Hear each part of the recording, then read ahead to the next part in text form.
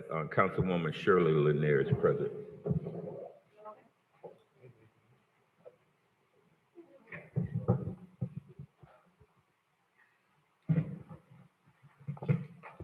So, with our invocation, what we did see this past weekend was a great honor by the city, and our city is being recognized on a national level.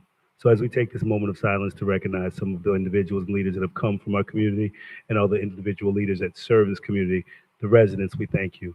We thank the Lord for giving us this opportunity and the blessings that we have, and continue to guide and protect the city as we move forward. All stand.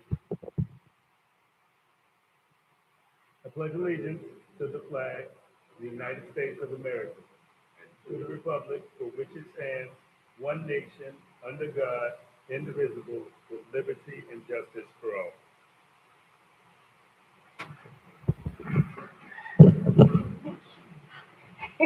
Okay, we're down to the approval of the agenda. Do we have any additions or deletions Mr. Chair. for the agenda?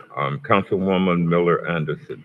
Yes, I'd like to add an item under presentations, the All-American City Award. Okay, that will be, what would that be, Madam Clerk? What number? Mr. Chair, that would be item 6B. 6B? Yes, sir.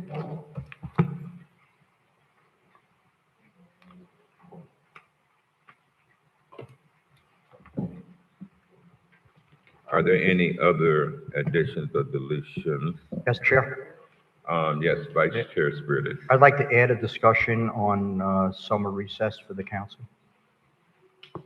Under discussions, Yes.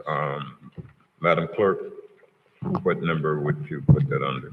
Mr. Chair, that would be item 12E. Mr. Chair, Yes. I couldn't hear. What did he say the title of this was? But you can repeat it. Yes. Councilwoman Miller Anderson, last year we had, I believe it was a 2-week recess during the summer, and I'm just wondering whether we're going to do it again this year. Okay. That would be item 12E. 12E Yes, sir. and 12F, I would like to add the mayor's report. Okay. 12F, you said? Yes, 12F. The 12C? 12F. F like a Frank. Are there any other additions or deletions to the agenda? If not, I entertain the motion to approve the agenda as amended. So moved. It's been moved by Vice Chair Spiritus and seconded by Second. who? Councilwoman Davis Premier. Is there any discussion on the motion? Hearing no discussion, I'll call a question.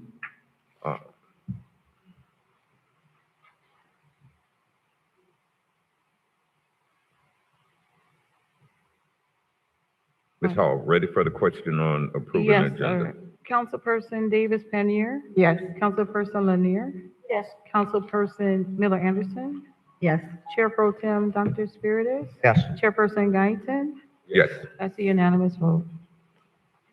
thank you, Madam Clerk. Now we'll move to the consent agenda.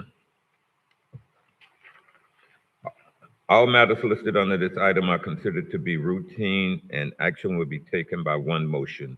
There will be no separate discussion of these items unless a councilperson so requests, in which event the item would be removed from the general order of business and considered in its normal sequence on the agenda. Does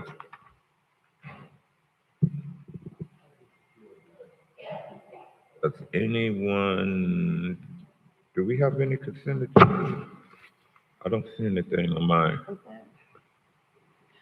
Mr. Chair, we do have one comment card on consent item 3A. Item 3A, Yes, sir.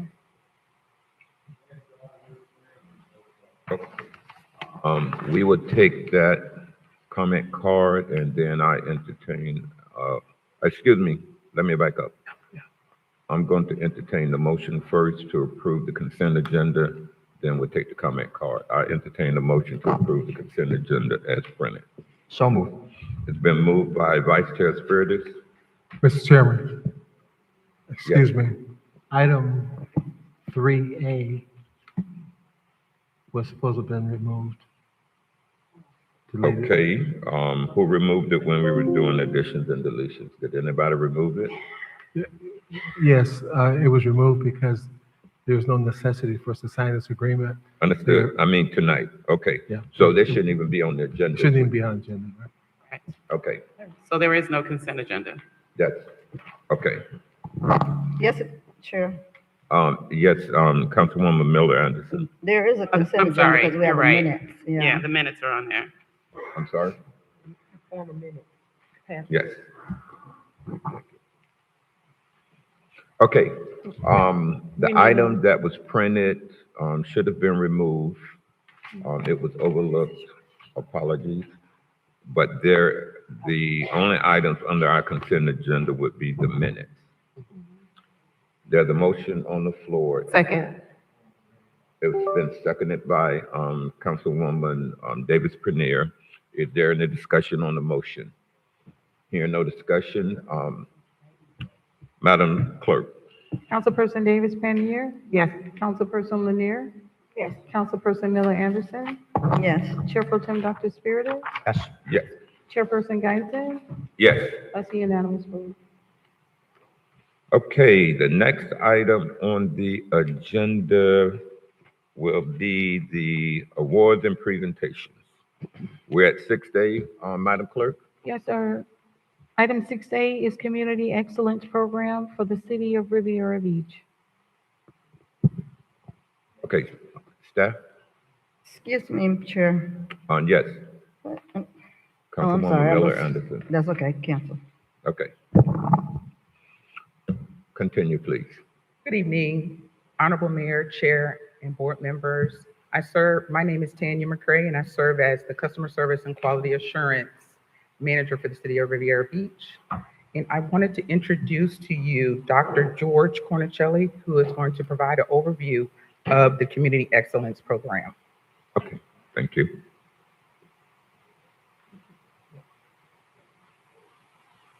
Good evening. Thank you, Mr. City Manager, Mr. Mayor, and the council. My name is Dr. George Cornicelli. I'm a resident of Riviera Beach with a 30-year history of working in quality. Excuse me, Doc, could you pull the mic closer to your mouth? Yes, sir. Yeah, okay, Is that better? yes. Working internationally, I was in the Peace Corps as a young man, but I also headed up the British Standards Institute for North America, which included Canada and Mexico. Working for major corporations, I worked for Allied Signal, DynCorp, MITRE, and the government itself. My last quality job before I retired was building the wall for CBP. What I want to talk to you about tonight, and I'll talk quickly because I have a limited amount of time, is something called the CORE Framework. It's a part of the Baldrige Award. The Baldrige is America's highest award given to an organization that achieves all the criteria. Excuse me. Could y'all keep it down in the audience, please? And it is given in the Oval Office by the President of the United States. It is America's highest quality award written into law. Quality is more than a profession for me. It has become a passion. And that's why when my wife and I moved to Virginia, to Riviera Beach for 4 years ago, I started to think hard about how I might apply these skills and experience I had to our city. I came to know the core framework a few years ago. It's been around for 10 years, but it's just now become an official part of the Baldrige Award. It stands for Communities of Resilience and Excellence. This is a framework that has been endorsed by the federal government and is deployed today in 28 cities throughout the United States. 3 are here in Florida: Coral Gables, Coral Springs, and West Kendall. CORE is not just a one-time program or a one-time initiative. It is a step-by-step guide to decision-making, continual quality improvement, and long-term sustainability. It integrates leadership with the voices of customers, residents, and stakeholders, and the community by improving internal department operations, leadership practices, and the city's external engagement with residents and partners. The framework encourages a shift from isolated efforts to a more connected approach. Once resilience, service delivery, organizational excellence, and leadership development are treated as part of a single strategy, the city is better positioned to respond to challenges and improve everyday outcomes for residents. The framework is built on 4 pillars. I won't go into them in detail because of time. 1 is community engagement and inclusion.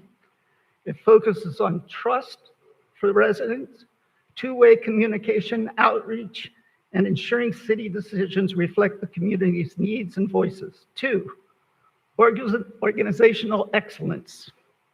Strong internal operations, clear accountability, efficient processes, and performance standards.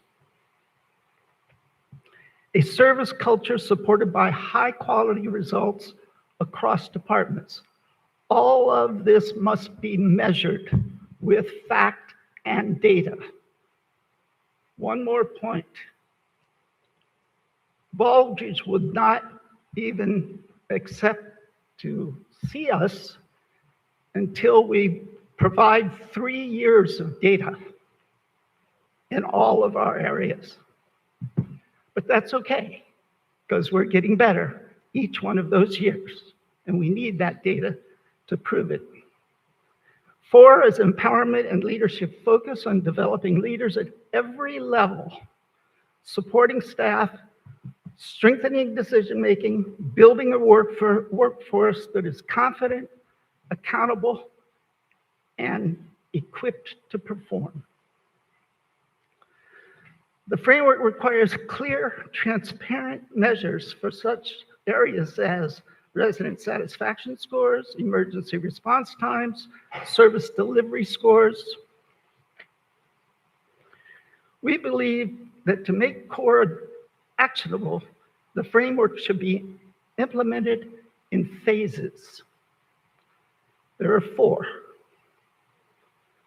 1 is assessment. It calls for the city to evaluate its current system strengths and gaps, opportunities across departments and community engagement processes, resilience planning, and workforce support. Phase 2, planning and alignment. In this phase, leadership establishes priorities, defines roles, identifies target outcomes, and aligns the departments around a shared direction. Phase 3. This is where the framework begins to take shape in practice through training, policy alignment, process improvements, community engagement, and cross-departmental coordination. Phase 4, evaluation and continual improvement. Once CORE is in motion, the city can review performance data, resident feedback, operational results to adjust and strengthen the model over time. The roadmap is important because it turns the framework from a concept into operational strategy. I believe that the key question tonight brought for you, our council members, the Riviera Beach government, and our citizens, is why would we implement CORE in Riviera Beach, and why now? One, there is the coming issue of finance and possible impending crisis due to the lack of funds and a lack of tax dollars and other issues. Two, the key indicators for our city are considerably less good than many cities that are surrounding us. And we need to look at each one of those, and I count about 8 that are key, and decide how will we change this number with quality. One that shook me was, and this is 2 years old data, that the average life expectancy for people in Riviera Beach was 69.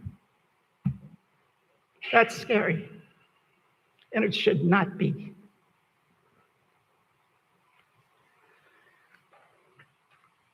Now, to those who say we can't afford this stuff now, our answer is you cannot afford not to do this now. There's such a thing called the cost of poor quality. It's a real thing. For a city the size of Riviera Beach, cost of poor quality is 10 to 15%. If you have a $200 million budget and the cost of poor quality is 10%, that means you're throwing $20 million down the drain. With a good quality resilience program, we can wipe that cost of quality, poor quality out and get it to be less than 5%. That's why Crosby, a famous quality guru, said quality is free, because the investment is paid back. For every $1, you get 3.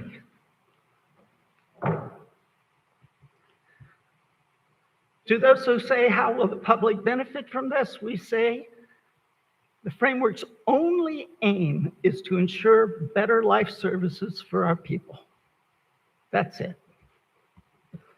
And to those who ask, where and when do we begin? We say we begin at the beginning with the assessment phase. Leadership, alignment, and agreement on measurable priorities. In closing, I want to leave you tonight with this thought experiment. Pretend for a moment, if you will, that our city is one single person. And this city person were to say to us, if I am not for myself, who will be for me? And if I am only for myself, what am I? And if not now, when? That quote comes from Rabbi Hillel, who died in 10 CE. He was a scholar of the Talmud and the Torah. This effort of our community excellence journey and mine is similar to Rabbi's 3-part story. The party of you, the party of us, and the party of now.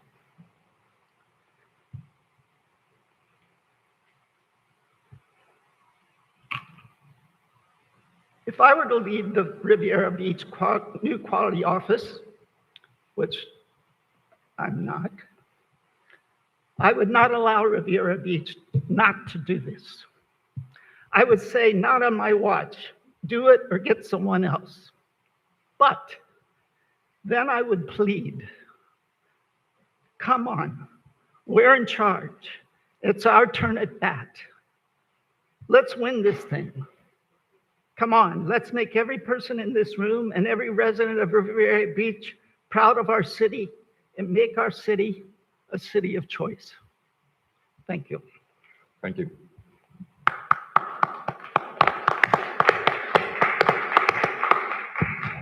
Okay, the next item on the agenda is going to be Councilwoman Miller Anderson. And let me just say that there were a lot of people who participated in helping the city to receive that recognition as being an all-American city. But I know that Councilwoman Miller Anderson was out front for a long time pushing that up here. And I'd like to give her her congratulations early. I know a lot of people.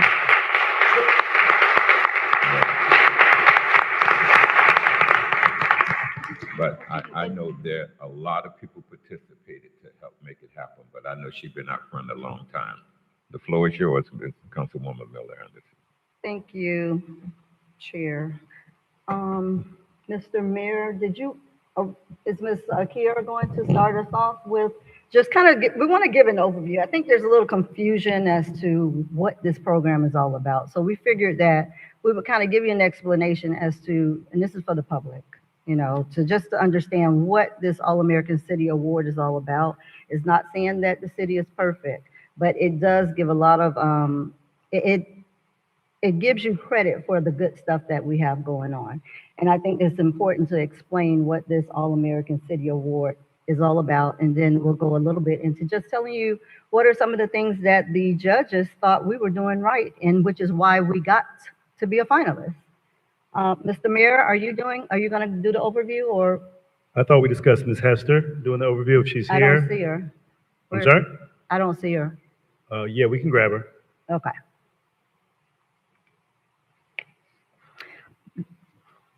But while we're waiting, I do want to thank those of you that participated, that came today. I know, unfortunately, we learned something new about Denver, is that you may come back home sick. And when you're up there, you may feel like you're about to fall and you can't breathe. So we had somebody that dealt with all three of those issues. So some of the people are not here because they are sick. But I want to welcome up Ms. Kiera Hester. She has been helping out so much with the Youth Council and to get us to Denver. So Ms. Hester, can you just give the little brief overview? Do you have your phone with you or your notes with you? I know it like the back of my hand. Go right Commissioner. ahead, ma'am. Yes, ma'am. So, catch my breath. Good evening, everyone. My name is Kiera Hester. And just a brief overview of our trip to the All-America City competition. One, it was truly amazing. And wait, Ms. Hester. No, we're just going to give an overview of what the All-American City Award is about. What's the information about what the program is about? Okay, so the All-America City Award is the highest award that a city can receive, issued on behalf of the National Civic League. It does not mean that your city is perfect, but it does mean that your city has some programs that stand out, the inclusivity of your community, as well as it's like a list of things that they look for.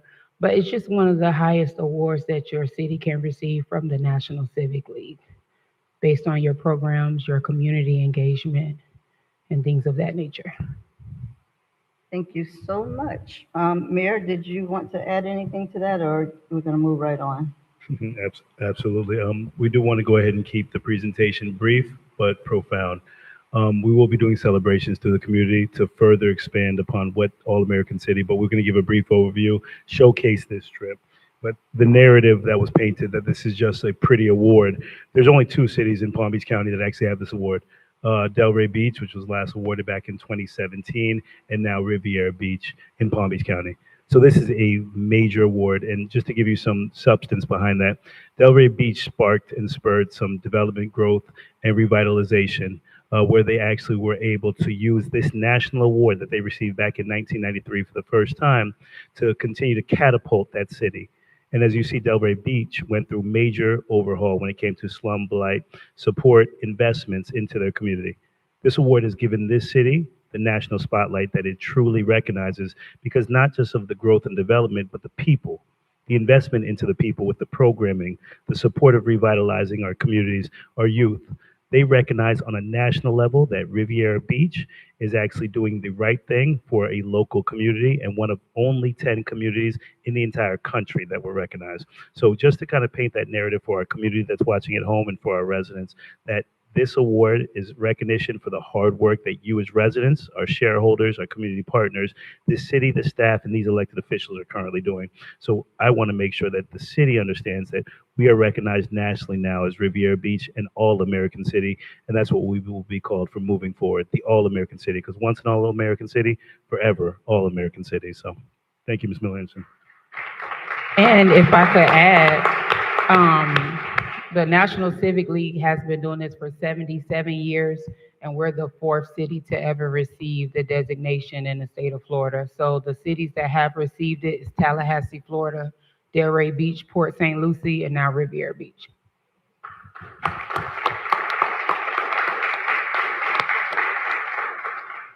And to just add to that, as I go into the strengths of some of our programs, we are the only ones that won for the state of Florida.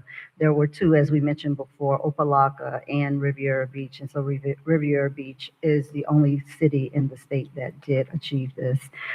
When we did the application, it was about, you had to explain 3 programs.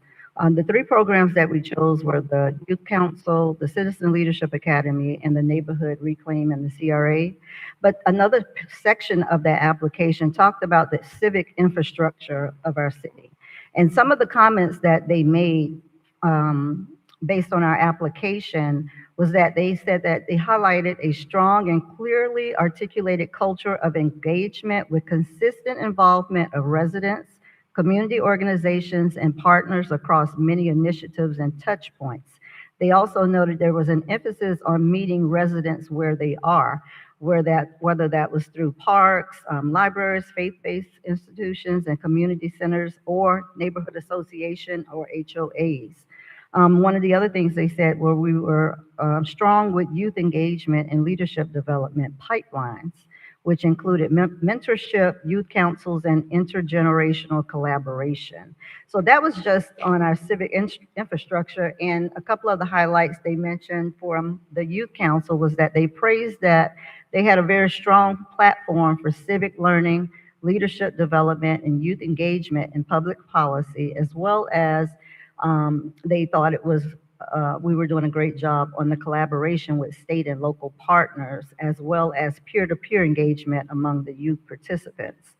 For the Citizens Leadership Academy, they recognized that the leadership engagement program had a solid effort to educate the residents and build understanding of local government processes. They also highlighted that we increased civic confidence and leadership among graduates, with participants taking on advocacy and engagement roles in their communities. And then for the 3rd program, the Neighborhood Reclaim, they said they could tell there was a strong resident engagement throughout the redevelopment process, with clear efforts to involve residents directly in planning and implementation, as well as they recognized that the program had a strong example of community-driven revitalization with both physical and civic impacts. And so overall, they said that Riviera Beach has many strong and promising efforts underway, a rich culture and history that comes through, though the application would benefit from more detailed examples, data, and storytelling to fully illustrate impact and momentum. And you will know that that's where we came in with the competition part that we went through when we got to Denver. So with them mentioning that, we made sure with our skit that we had to perform, it included all of those things that they suggested.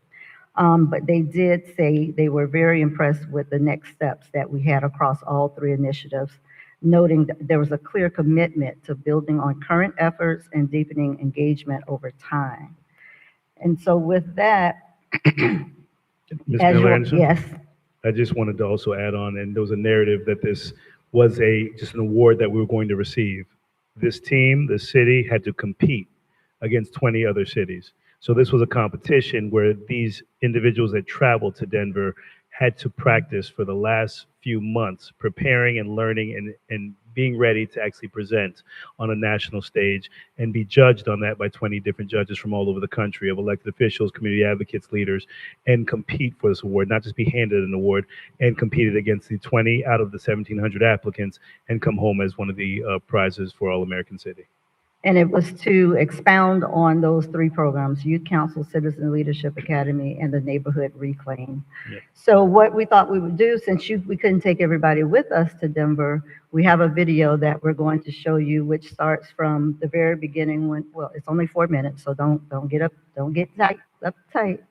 But it shows you a little bit of from the beginning to the end. All right, Walter, you ready? This is a beautiful city, and you feel the warmth. Just being in this room, and we're all collaborating and working together, it's like amazing. Let's give Mr. Albritton a round of applause. He's our travel sponsor, Mr. Albritton and the Bus One Company. Did you all enjoy the meal? We're going to call on someone else. How do we get people the information? Well, in the library and in the city at large, I think people want to come to our events, and we have a lot of people that come and ask us if they could partner with us. Youth Council, how did you recruit for Youth Council? Basically, we had to fill out an application to be recruited for the Youth Council. Okay, CRA. Mr. Deere, how do you recruit? We've had job fairs. We post on our website. Having the city participate, the city HR help us with that, along with some of the job fairs. Those are some of the ways that we have recruited in the past for the department. I think it will be a great experience to learn more about my city and, bring the award to the city. My name is Christopher Thurston, Youth Council. Girl, I think it will be amazing if we win this award. Not only will it impact our city, but it will also show that greatness comes from Riviera Beach. The city has been amazing for me. I started here at the library, just going to different things, CPR classes with the Youth Empowerment Program, and I really recommend that every kid in Riviera Beach goes to this program and just finds a way and finds their voice, because it's just important to have a community, especially as youth. You can get so many opportunities and so many different things, so many doors you can get into just being youth and having a community and a support system that will always support you. What I love about the city is all it has to offer. There's so many fun things you can go to. You can go to the beach. The parks are beautiful. The best part about Riviera is the atmosphere and environment.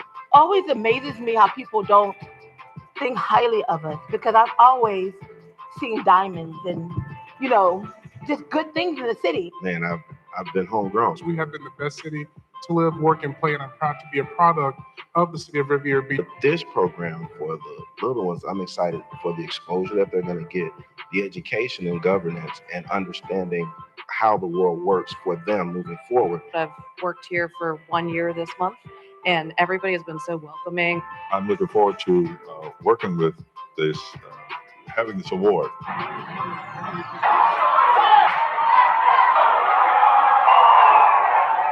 This job was harder than theirs.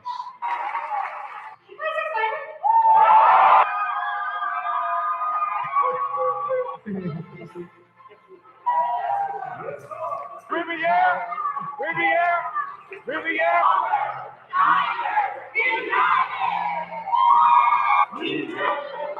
We thank you on behalf of our great city, because we did what we were supposed to do. And our youth was number one.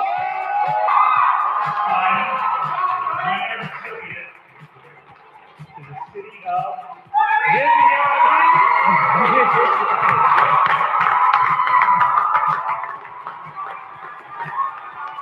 Riviera Beach, we came, we saw, we conquered. The accommodations were there. We got the supporters, the sponsors, the city rooting out for us at home. We came to Denver, Colorado. We came as one of the applicants, just trying to represent our beautiful city. But today we're leaving as champions.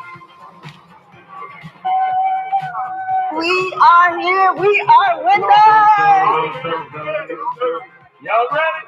Riviera Beach, we home, and we brought it back. Out of over 1,600 applicants, Riviera Beach came home as the top 10 recipient of All-American City. Thank you, guys. Thank you for trusting us to actually represent our city. So we're going to celebrate. Riviera Beach, it's all because of you that we got this. For our residents, our community partners, our leaders, we put an application in to showcase this great city. to continue to show that the city of Riviera Beach needs to be on a national stage. And what we did is we showed the world what Riviera Beach is all about. Riviera Beach, we are an all-American city.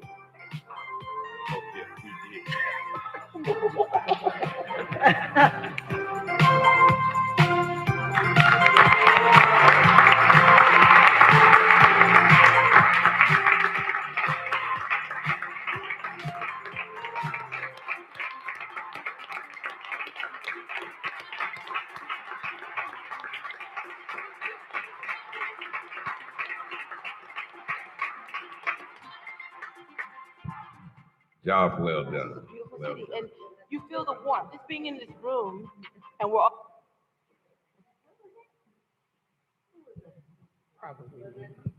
Okay, they have some further presentation.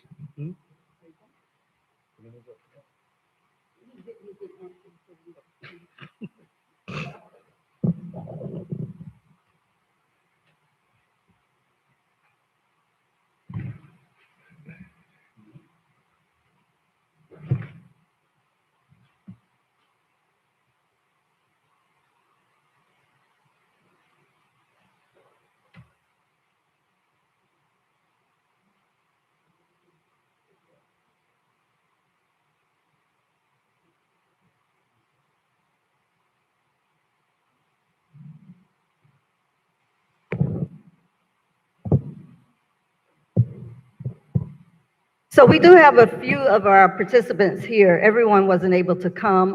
Of course, we didn't know we were going to win, so we quickly asked for them to come, and that's why we had to add it onto the agenda. We had a lot of community partners that came with us, and one thing about this program, they didn't want all staff coming, they didn't want all residents coming. They wanted to see how the city of Riviera Beach works with their community partners, the faith-based community, the business community as well. And so we had a number of people that attended with us. I do want to give a shout out to our some of our donors, some of our people who contributed. Of course, Mr. Albritton with Bus One. Come on up, Mr. Albritton. Mr. Albritton provided the bus service for us to go travel down to Miami Airport, as well as picked us up from Miami Airport to bring us back to Wells. So we just want to thank Mr. Albritton for his assistance. And he went with us there, so he participated as well. Here you are, Mr. Albritton.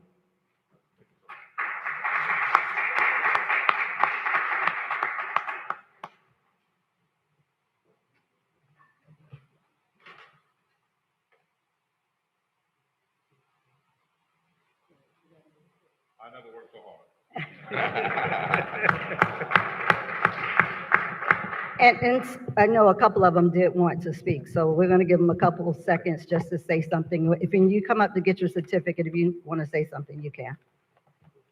Can I go? Okay. Some of them are not here, as I said.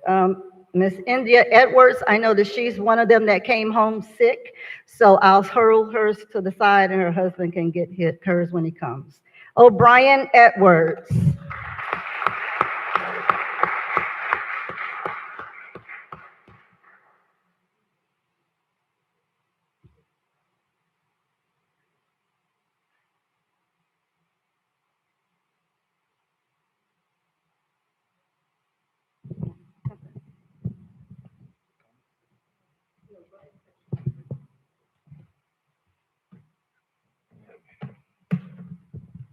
Man, look at here.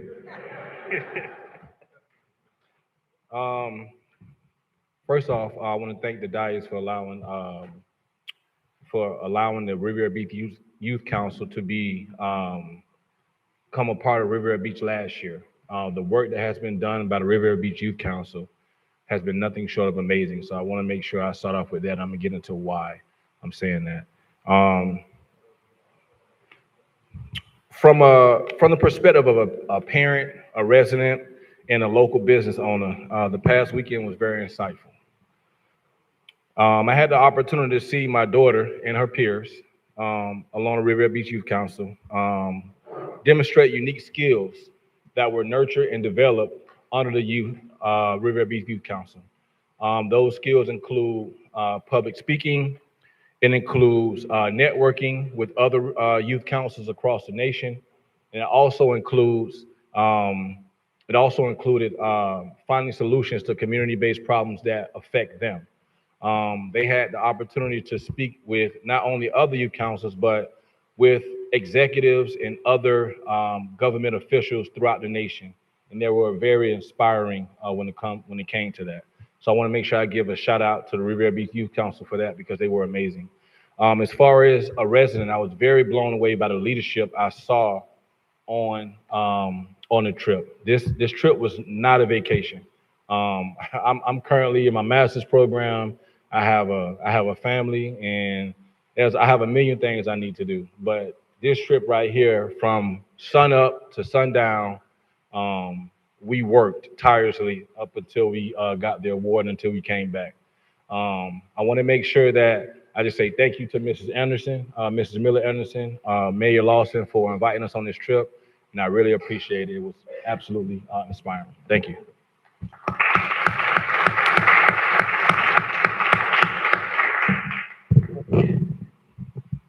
Mr. Xavier McLarty.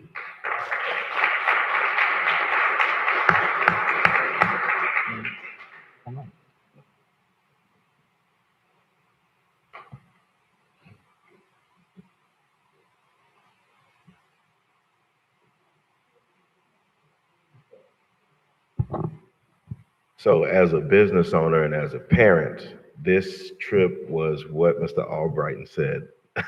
Nothing, but not from a vacation. It was hard work from the students and the youth engaging, grabbing the attention of the leadership from other municipalities across the nation and intriguing them to where they became the center and the conversation piece in Denver was amazing for me as a father and a business owner that's homegrown to see. The leadership, man, she didn't take any pity on the parents either. We had to work and we came to support. So that's exactly what we did from the time we left until the time we returned. And receiving that reward was just the cherry on top of the cake for all of us. Just to watch our kids go out and do the thing and represent home well was well worth everything that you guys put into it. For the diocese, thank you guys. Ms. Miller Anderson, Kiera, Mayor Lawson, thank you for your tireless work with our children because they are the future.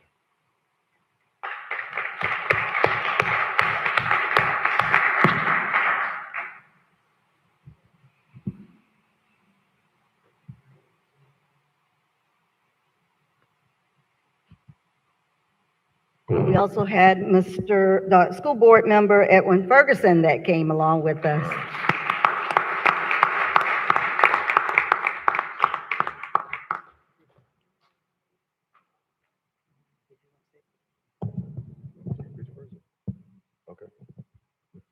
Good evening, everyone.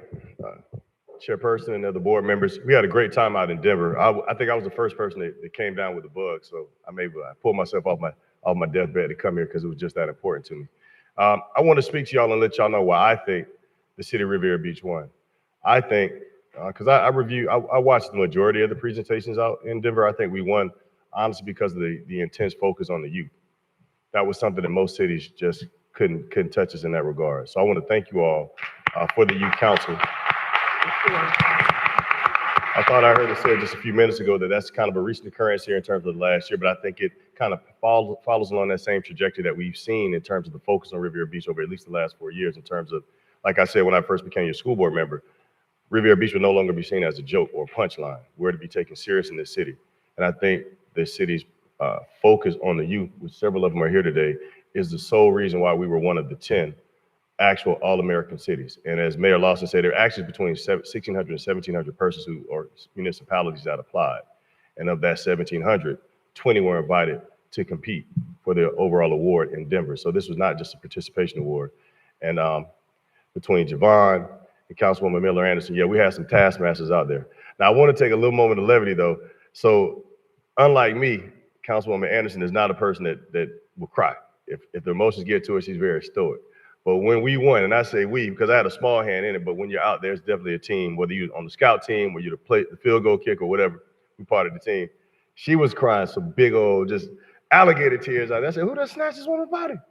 But she really did. She really was, as best I could tell, like the straw that stirred the drink. Ms. Hester, Ms. Nugent, Mr. Sear, Mr. Stewart as well did an amazing job representing you as Riviera Beach residents out in Denver. It clearly was not a vacation. It was all about business. And I think moving forward, I think this is going to be a huge springboard. Again, my focus for even going out there was to edify and support these youth. I think they were able to expand their voice. I think that this youth council is, I think in the next 3 to 4 years, is going to become an actual leadership academy because of the work that we've been doing at the school district level, at the city level as well. I think it's going to be much more than anybody has ever envisioned. And I think it started by applying for this AAC competition. So I thank you all, Councilwoman Miller Anderson, for your foresight, Ms. Hester, for your commitment and foresight as well. I actually expect if the city wants it to be so, that the city will be a multiple winner in the next 5 years because you just have that level of talent here. If you keep the focus on the youth, it's going to be hard for anyone objectively to say that Riviera Beach is not and does not continue to be an all-American city. So thank you all for what you've done. The best is yet to come. Thank you.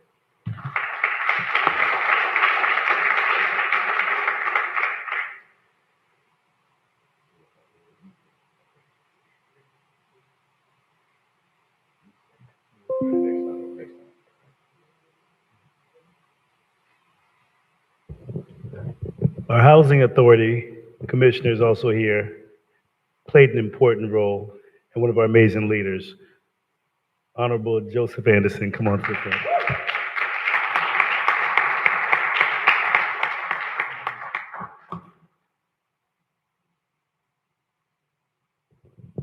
Well, I'm going to be short and sweet. I first of all want to give a congratulations to each and every one that attended the trip and all the people and staff behind the scenes. But can we get a round of applause to our youth?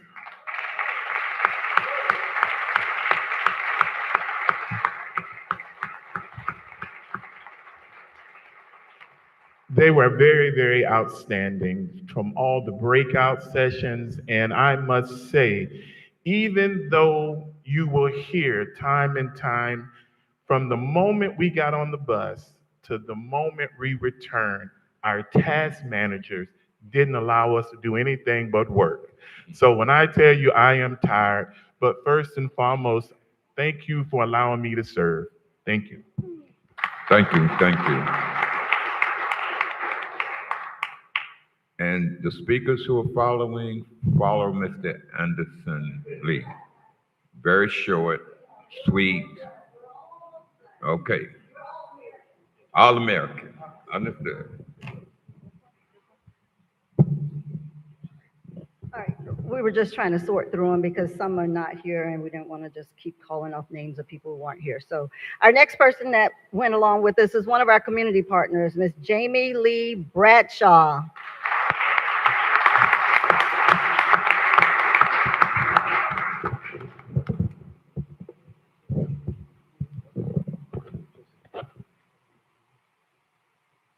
Hello. Yes. Good evening, mayors, council members, and city leadership. On behalf of Community Partners of South Florida, I want to sincerely thank the City of Riviera Beach for including us in this journey and shining a light on the many promising civic programs you heard about. I'm going to skip through a lot because we've already said it. So this achievement is especially meaningful because of the highly competitive process you heard. To see Riviera Beach among the winning communities is a testament to the hard work, collaboration, and commitment of everyone involved, from elected officials to city staff, the residents, the youth, local nonprofit partners, and our private sector. So we are honored as a partner to have contributed to this effort and proud that together the win came back to Riviera Beach. So again, congratulations. A special thank you to Council Member Miller Anderson, Mayor Lawson, Ms. Hester, and Dr. Starling for making me feel very welcome in the process.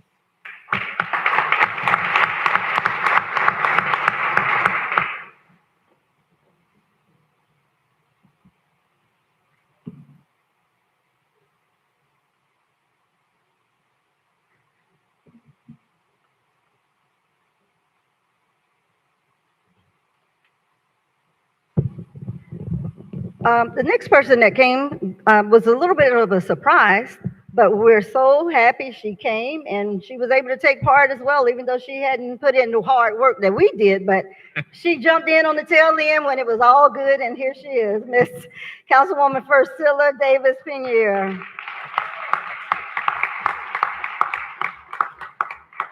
And she can tell you we did not play up there.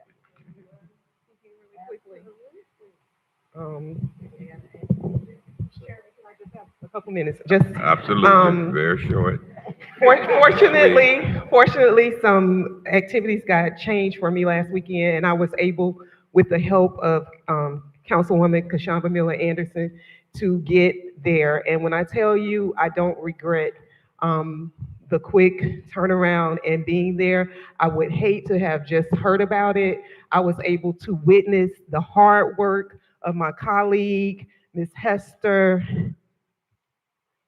Dr. Hayes, and then all of the community that just came together. It gave us a moment to just be proud of our city, to love on each other, to support each other, to have fun, but to also do work. As she said, it was a working trip. I mean, nonstop sessions and rehearsals. But I keep telling people what I saw was an experience for our residents, for our sponsors, for our nonprofits, and especially for our youth, just to enjoy and experience, have exposure to be able to represent the city in which they live, work, and play. So I want to say on behalf of the council that we are super proud of you all. We are glad of you representing us in the way that you did. And again, Councilwoman Miller Anderson, congratulations on this. Riviera Beach, we rock. We are all America City, and I love Riviera Beach. Love you all. Shout out to our youth. Woo! They wanted to take our youth, y'all. If they could take our youth, they would, because listen, they were spectacular. So this next person, I actually didn't think he was going to be here because he was supposed to be traveling, but I do have to acknowledge my right hand that supported us through this whole mission and made sure that he kept everything in order, kept us sane, and really supported the entire event. And the mayor's office, Ms. Miller Anderson, Mr. Eric Range, who is celebrating his birthday, come on up. Took away from his birthday to make sure he was here in the building because of how important this city is to him and how important this organization. So,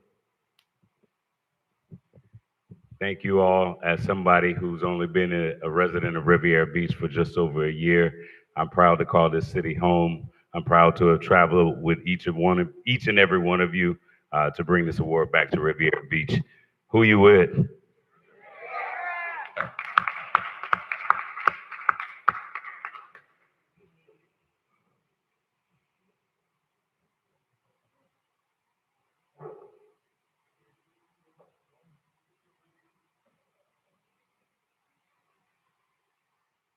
All right, we're going to get moving really quick here. Give us about 5 more minutes, we'll be done. The next person is Mr. Gregory Dillard. He is the one that's responsible for all of those wonderful videos that you all were seeing.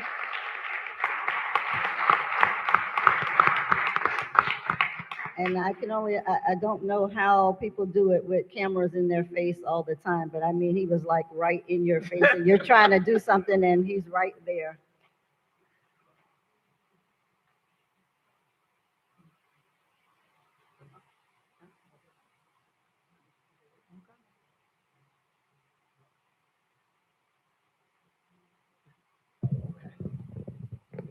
Thank you, Mayor. Thank you, Council. This is a great opportunity to travel with the city. As I'll make it very short, to reiterate what some of them said, it's all about the youth. I had a chance to see a lot of the youth go through this rehearsal, and at times it's a little challenging for me to observe and see how they're going to pull this off. It's like when the lights went off and the lights came on, they showed up and they showed out. So kudos to you, and you're going to be doing great things. Thanks a lot.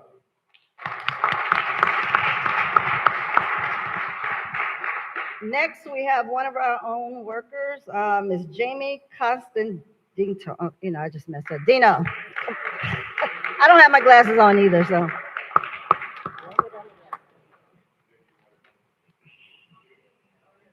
Costantino.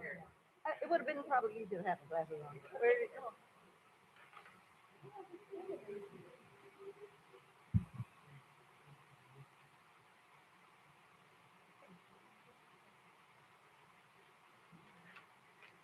Next, we have Ms. Marvelyn Caballero. Come on up, please.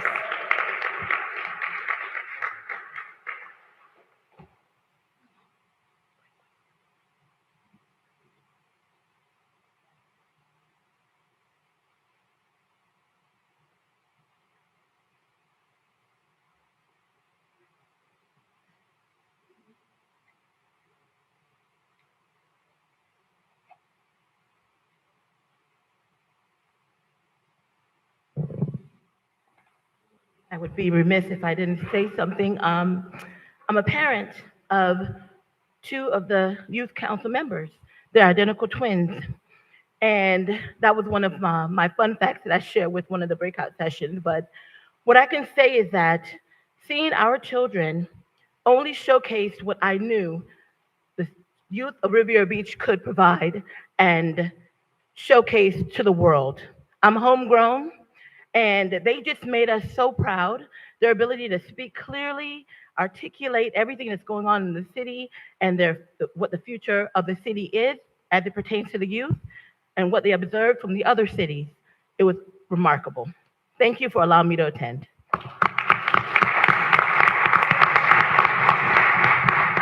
Next, we have another one of our workers, Mr. Sammy Brown from the Legislative Office.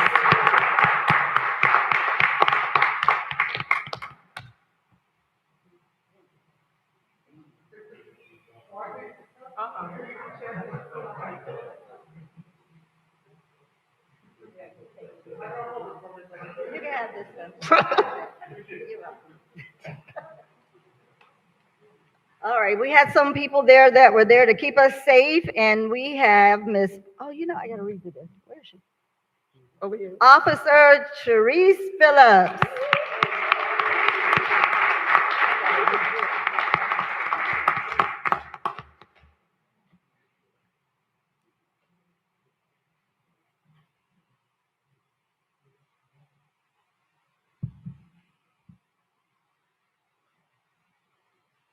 Next, we had our one of our CRA staff members who was our hype man, and he was also a part-time director when we didn't have Mr. Javon there to help us out at the beginning. So he stepped right on in there and took it over.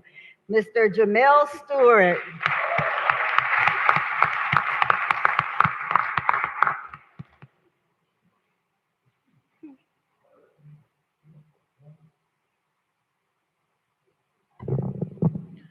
Just real quick, in regards to the award, I don't know, me being so shy, they wanted me to be the hype man. But I think when it comes to winning an award or championship, things usually stop. But with this award is a catalyst for something else.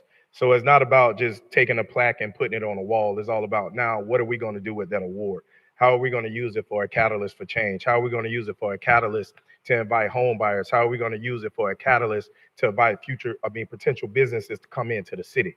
So we have to, as a city, as a CRA, we really have to be mindful about the marketing efforts that come after this award. So and that's what it's really about. So, and I know that it's not over. So the group from the Civic League will be reaching out to staff to put together a plan for ongoing marketing efforts that's really going to be, it can be mind-blowing depending on how we want to invest into it. Yes, we spent money, but I look at it as an investment opportunity. So our ROI depends on what we're putting into it right now.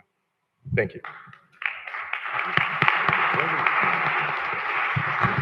Have one of our youth council members, Ms. Zaya McClarty.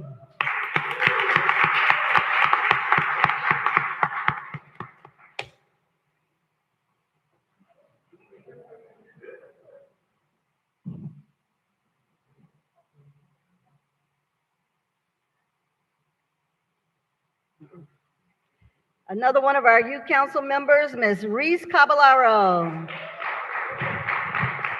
Who was also interning with the city this year, and she's working in the mayor's office and other departments.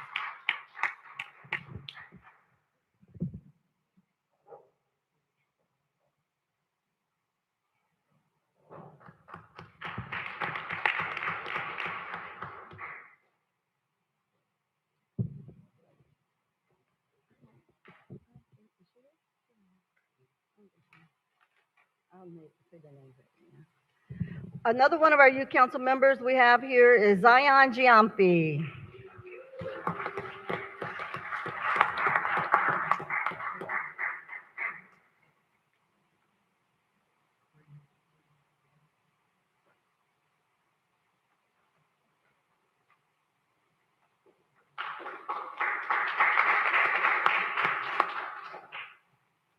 Another youth council member, Ms. Genesis Salmon.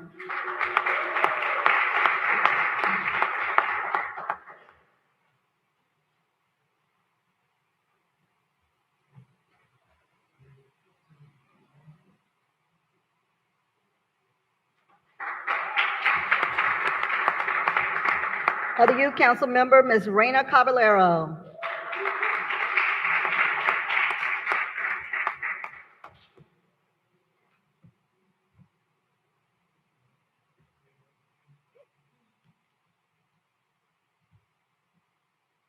And we had an extra youth here with us this summer, so we made sure that Shaquille Brown was able to participate, being that he was a resident here at the city of Riviera Beach.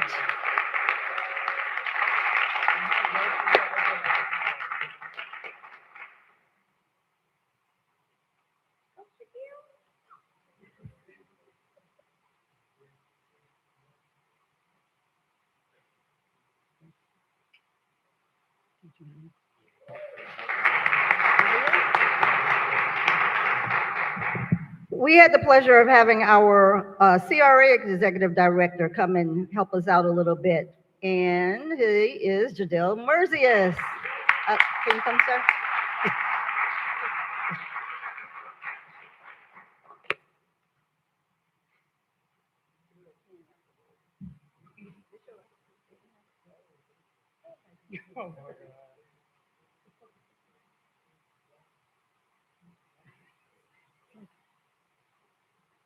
And we had a team, not a team, we had a couple people there that were helping us with the communication department, and that would be Ms. Watney Julian.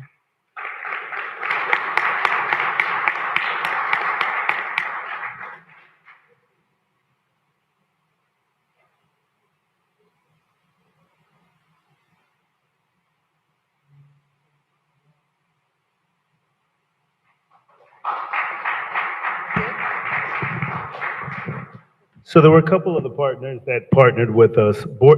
Bordery was one of the partners.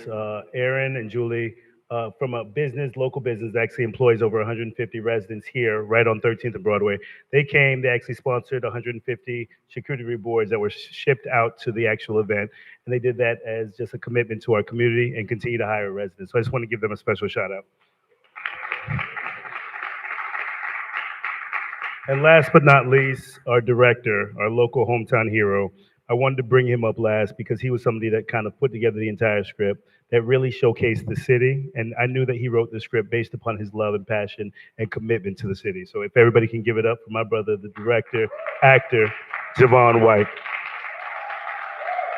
Two-time award-winning actor, Javon White.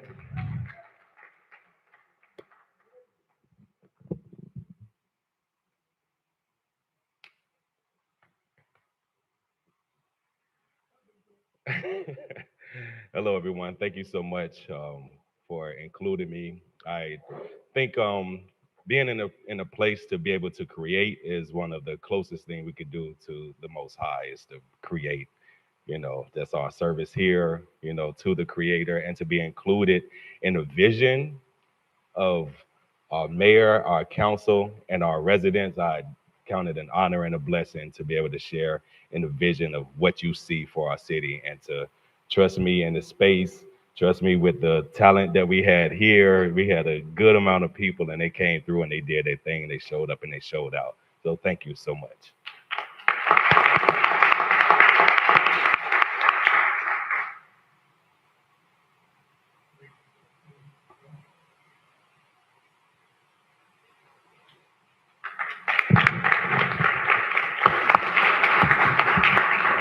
So unfortunately, the rest of the people that we have here are not here today, but I did want to acknowledge them. We have Ms. Minoka Nugent from the CRA, We have our youth council member, Liana Garcia, and then, of course, we had our chief of police, Chief Michael Coleman.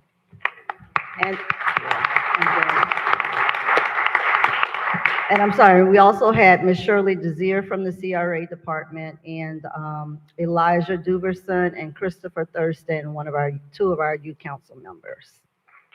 Thank you very much. Just Mayor. 30 seconds, Mr. Chair. Remember, we got a short agenda, so we're gonna be done. That's why I said this was probably the best time to do it. 30 seconds, these are the last two. How often do I get up here and do this? Okay. It's not very often. And Dr. Botel, I'm sorry, Dr. Botel also attended as well. You ready, Mr. Mayor? All right, come on.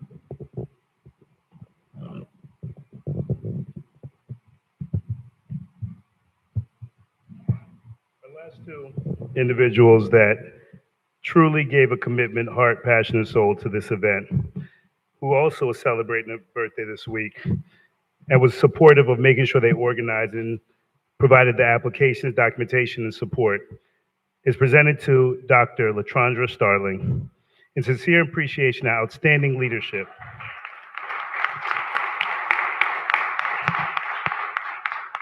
Commitment and unwavering dedication to the residents of Riviera Beach. Her vision, collaboration, and tireless work were instrumental in helping the city of Riviera Beach achieve this prestigious All-American City designation. Thank you for always showing up, lifting to others in Riviera Beach. Together we build, together we succeed. Mayor Lawson and Districtwoman Kashaba Miller Anderson.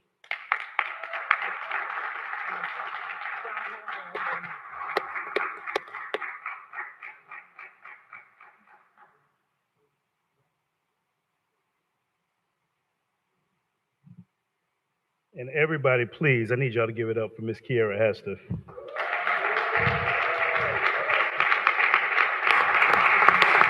The way this young lady fights for the city, her passion and commitment truly stands strong in our city. And in sincere appreciation for her hard work, commitment, and unwavering dedication to the community, her passion and leadership played a vital role in helping the city of Riviera Beach achieve the All-American City designation. Thank you for your key part of this historic achievement and for making Riviera Beach a city we can all be proud. Presented by Ms. Miller Anderson, Mayor Lawson.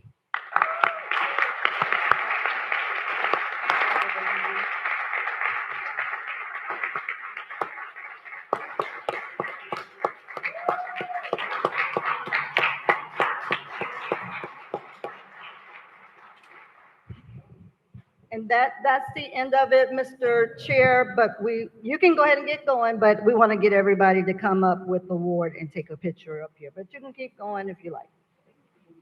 I don't want to hold you up.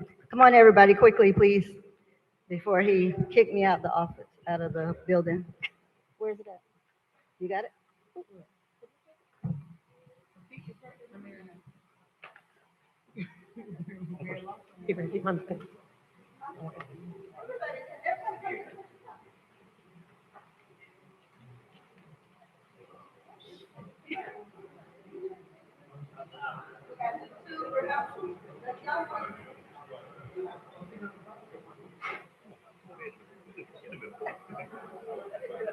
Let's go. Come on, let's go get a picture.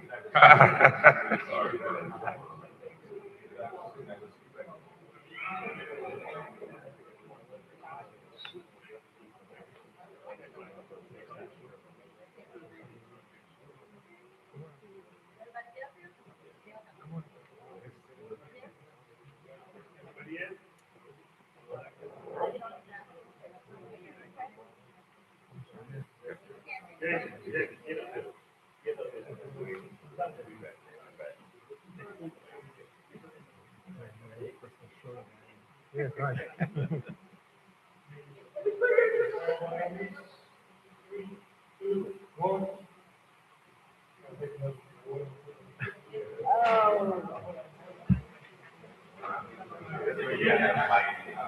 Three, two, one.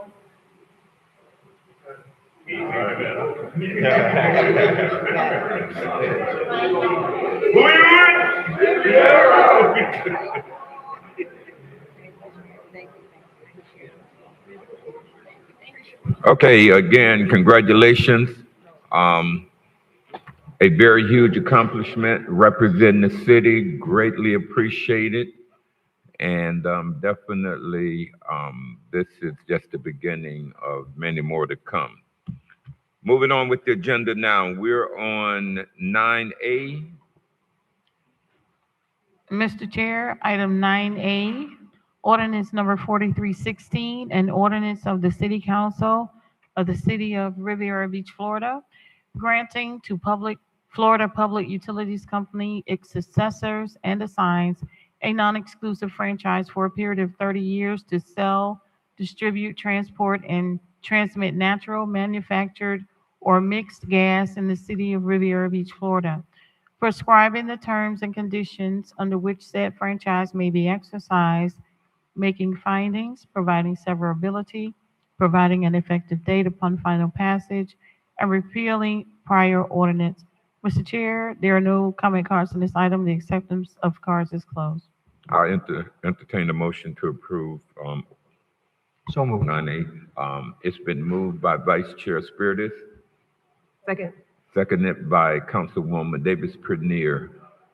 On discussion, we'll have staff report. Good evening, Chairperson, Councilman. This item is an ordinance renewing a franchise agreement with the Florida Public Utilities. It's giving them access to the cities right away so they can utilize it to provide services to residents and businesses. They've had this agreement before, it's expired, and this is a renewal of that same agreement. Okay, thank you. Do any of my colleagues have any questions or comments on this item? If not, I call the question. Madam Clerk. Councilperson Davis Panier? Yes. Councilperson Lanier? Yes. Councilperson Miller Anderson? Chair Pro Tem Dr. Spiritus? Yes. Chairperson Guyton? Yes. That item passes with Councilperson Miller Anderson out. Okay, the next item is 11A. Is that correct? Yes, Mr. Chair, we are on item 11A, resolution number 78-26, a resolution of the City Council of the City of Riviera Beach, Palm Beach County, Florida, enacting and adopting the direct pay policy for local subcontractors on non-construction service contracts, establishing policy PR-320, authorizing the procurement director to implement said policy, and providing an effective date. Mr. Chair, there are no comment cards on this item. The acceptance of cards is closed. I entertain the motion to approve this item. So moved. Been moved by Vice Chair Spiritus, Second. seconded by Councilwoman Davis Prenier. Is there any discussion on the motion? We'll go to staff. Good evening, Latanya Ammons, Director of Procurement for the City of Riviera Beach. I present to you the proposed direct pay policy to local subcontractors for non-construction service contracts. This particular policy will allow a quicker payment of services to subcontractors with the approval of the prime and in a contract between the prime, the city, and the sub. So this will allow us to further aid our small businesses and them getting paid a little quicker. Thank you. Are there any questions from the dais? Chair. Vice Chair Spiritus. Yes, Director Ammons, I just want to thank you for bringing this back to us in such a short period of time. I read through it. It's an excellent document, and thank you for everything that you're doing. We really appreciate it. Thank you. Thank you, This is sir. going to really help the local contractor, the Riviera Beach contractor. Thank you. Thank you. Are there any further comments? Question, Yes. Chair. Thank you. So with regards to the prime and the city, they will pay the city back. Is there a time frame that they're required to reimburse the city for the payment? If I understand your question, ma'am, there will be no need for repayment. So ideally, if the prime is awarded a contract, $100,000, and the sub and the prime is going to contract with the sub for 10, then we will reduce in the system the contract to 90,000, and that 10,000 will go to the sub. Understood. Thanks for clarification. Any further questions or comments? Hearing none, Madam Clerk? Councilperson Davis Panier, Yes. Councilperson Lanier, Councilperson Miller Anderson, Yes. Chair Pro Tem Dr. Spiritus, Yes. Chairperson Guyton. Yes. The item passes with Councilperson Lanier out. Okay, the next item is 12A. I put this item on the agenda because we had, Mr. Chair, yes, did I come in on the wrong one? 11A or 12A? you came in on 12A. I came in on what? 12A. Which one I just voted on? You just voted on 11A, Madam. I thought, oh God, I thought I heard, I was in the back listening, but I thought it was 9A. So my answer is no. Where are we? For 11A, it's no. We're on 12A. Okay. Okay, no, she's saying on her previous vote when she walked in on 11A. I thought that was 9A when I was in the back. That's a no Okay. instead of a yay. So the record will reflect a nay vote for Miller Anderson. So noted. Okay. Okay, 12A, discussion of the appointment of the city manager, William E. Wilkins. Mr. Chair, we do have public comment cards on this item. The acceptance of cards is closed. Okay. Just an overview. As most know, Mr. Wilkins was brought on as the interim. And at the interim, there is a 100-day limit on how long he could serve. We're going into our budget sessions. The process is very delicate. And I asked staff to allow me to come back to the council to have a discussion about how we want to move with respect to the city manager and going out right now at a time when we're about to go into our budget process.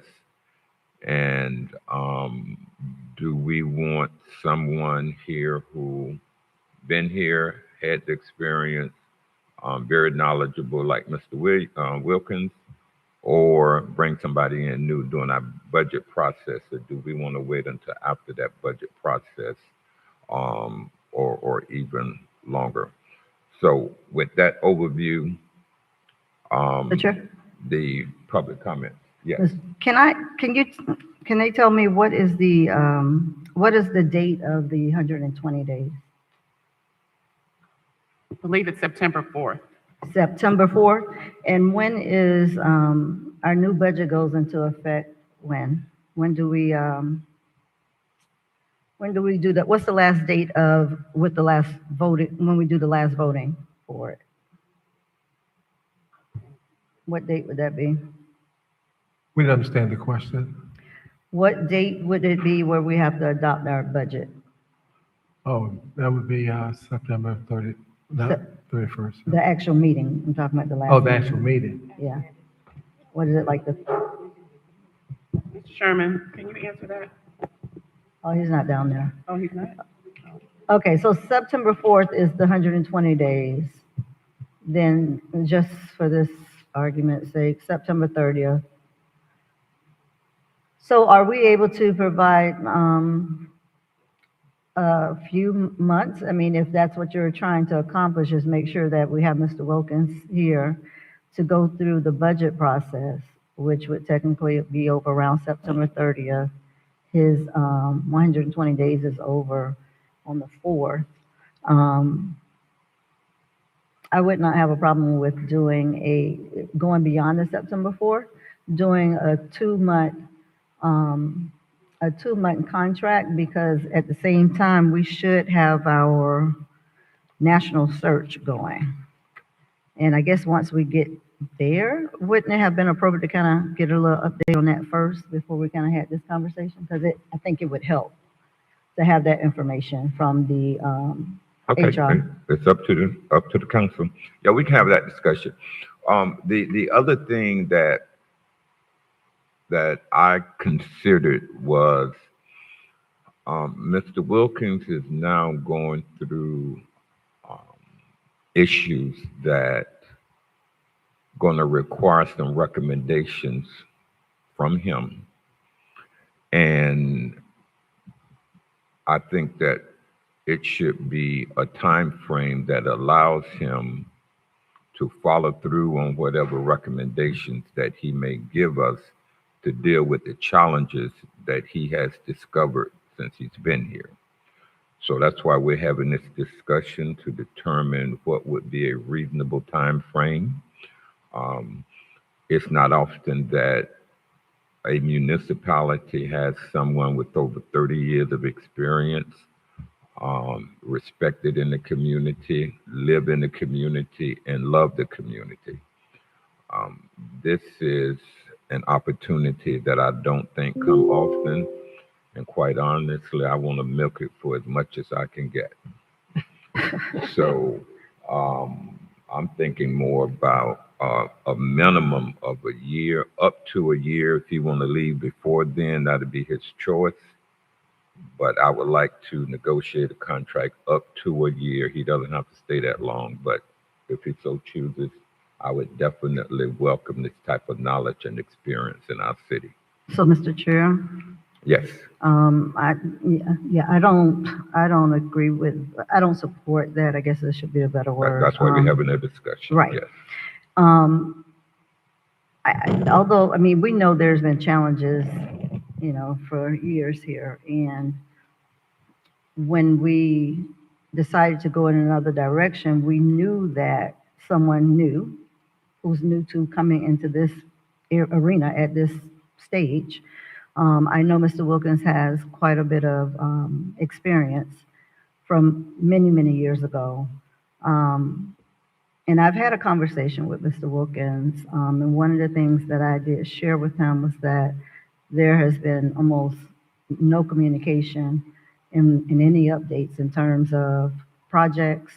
I told them, you know, sure, it's good to pick up a phone and call people, but it's not realistic to constantly picking up a phone and giving all 6 of us an update every time something happens or we need to know something. So communication has certainly been an issue. It's been lacking, for a better lack of a better word. And I could certainly say it may be due to the technology. I don't know what it is, but I know that I have almost heard nothing. I do have a concern as well with bringing back the utility district director, when there were still questions as to what transpired with that situation.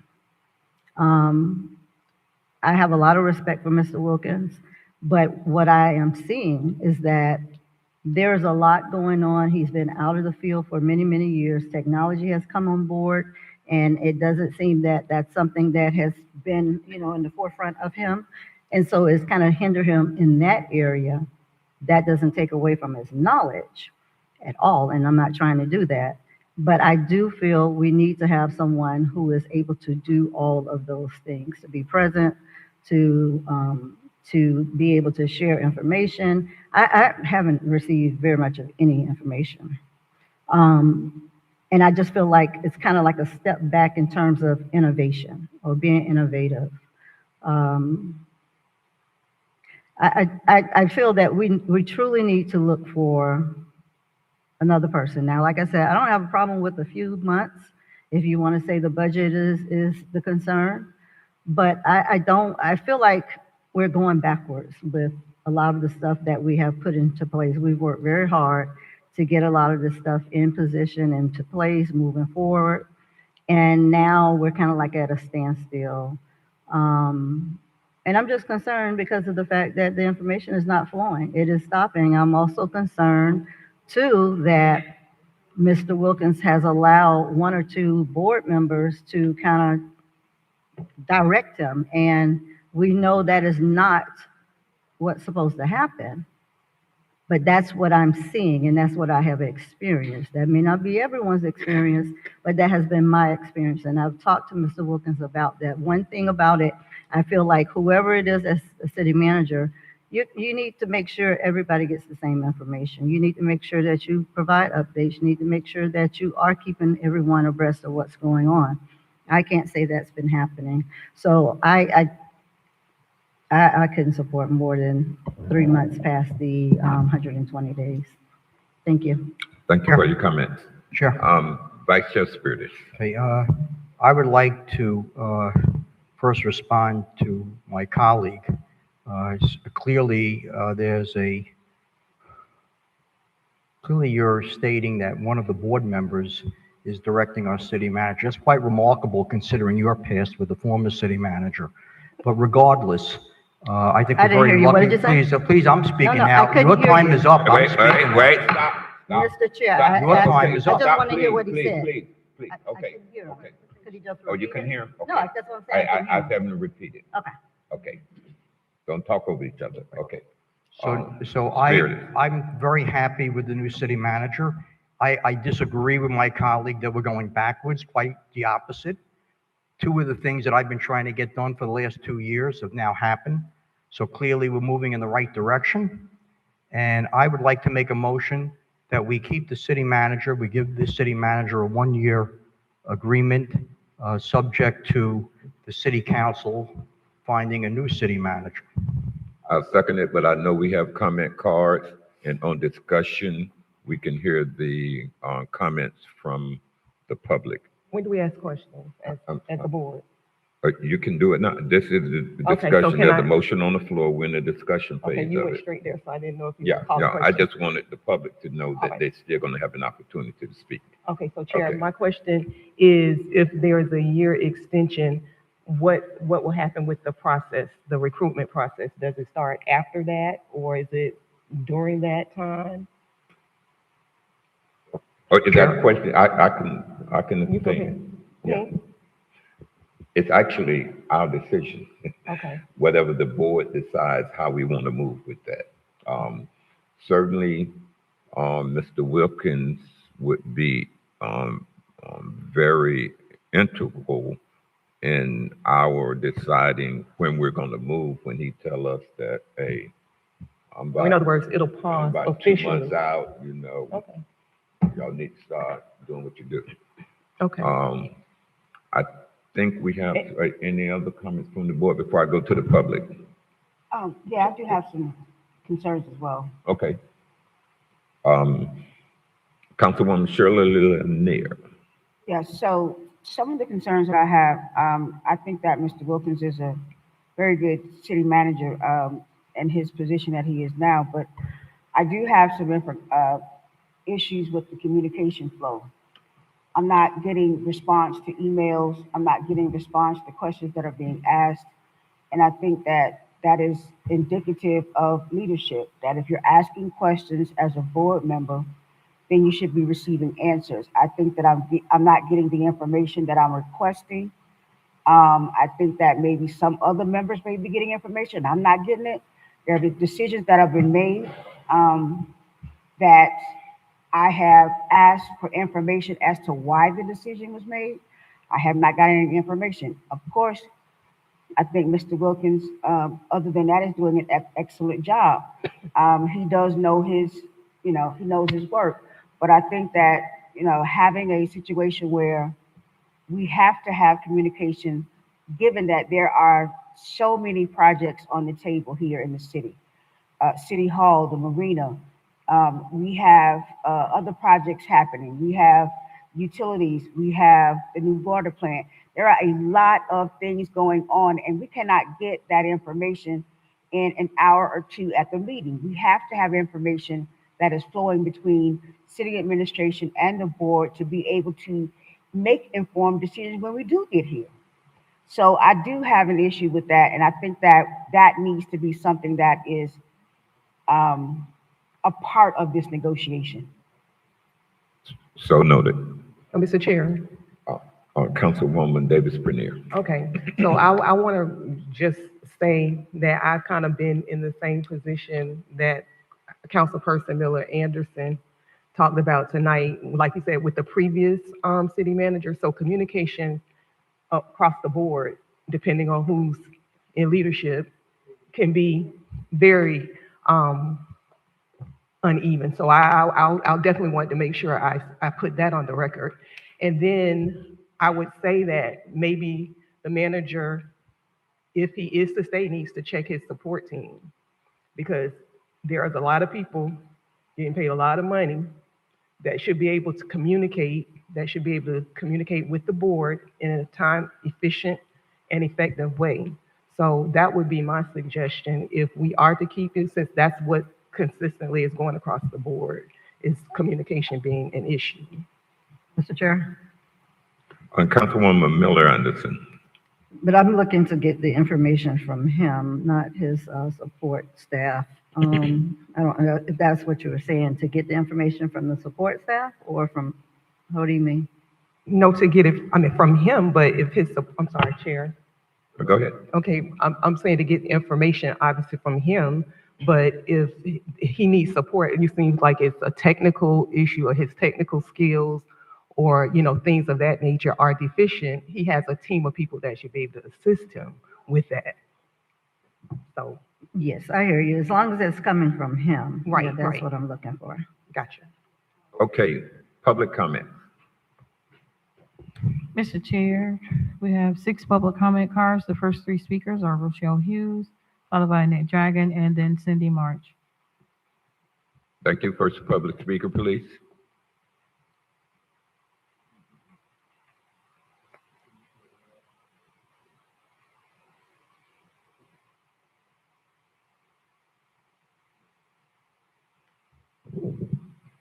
Good evening, Rochelle Hughes, Riviera Beach.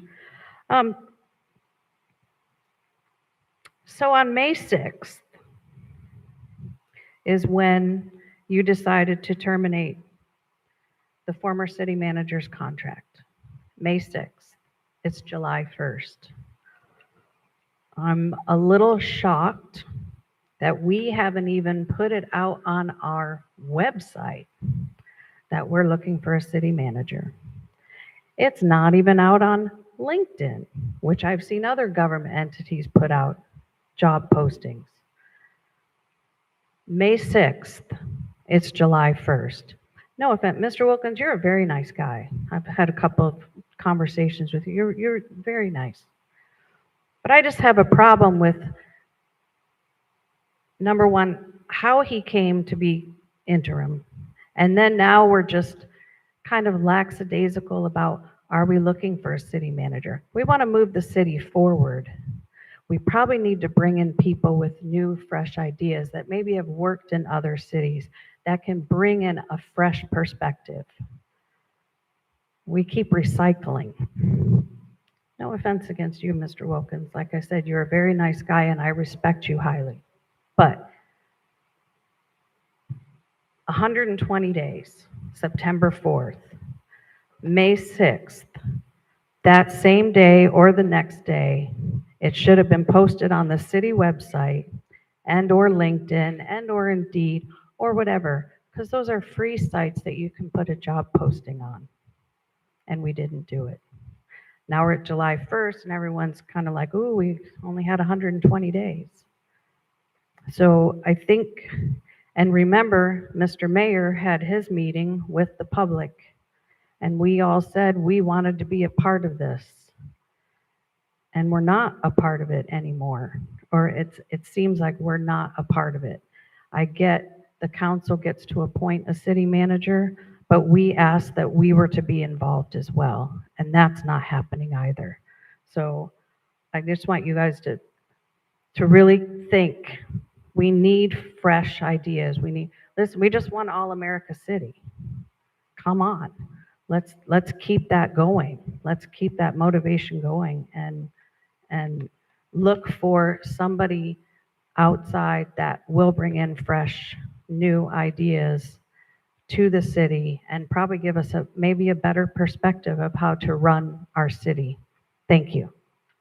Thank you for your comments. The next public speaker. The next public speaker is Annette Dragon, followed by Cindy March and Lady March Goldwire.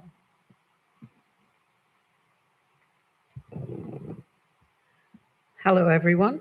Annette Dragon, Riviera Beach. I echo what Rochelle said and take it further. I actually contacted a couple of people a couple of days after the mayor's gathering in here with suggestions. Nobody took any notice. I did hear last month that your HR director came and talked about what was going to happen. Has it happened? I have not seen a job listing on any of the government websites, federal or local or regional. There are several websites that can be used with free advertising. I also echo Rocky in saying that you didn't advertise this on the website. Why? And it's not the only job that should be advertised on our City of Riviera Beach website. I have all respect for Mr. Wilkins, but he was contracted for 120 days. Why have you not done anything faster than now to discuss whether you're going to employ him for another 12 months after his 120 days expire? At the citizens' cost, I might add. We already spent $200,000 on removing Jonathan Evans, who was a great city manager. Now you're looking to spend another $200,000 or more on keeping Mr. Wilkins in place for another 12 months. When is the wastage going to stop? You need to examine your motives of what you're actually doing here and get on the ball. It doesn't take rocket science to advertise a position in national and regional and local press and media. Let's do it. Doesn't take rocket science. You need to get on the ball and do it. Thank you for your comments. Next public speaker, please. Cindy March, Lady March Goldwire, and Doretta Paul.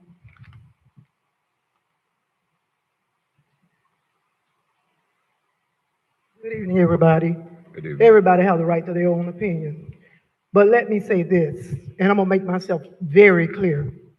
You all spent $190,000 to bring Evans back. You all revised that contract in that resolution, and he came back. A lot of us wasn't involved what you all changed. When he said up on the oath, he would never seek employment for the city of Riviera Beach. He not only seek employment for Riviera Beach, he was held with 2 or 3 jobs for the city of Riviera Beach. We just let this man go. You don't have to turn your head because I'm directly talking to you because you're the main head spirits. We can agree and disagree. We can put the person of Fidelis aside, and that's the only way we're going to move this city forward. Then you let this man go with the $84,000 plus $100 and something thousand. This man got almost over $300,000 to be a city manager. And you want to talk about communicate? Where was the communicate when the E. coli was out here? Doug Lawson got in an altercation with one of his colleagues because it was hidden for over a year. Okay, don't start talking about this utility director. Don't start talking about Mr. Bill and about his. Get somebody to help him. That's what we got to do. We got to unite with one another. You're not the smartest kid on the block. So because you're in the education field, don't think you're the smartest one. Do unto others as you want them to do unto you, Kashama. It's enough already. We are around here bickering about what certain people want. This is one city. And you all are so rude when other council members speak because you all think y'all know everything. Anything can be replaceable. You need to be disposed. You're despicable, and it's time to dispose you. Thank you. And we don't need to get personal. I know. Just next public speaker, please. The next speaker is Lady March Goldwire, followed by Doretta Paul.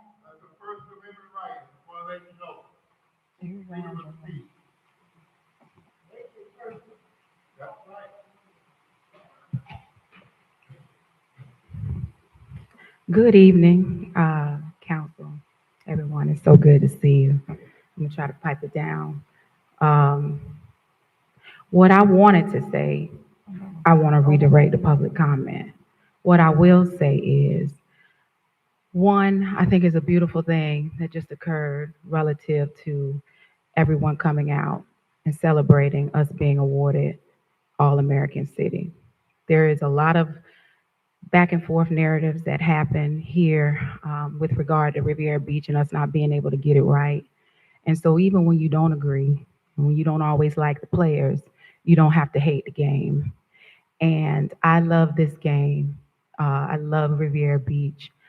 I just want to put on the record the fact that a lot of you were not as involved with city and municipal governance when Mr. Wilkins was the city manager previously. He had 2 stints.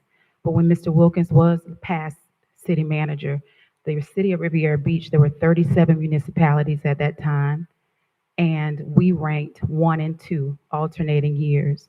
We had an triple A plus credit rating, and at that time we could borrow $50+ million on a signature. At that time, we had the reestablishment of Coca-Cola, FedEx, UPS, Cisco, Cheney Brothers. We had Serta Mattress and a whole bunch of other large headquartered Fortune 500 companies decide to plant here in Riviera Beach under that tutelage. While I do agree that knowing that he had a 120-day stint initially, I believe the charter doesn't allow anybody to serve longer than that without some intervention. There probably should have been some conversation before today about what happens next. But that has not happened, and you've already embarked upon the 120 days. You have to do something.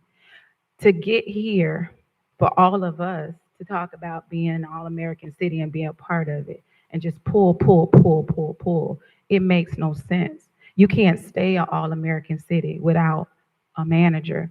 And it doesn't seem like anybody is in disagreement about pursuing a search for a manager. What you're trying to agree on is what you do and how you keep your hands on the wheel currently.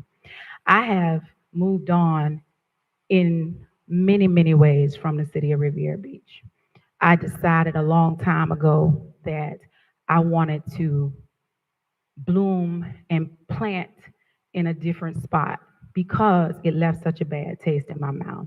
But every time I turn around, I'm pulled back here, and I don't want to come back and witness this. What I would love to see is you guys decide unilaterally that it's okay to have someone with that level of experience hold the wheel for as long as it takes for you to find his replacement. Thank you for your comments. Next public speaker. Mr. Chair, we have 2 public speakers left. Doretta Park, followed by Fame Lozman.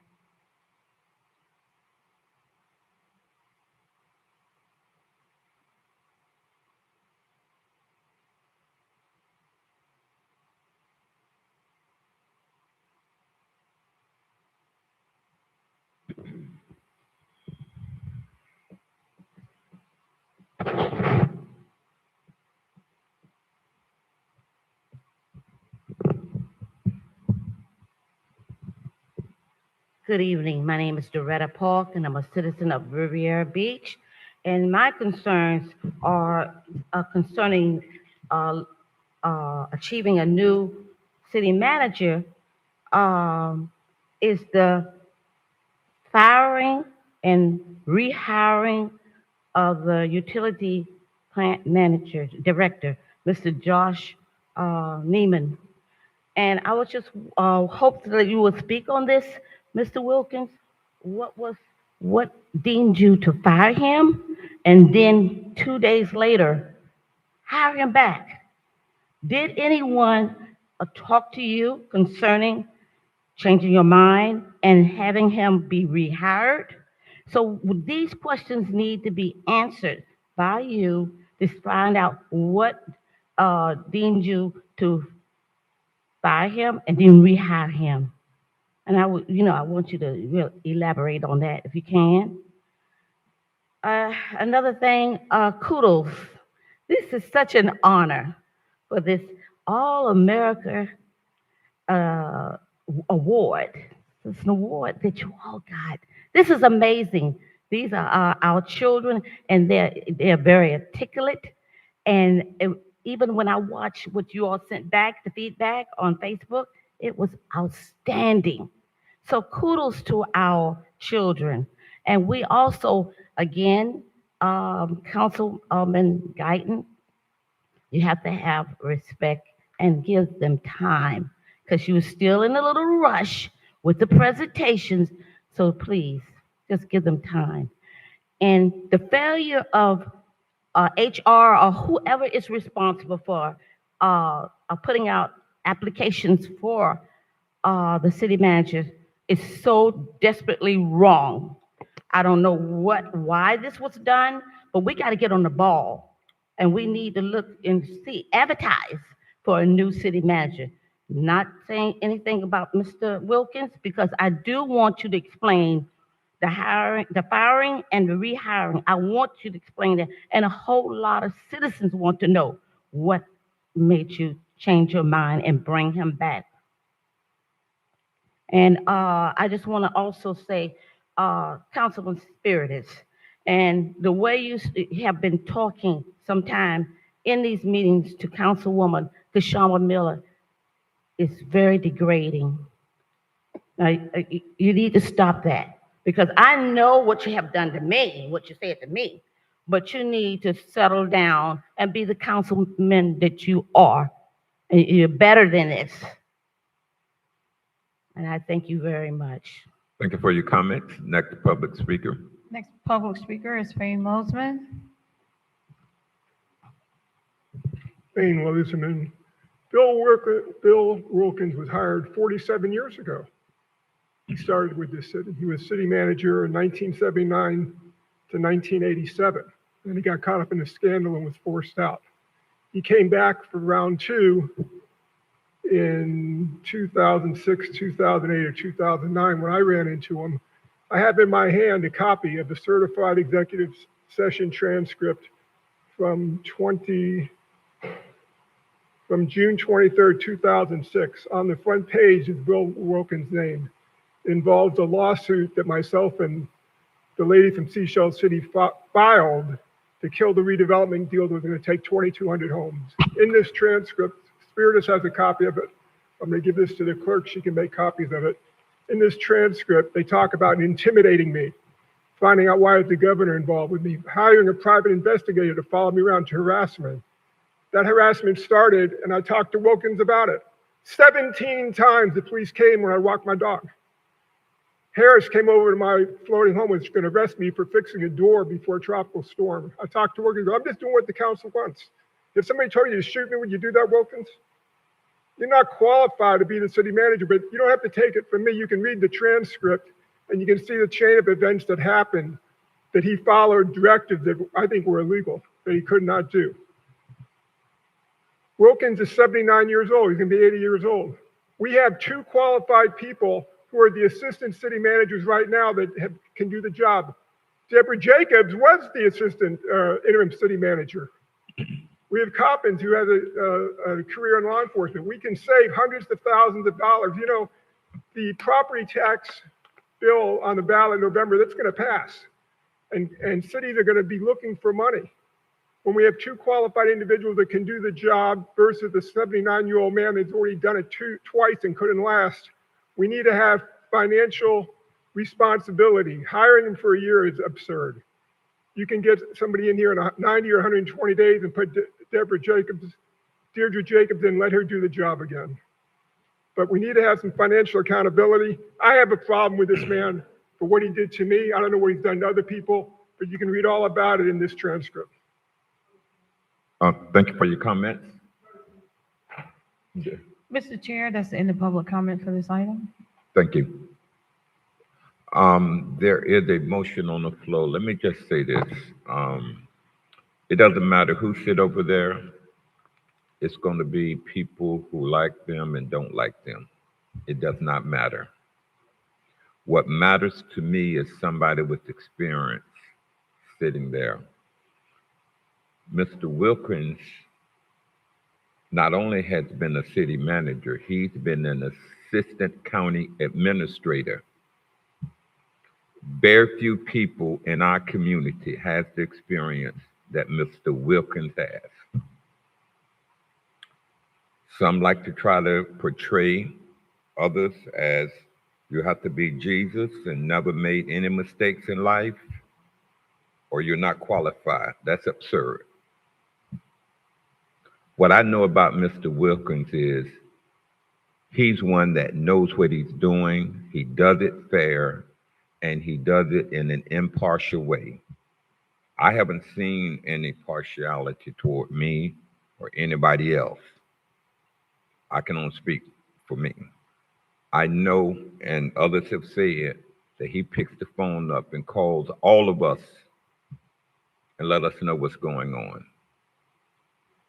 Some will want it through technology. That's fine. I think that can be worked out. But I'm not going to sit here and allow comments about somebody that I know has given a lot to this community. He didn't ask to come back. Somebody went and asked him to come and step in. So the point I'm making is when you have people willing to sacrifice and give their knowledge and experience, I'm appreciative. I don't know about others. I'm very appreciative. Having said that, Mr. Chair, yes, Councilwoman Miller Anderson. I hear what you're saying, but I do need to make sure everyone understands he is getting paid $250,000 a year. So he's getting paid to come back. So he's not just, doing it out the kindness of his heart. And the other thing is September 4th is the 120 days, right? That's the last day? September 4th? That's what I'm Okay, talking. so the 120 days is not up yet. The other thing is, and I said this earlier about feeling that Mr. Wilkins is taking direction from someone. And what I meant by that was the exact reason why item number 12D, which is the update on the city manager search, is down at the end, is because it wasn't even on the agenda. And I know when we last spoke, the board, we indicated we wanted an update every time we met so that we knew where we were on this national search. During my agenda review, I was told that it was stopped. And I said, I know the board, I think it was all 5 of us, said we want to have continued updates as to how it's going. We almost came in here today with it not even being on the agenda because Mr. Wilkins was told, according to him, to stop it or pause it or not to bring it before until we figured out what we were going to do. And I said, that is not what the board said in our last meeting. Our last meeting has always been to give us continued updates so that we know we're on track for actually looking for someone. That is not what happened yesterday. I was told, Mr. Wilkins was told to take it off. Now, it's one thing to, and I know the next argument would be that, depending on who's the chair, some people take people's items off and all of this different stuff. That may very well happen. That never happened with me because I don't do that. Everybody has an equal say. The chair does not have any more power than anybody else on the board. But in this particular situation, it was not something that an individual council person wanted to be added onto the agenda. It was something that was stated in the public, in the sunshine, by all of the members. And Mr. Wilkins took direction from one person to go against what the entire board told him to do. And that I thought is an issue. And that's why I said what I said, because if that happened yesterday, I don't know what else is happening. And I have had a conversation with Mr. Wilkins about this. We can't, individual people cannot direct the manager. And I honestly feel that Mr. Wilkins is, he's taking direction from them. And so therefore he's, I don't want to say things are being pulled over his eyes, that kind of thing, but it's a difference. And I tried to have a conversation with him, try to get his understanding as to why he thought that was okay when it was not. And that just made me think, what else is being done that we would not know about? So that's where I'm coming from with it. Like I said, it doesn't take away from what he knows and, his experience, but I do know people keep referencing, all of these years he had, but understand how many years ago, it's been over 20 years since he's been in that field or actually working. A lot of things have changed, okay? And so with that, obviously, part of it is technology. And I don't, I don't think it's fair to say, all of these people should be able to, I mean, of course, you're going to have a team effort, but he's getting paid $250,000, okay? We can't say, oh, we're going to give you $250,000 and you don't have to know how to turn on the computer. No, that makes no sense.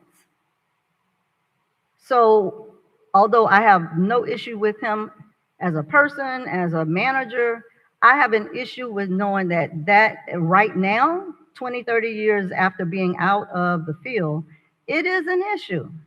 It is an issue. It is an issue with the technology part. It is an issue with not being able to stand up to the board members when they're trying to push him to do something he knows is not the right thing to do. And I have questions about that. I just don't know that that's not going to happen again. I'm certain, like I said before, I'm fine with doing like a 3-month, and the extension is not over till September 4th. But if we're talking about trying to get through the budget, I don't have a problem with 3 months past that, which would be December, which would allow for the national search to do everything we need to do to interview, get them an opportunity for the public to participate in the process, and then even have a transition period if you want to.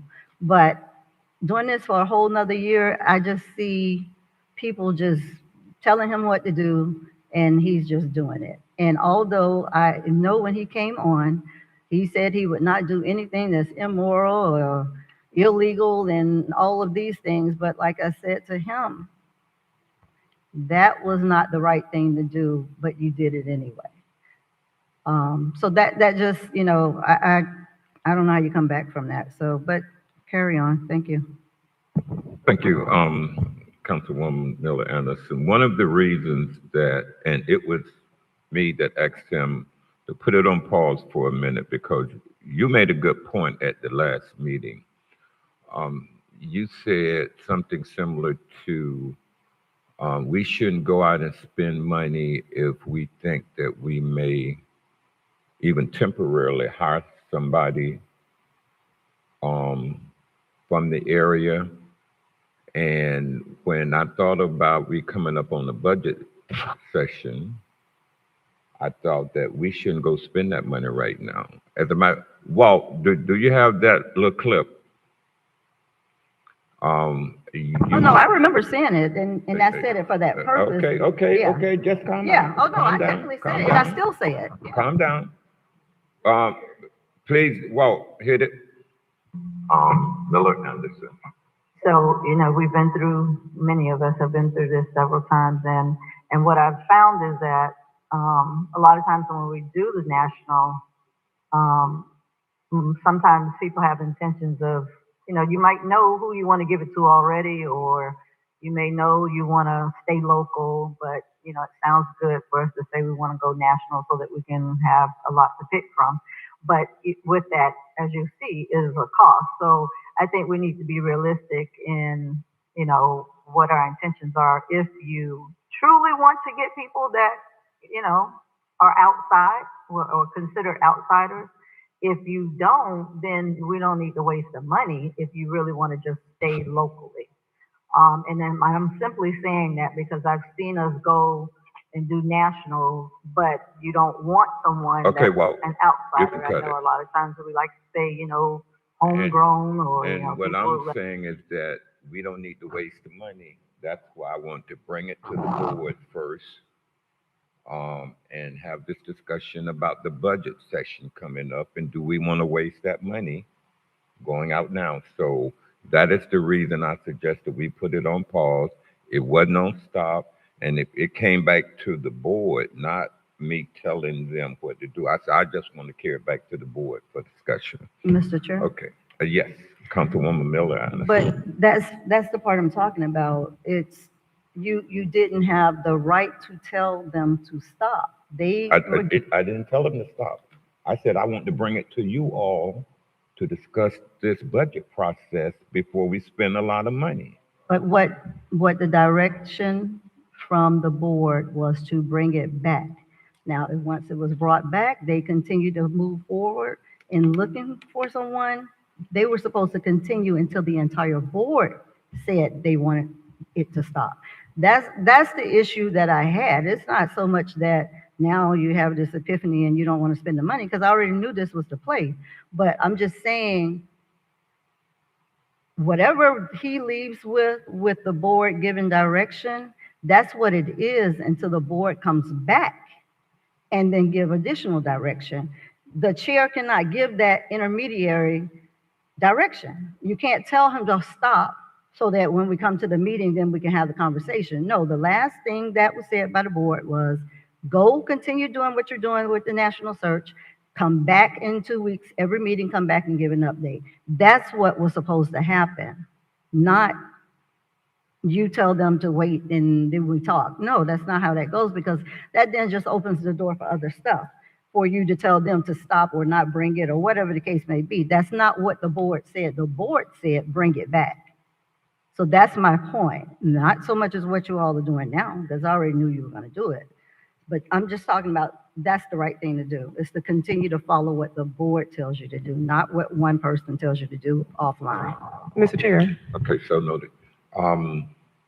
Councilwoman Davis Bernier. Well, I just want to thank all of you all for the clarification, because with the previous chair, I thought the chair could take anything off the agenda at will, because I know there were several things on agendas that were taken off, and it was said it was by the chair.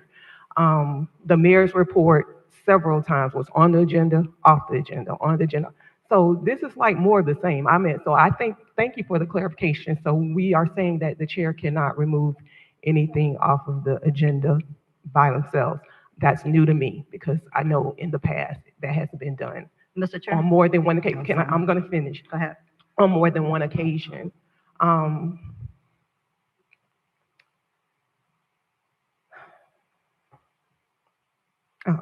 let you go. Chair. Councilwoman Miller Anderson, and then Vice Chair Spiritus, and then we have a motion on the floor, and we have public comments waiting, and we're going to have to decide and keep this meeting moving.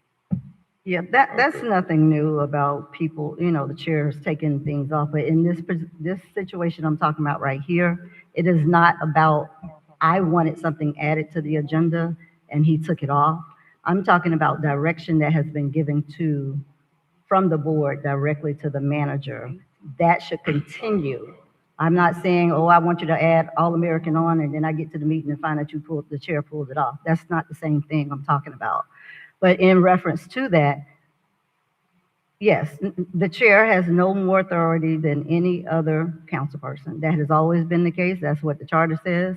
But just as you're saying, Ms. Davis-Bernier, I went through that same thing in 2015, 2016. I mean, it's not anything new. You have different people that become the chair and want to remove stuff, and they don't have that power. So, I mean, it's happened with various people.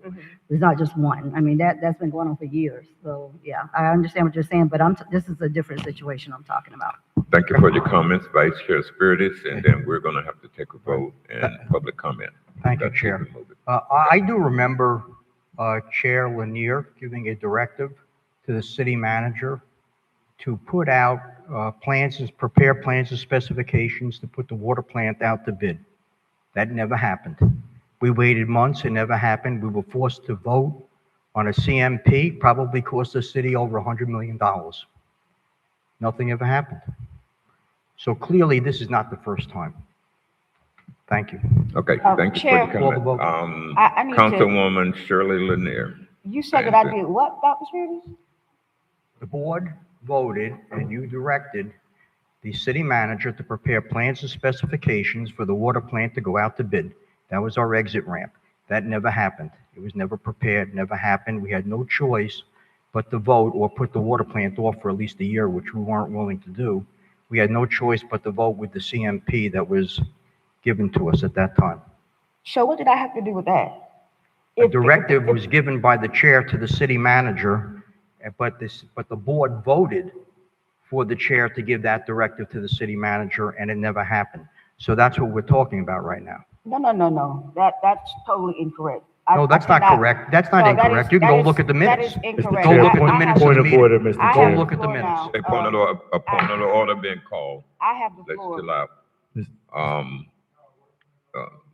Councilwoman Shirley Yeah, I have Lanier, the and floor, then if and- there are any and- comments, you can follow up on Vice Right, Chair. and that is totally incorrect. I want to be clear, when I was the chair, what I did was if a person wanted to have something on the agenda, my issue was to make sure that the item was voted on by the members. Do we want to hear this? Because when you add things to the agenda at the meeting, you have no backup, you have nothing to go on in terms of making a decision.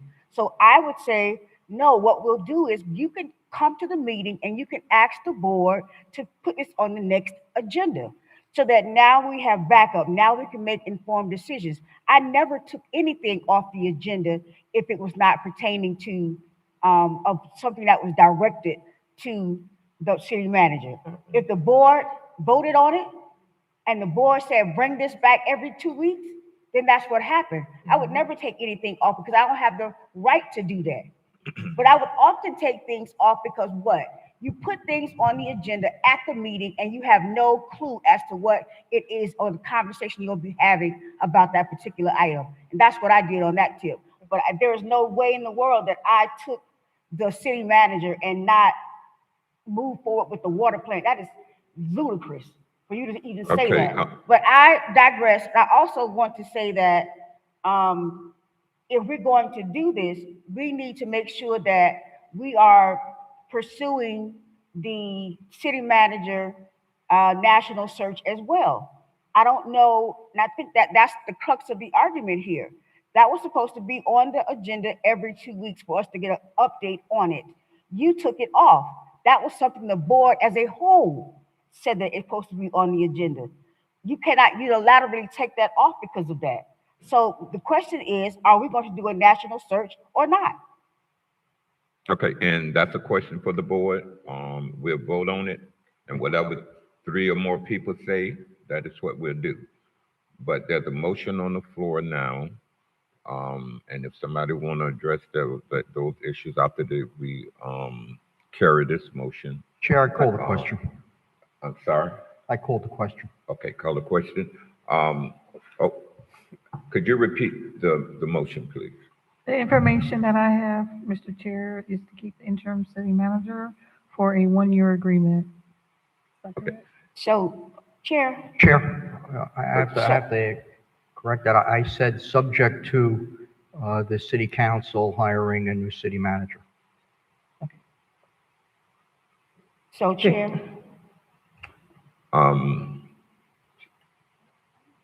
Councilwoman Shirley Lanier, we're still in the discussion phase of this motion. Right. So, Ms. Shirley Lanier. So I want to ask a question. So we're in the discussion phase of extending the contract for Mr. Wilkins for an entire year. The issue that we're still talking about is that, are we going to have a conversation about the national search? Because it was pulled off the agenda. Yeah. And as I just indicated, once this motion is carried, if someone want to bring up that issue, you can. But that's not part of this motion now. We can only vote. No. I understand that. I just want to make sure that that is a discussion that we have as well. We've got to carry this motion, and that's the discussion after this. So, the chair. Yes, Councilwoman Shirley, I'm sorry. That's okay. Davis Paneer. Okay, that's okay. And we have to wrap this up. okay. We have to. Okay, so I have a question. What would a 6-month extension be? What date would that be? We have a procedural issue here. Vice Chair, I don't want to vote on Spirit it. is called a question. That takes precedent over discussion. Mr. Chair. Mr. Chair. Yes. He did actually correct and clarify the motion after he called the question. So I think procedurally, there was an adjustment to the motion that was read into the record. And I mean, if he's calling the question now again on the update, then we can call the question. I think there was some unreadiness because we did spend about 30 to 40 minutes talking about, the roles and the responsibilities of the chair, but I still have unreadiness about what's the step, what is the off-ramping, what's the next steps of transition, succession of the next city manager, what's that timeline look like? And to clarify, the update on the city manager search is actually still on the agenda for 12D. So that discussion may want to happen prior to this extension so it can be clear. And that would be my recommendation, to clearly understand what's the next steps for the city manager process and incorporate that into this contract. Because if we find a city manager in 6 months, what does that do for Mr. Wilkins' contract, which would be a year? What would that payout look like? So I just want us to just be cautious with how we proceed and stay in order. And just to put on the record, I do appreciate the communication with Mr. Wilkins. He is more so just a phone call person, and that's where we've been in constant communication with.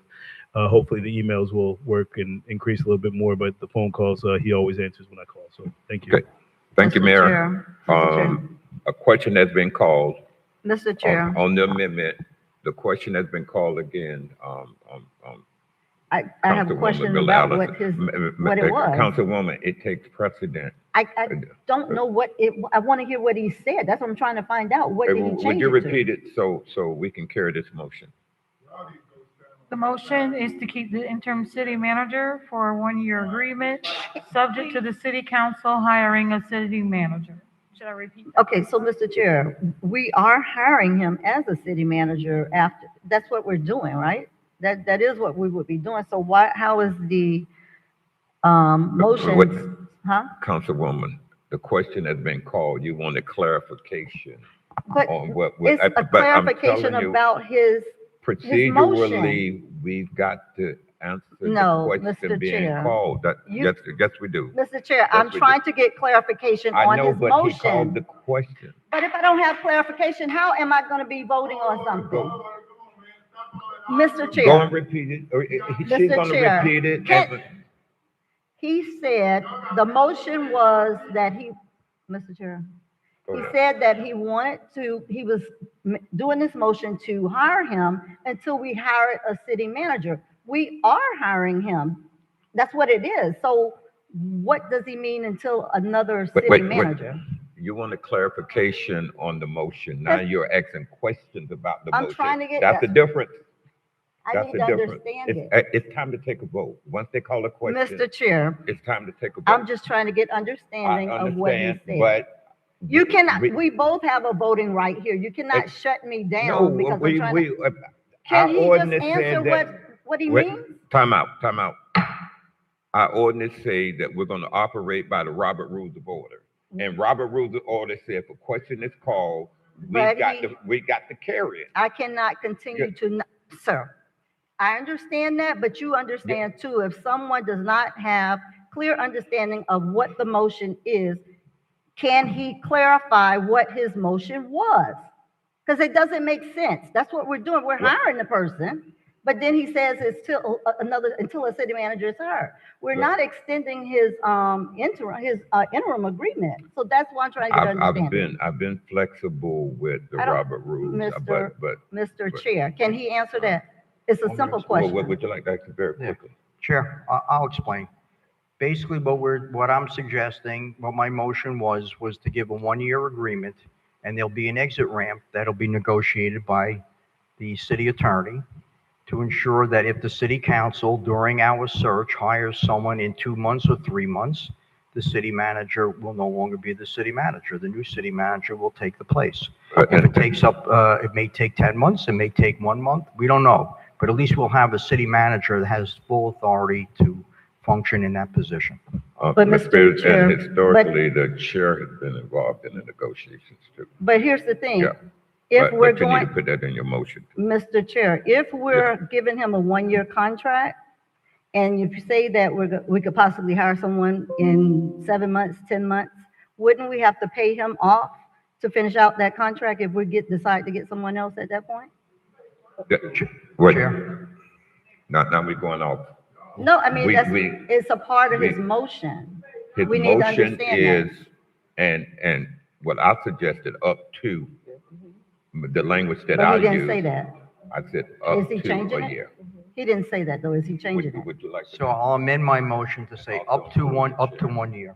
Ms. And Nguyen. the chair and the city attorney will negotiate an agreement that will have an exit ramp and the city manager will be paid proportionately based on the amount of time that he spent there Ms. in that Nguyen, position. is that motion accomplishing what they're saying? I understand the spirit of the motion.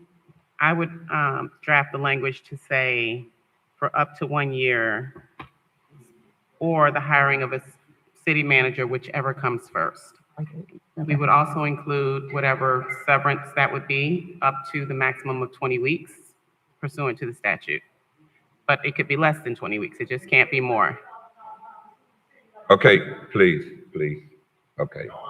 And all of the other components of that motion, the city manager and the chair, will work be to negotiate. Okay, Madam Chair. So, Mr. Chair, Call the is question. he changing his motion to what Ms. Nguyen Is there a stated? second to Yes, my is amendment? there a second to the amendment to the motion that the attorney just articulated? Ms. Davis, please. Yes. I'll second it. Yes, Second. it's a second. Priscilla seconded. Yes. Now, Madam Chair. Yes, call the question. Councilperson Davis Panier, Yes. Councilperson Lanier, No. Councilperson Miller Anderson, No. Chair Pro Tem Dr. Spiritus, Yes. Chairperson Guyton. Yes. The item passes with Councilpersons Lanier and Miller Anderson dissenting. Okay, we're going right into public comment. Public comment shall begin at 7:30 unless there is no further business of the city council, which in that event, it shall begin sooner. In addition, if an item is being considered at 7:30 p.m., then comments from the public shall begin immediately after the item has been concluded.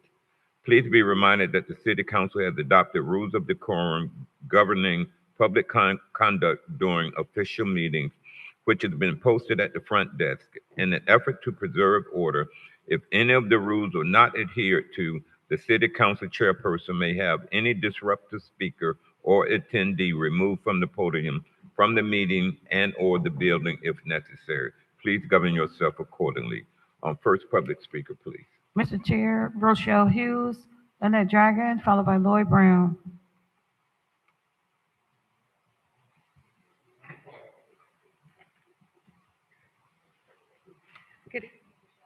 Hughes.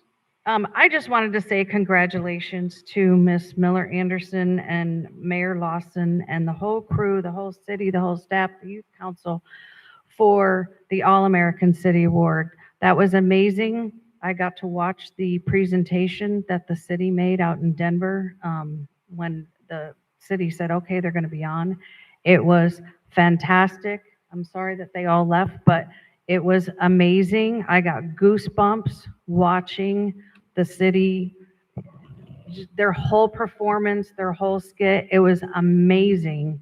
And then when they won, I cried. I was like, yay, go team. I think it was amazing. And I wish they both were in the room, but they did a fantastic job with the kids. And I do think because of the youth council, someone mentioned that before about having the youth council there. I think that is what drove, because man, we have a great youth council. And so I hope we do continue with them and keep it going for years and years. So I just want to say kudos to the city as a whole, because it's the residents, it's the city staff, it's Miss Miller Anderson, Mayor Lawson, just that drive. And like I said, that youth council, they're the ones who applied for it. So that it's awesome. So that's all I wanted to say. Thanks.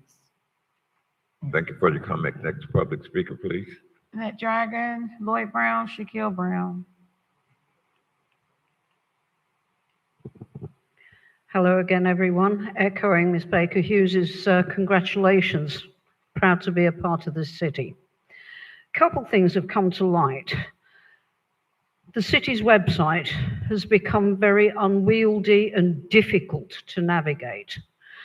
I did send a note to Walter Stevens last week and no reply yet. We need to define the website in better terms. A lot of the links don't work.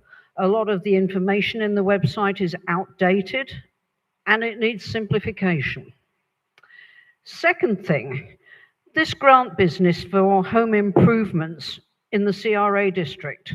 This is really unfair. What about those of us that don't live in the CRA district? There is absolutely nothing out there for any of us, particularly those of us on fixed incomes. And I unfortunately was widowed 18 months ago. I had to put a new roof on my house, cash out of pocket. I had to put a new air conditioner in my house, cash out of pocket. And at the time that my husband died, I had no ceilings in my house because we had started renovating inside the house as well. Got no grants for that either and had to put cash out of pocket.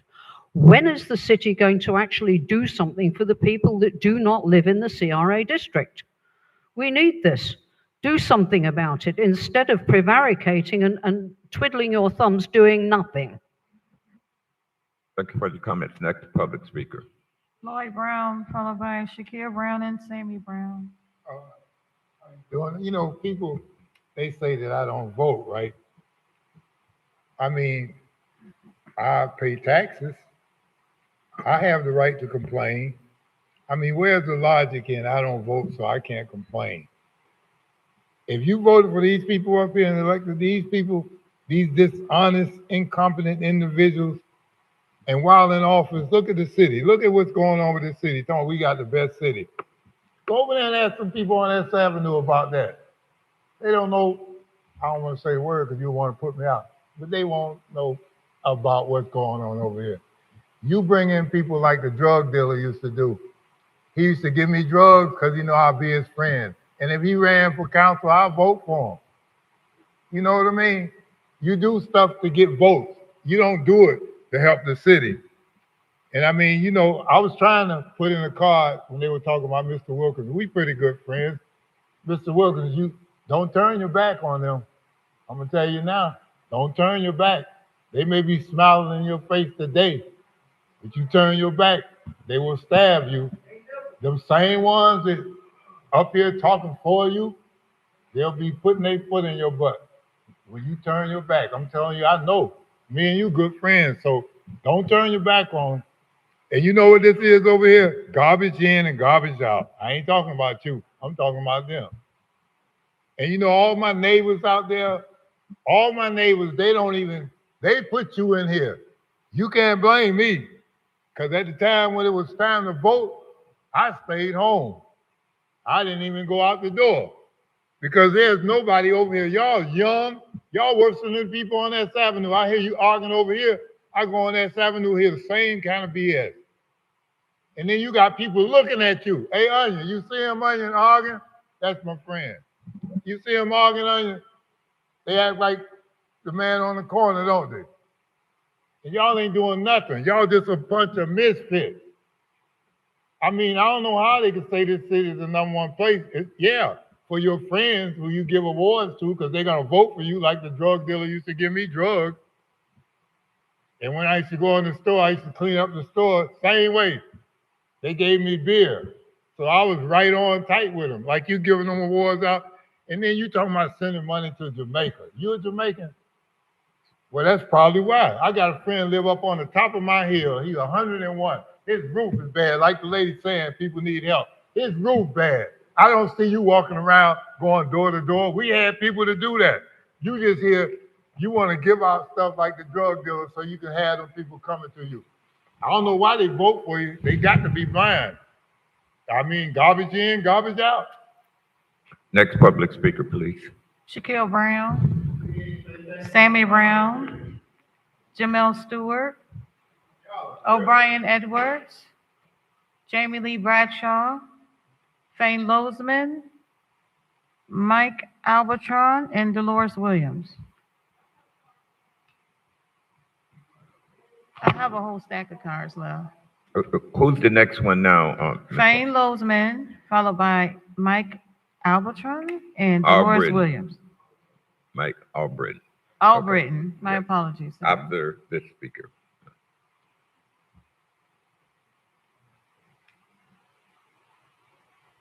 Fane Lozman. I see we have a lot of people from the Emirate here. The media has been doing a lot of research into what's going on with the Emirate. And I know some of you have a close relationship with the developer of the emirate, but what's going on, and this city should really be interested in it. EB-5 fraud. EB-5 means you make an investment in an LLC. If you make the right amount of investment, you get a green card. And when the project is built, you get your money back. The developer has not returned any of the EB-5 money. He's kept it. That's securities fraud. The people in that building who have been contacted by investors, I think also some investors contacted the city, they need to go to the SEC. They need to go to the U.S. Immigration Department. It also deals with EB-5. And we ought to say, what is going on here? How can we as a body, if this is accurate, that this developer has pocketed something like 60 or 70 million dollars that's been alleged and hasn't returned it to investors? You have a responsibility to deal with that, okay? Because you are the governing body, you're the legislative body of this city. And if somebody's committing a fraud of that side, if that's true, you know, I haven't seen the documentation, but if that's true, this board right here, you have liability to the city that you approved this project, you knew it was funded by EB-5, and now these people have been defrauded. Somebody needs to take a good look at that project. Now, my taking case, Halo's taking case, Government Lot 1's taking case, all those cases are being refiled. We just had to get a denial of a variance to develop our property. There's been a lot of new developments in the last year. Ultimately, those lots are going to be developed. They'll be bulkheaded and filled. There's going to be construction. And when you read the complaints, you understand why. And your job is to make sure the city doesn't go bankrupt. And in federal court, if we get a judgment for a couple $100 million, that could bankrupt the city. What you need to do is when you look at the complaints and you go over with a lawyer who knows what they're talking about, you could say, we need to change the comp plan and zoning. We cannot put the city at liability if we win a taking case. The big case, the city of Marathon just lost at the Florida Supreme Court and the U.S. Supreme Court in the Shands case, S-H-A-N-D-S. Look it up, Google it. Shand was a guy that owned an island, and for 20 years they wouldn't let him develop it. He alleged a taking, and the theories that were thrown out by the Court of Appeals are the same theories that your city attorney's been pushing for the last few years. So that's going to be a big story in the coming years. You need to deal with that, and you need to deal with the EB-5 fraud. Thank you for your comment. The next public speaker. Mike Albritton, Dolores Williams, and Michael Jordan. Good evening, Council, Chair. I will pray for all of you. It's been a long evening. I can't imagine how you endure what I've experienced being here. As a business entrepreneur, I will never go into politics. I see the good and I see the bads, but it's very wearing to go through what I've seen you go through. But I'm here to speak about the All-American Award. I was very fortunate to be able to participate as a business entrepreneur and transportation provider to go to this event. Every person there, every child, every adult put out so much, and I am still sore. We didn't have any slack from the time they were practicing on the bus on the way down. They were the only group, the entire, all three of our categories, we were the only people that memorized our lines. Everyone else, every other of the 20 total groups had their scripts. Everyone in our group knew their script. They studied it. We all had to study it because we were told very clearly, anybody could walk up to you as a member of the organization and ask you any question at any time. Who wants to fail that when you're there to represent us at your city? So all of us did. We studied. From 7 a.m. to 9:30 at night, we were focused on winning this award. I want to be sure that it's not belittled. I know people that weren't there don't feel the way I feel about what we went through. They don't feel the value of what we went through because they weren't there. You didn't see the faces of the other people and the other parents and the other children that were there from the other 20 cities of 1,600 cities that applied. Only 20 were accepted. Only 10 won the awards.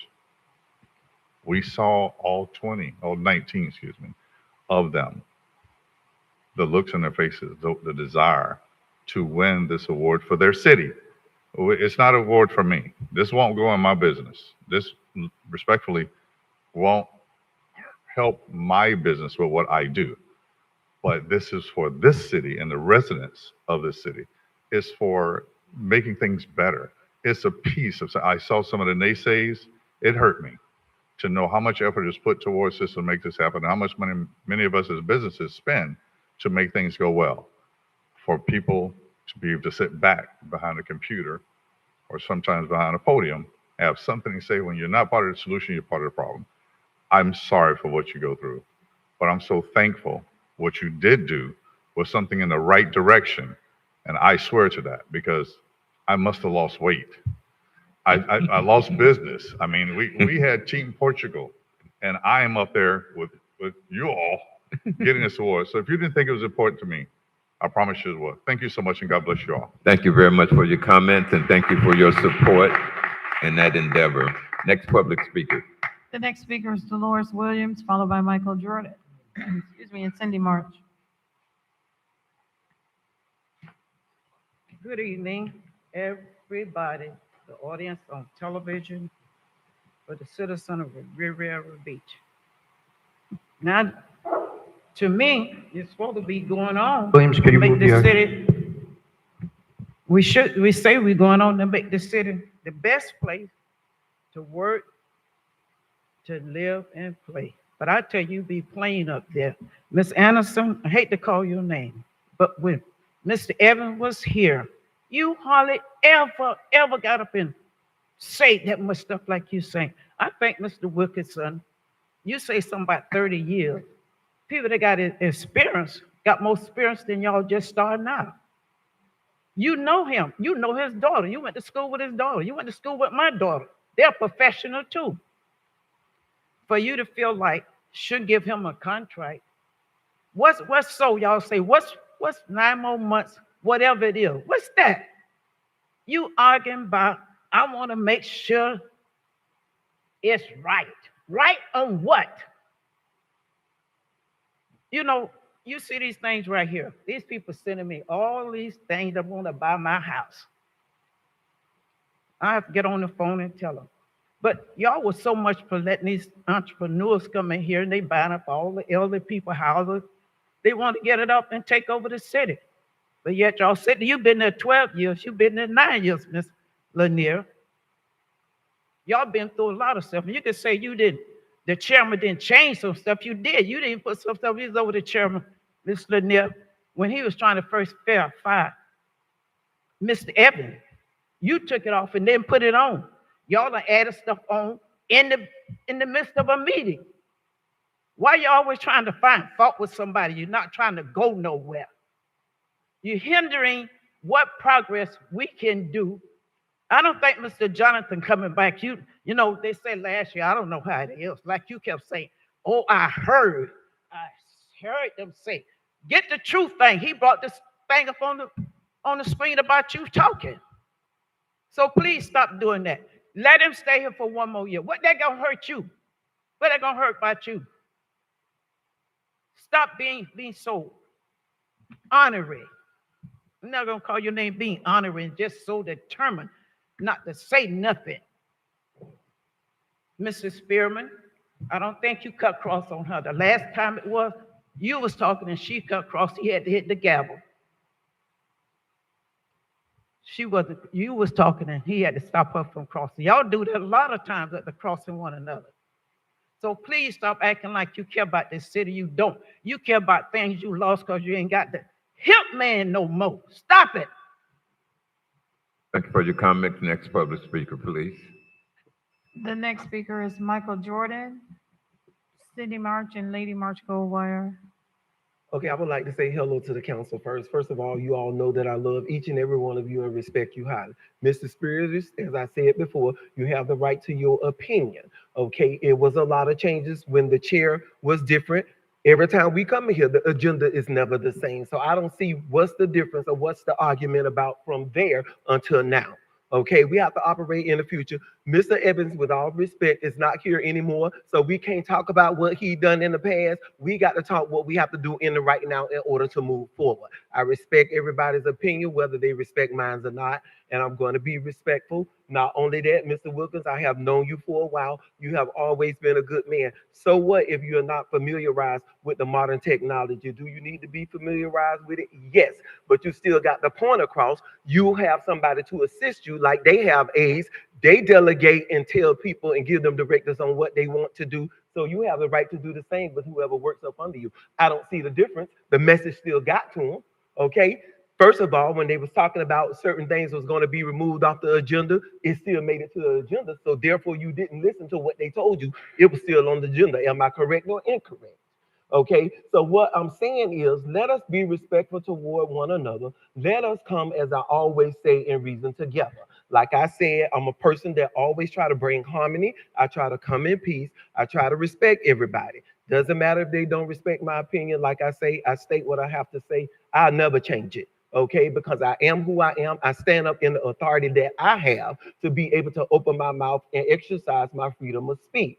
How can we move the city forward if we still worried about what Mr. Evans doing, if we cannot agree together? I'm not going to sit up there and argue with you or go backwards and forth with you if my answer is still going to be no and I'm going to vote no. So like I'm saying, you all have the right to your opinion. I respect that. Keep doing what you're doing, Mr. Guyton, and everybody keep doing what you're doing as a council to come together and move the city forward. But like I keep saying, the reputation of the city of Riviera Beach is really bad. You all don't hear the things out there, and I'm so proud of what you all are doing with the youth and what Ms. Hester has done.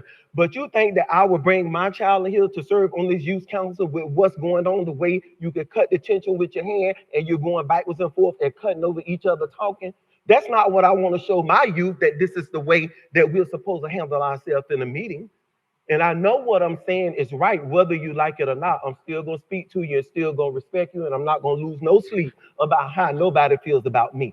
Let's get it right and let's get it together and move forward. Like I say, I love each and every one of you, but we have to do better.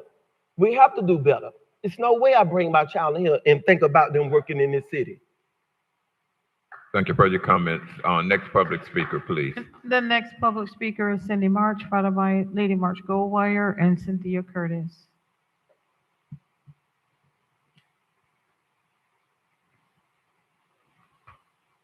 Good evening, council. You all can go ahead and put this board down talking about decorum. I don't have decorum. Y'all don't have decorum. I am very angry. That's why my volume was so high the first time. We don't even, and Mr. Bill Wilkins, can I get an answer? If I'm not here, I'll go home and look at my TV. We got so many personal vandellas with one another. Do we have the money for the water plant? $400 million? These are some of the questions we need to be having a discussion with. Ooh. Let me say this as well. Social media is nothing but the police. That's how they solve their crimes mostly. It can help you or it can hurt you. I would never get on social media or come in here and threaten no one. I'm not going to defame it if it's not true. I am who I am, and I have the right to my freedom of speech. The Captain Police, I can still remember when Lanier was a council person. I got escorted out the door. You know what he told me? You didn't do nothing wrong, but I got to do what the chair told me to do. I could have pursued it. You know what I did? Because we have such a great chief of police. I was sitting at my desk, tears rolled out my eyes, because I felt like I had been mistreated from this same board, the same people who want to delineate what others have done as if they're the greatest person in this city. I've been an advocate for over 30 years. No, I'm not always right. But one thing I can do is be apologetic when I'm wrong. Y'all don't set example, and y'all think people not watching. People are watching. People are on social media. You all have a problem with Dr. Glenn Spiritus. You all have a problem with Mrs. Davis. And no disrespect to you, Mr. Guyton. They even have a problem with you. And let me tell you something. I didn't even support Guyton. But you all ran with Guyton. You all ran with Doug. You all helped put these people in office. So as soon as they don't agree with you, you're ready to get rid of them. We don't spend over $300,000 for the ex-city manager. And we cannot even acknowledge this man's experience. Let me tell you, I'm from the streets a long time ago. God healed me over 40 years ago. But I'm glad that I took the streets because you know what? I know how to. Thank you for your comments, dear. Next public speaker. The next speaker is Lady March Goldwire, followed by Cynthia Curtis and Anthony Curtis.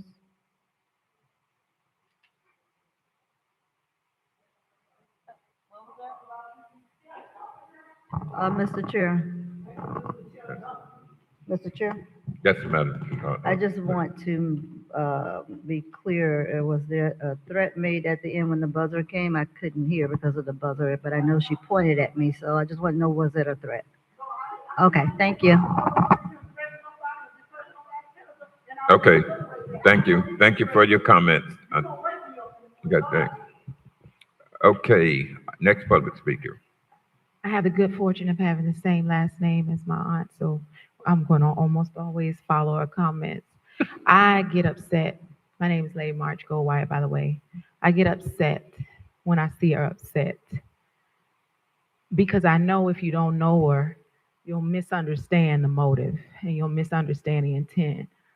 But I'm the same little girl who she would drag to support the candidates back in the early 80s, the late 80s, 90s. I didn't know what was going on, sitting up with Miss Emma Bates and some of these folks as they corralled around, and the city was the best place to be.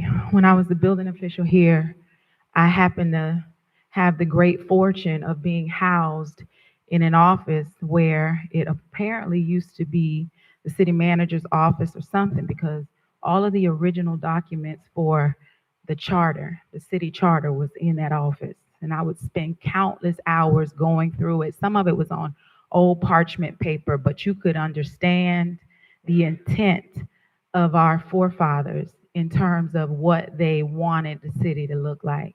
And I believe what they wanted the city to look like was remnant of what we saw or what we've heard about relative to this all-American city. The problem is whoever was there probably didn't get an opportunity to peek in here and see how we aren't so all-American. We can legislate, we can congregate, we can fellowship and decide that we are not going to agree. There are some of you who hate my guts, and I can assure you that the feeling is likely mutual. But in the spirit of diplomacy, I can make up my mind to try to put on some pants, some rouge, some lipstick, and try to halfway exhibit some excellence. Because I come from a city that put something so deep inside of me that I could stand in the face of everything that you guys, not you personally, but what some people opted to do to me, and survive and go somewhere else and do better, be better. That's what you are when you're Riviera Beach bred, fed, and raised. I just wish that we could all American our way to being decent and in order. Some of you all have a spirit about you, regardless of how much you try to pretend that you're just legislating. It is quite obvious that you have your picks, you have your favorites. Your minds are already made up. It's not open to any change. I ask myself every day, do I want change or do I want credit? Do I want change or do I want credit? I've been able to move and do what I need to do because I'm Riviera Beach born and bred. And I just wish some of us would start acting that way so that the excellence can be on full display. Thank you very much for your comments. Next public speaker. Next speaker is Cynthia Curtis, followed by Anthony Curtis, and then Jason Detar. Hello there, Cynthia Curtis, Amber Ocean Resort. Happy 4th of July to all of you coming up. Today, I also want to celebrate something that happened at the Amber Ocean Resort. We experienced the Peace Tower turnover. So that means somewhat of freedom of Dilip Barat's dictatorship. So Mr. Lawson, I know that you have cut the ribbon, and I'd like you to come back to the AMRIT and cut the ribbon and help us to get Homestead today. So what I'm asking of you as a city council to please all work together, because today I was reminded why I studied political science pre-law, why our founding fathers wrote the Constitution. We need to start following that. We are Americans, and it doesn't matter if we're in Riviera Beach or in Bloomfield Hills, Michigan. We need to conduct ourselves with law and order. And I ask you to represent that here and to represent the people at the Amrit Ocean Resort. And I still don't have my mail. Thank you. Thank you for your comment. The next speaker is Anthony Curtis, followed by Jason Detar and Doretta Paul. Good evening. It's been several months since I addressed the issues at the Ammit Resort. As my wife just said, we still don't have Homestead. I don't know what it's going to take. I've been there 2.5 years now, and we're getting nowhere. We need the help of the city because this developer, he should be in jail, really. He should be in jail. I mean, the things he has done to us and to everybody else, he's a criminal, and we need to fix this. And only you guys can fix it. We have plumbing issues there. I don't know how he got away with building this building without getting inspections. We need inspectors to come out there and address the plumbing issues. We have no way to jet the systems. They're supposed to be jetted at least once a year. Our sanitary sewers, they can't be jetted because he didn't build them to code. I have a letter from the city, a building inspector addressing it, but nobody's done anything.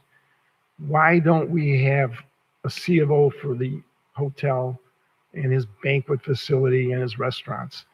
It's been 2 years and 8 months with no C of O. What city lets a developer get away with that?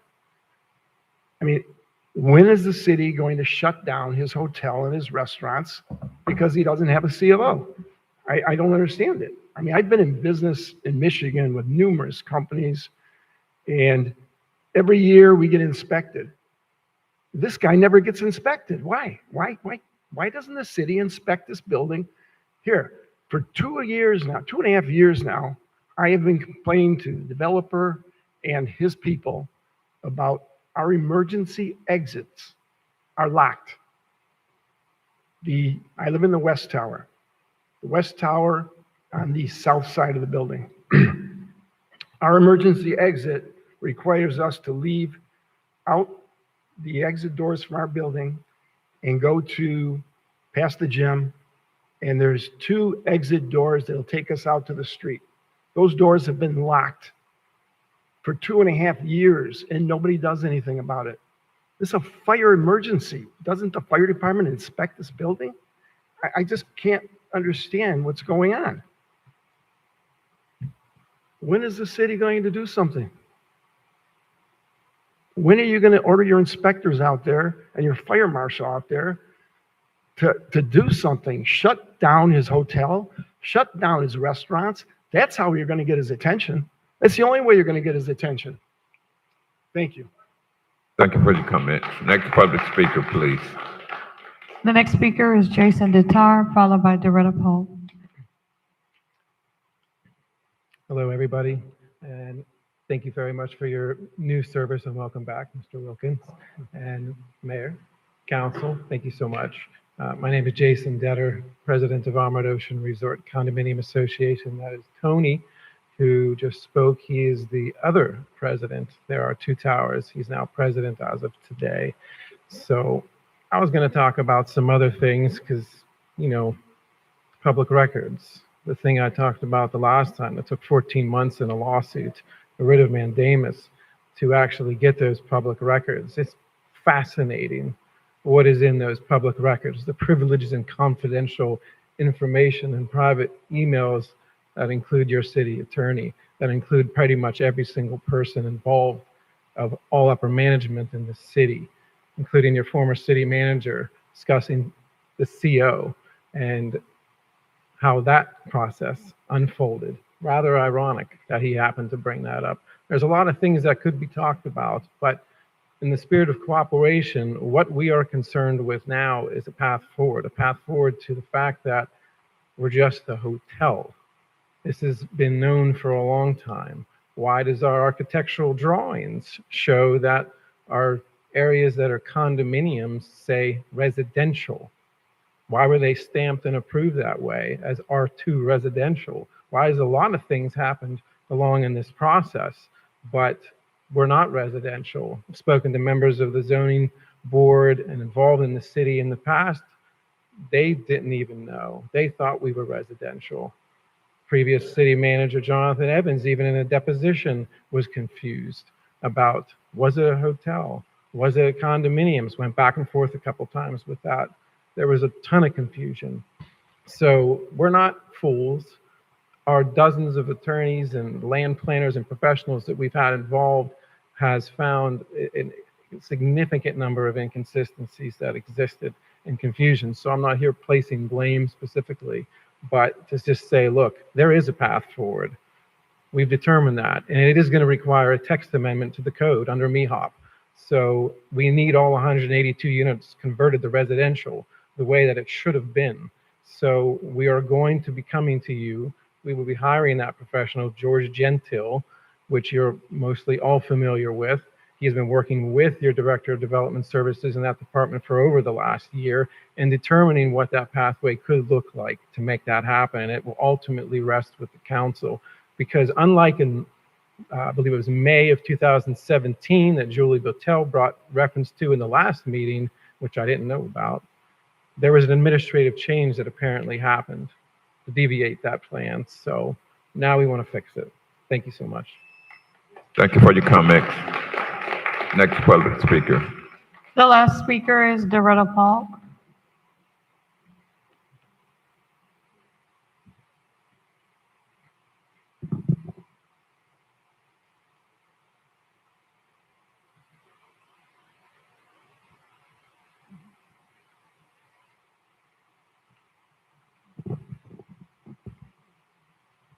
Good evening. My name is Doretta Paulk, and I just want to, I really sympathize with you all, what you're going through, especially when you hear about the sewer situation in your building. I really do. Because we're going, where I live at 20th, and around the corner is G. Every 6 months, those pipes break and the stench. So I sympathize with what you're going through. But now we have we do have new pipes in, and hopefully that's going to eliminate everything.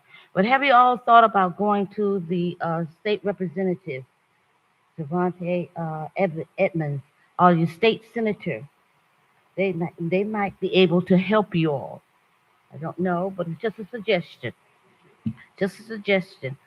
And I just wanted to say that I wish that we did have a program for the youth leadership that Mrs. Kashambo Miller and also Mayor Lawson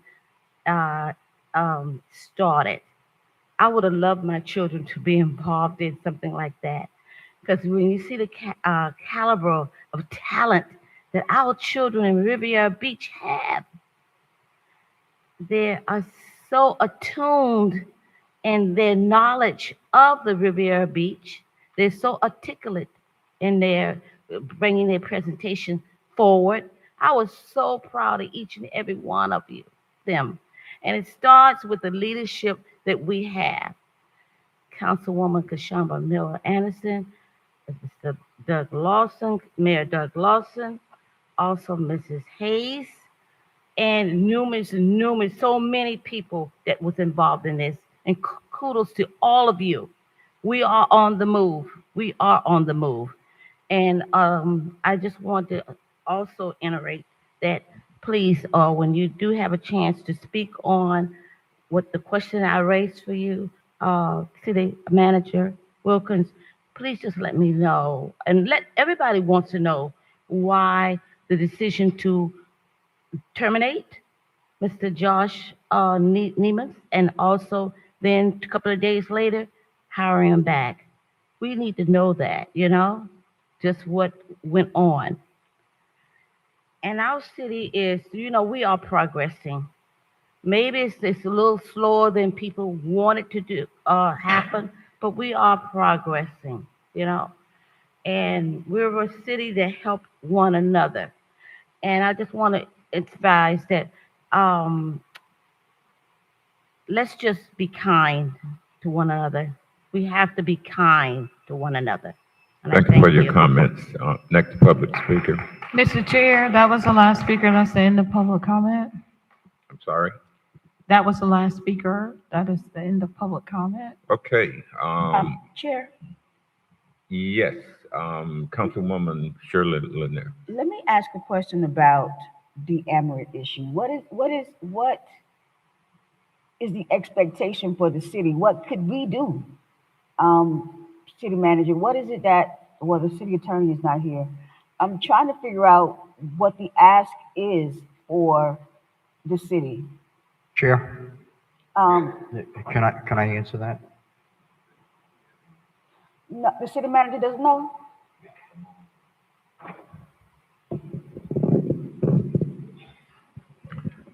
I am not familiar with the intricacies of this particular situation. Others on staff have been dealing with it, and I think Councilperson Spurious could answer that question better than I at this time. So Ms. Nguyen, could you give me some information about what the city can do? I think that the individuals, come to the meetings and there's an expectation of what the city can do, and I want to know what that is. Yes, Ms. Lanier. We have not looked into what the city can do. I know that they want homestead exemption.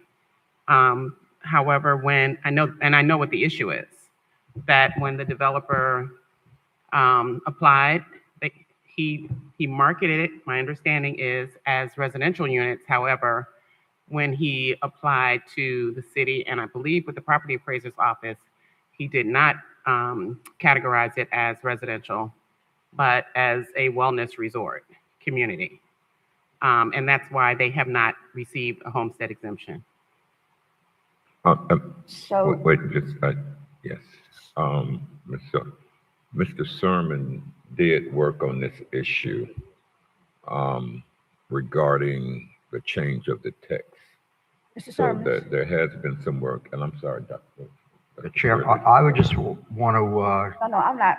yeah, but I'm talking right now, But I'm not please. finished. Wait, Well, the chair let's, just, let's let her finish and then. Yeah, hold on a second. I just wanted to ask the question of, because the individuals come to the meetings and they've been here numerous times, and I want to know what we can do as a city to be able to help them. And I want to get the information from the attorney and from the people who've been working on this. Mr. Sermons?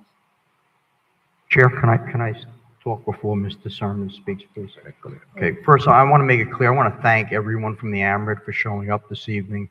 You've been going through hell. I understand that. And yes, you're correct. The city council is your only way to resolve your homestead issue right now. I held 3 town hall meetings in the Amaret. I had the city manager with me. I had Mr. Sermons with me. I had other staff people at the Amaret numerous times over the last 2 years, I guess, speaking about this and working. We've been working with George Gentile, and he's been working with our city staff to try and come up with a resolution. The building itself was built as a condo hotel. It was approved as a condo hotel by the city. By being a condo hotel, they were able to get additional units and have less parking. So more density, less parking because they were a hotel. Obviously, that makes sense under our code, but that is not what the people who were purchasing, or many of the people who were purchasing thought they were purchasing that. They thought they were getting a homesteaded unit or a unit that they could turn into a homesteaded unit.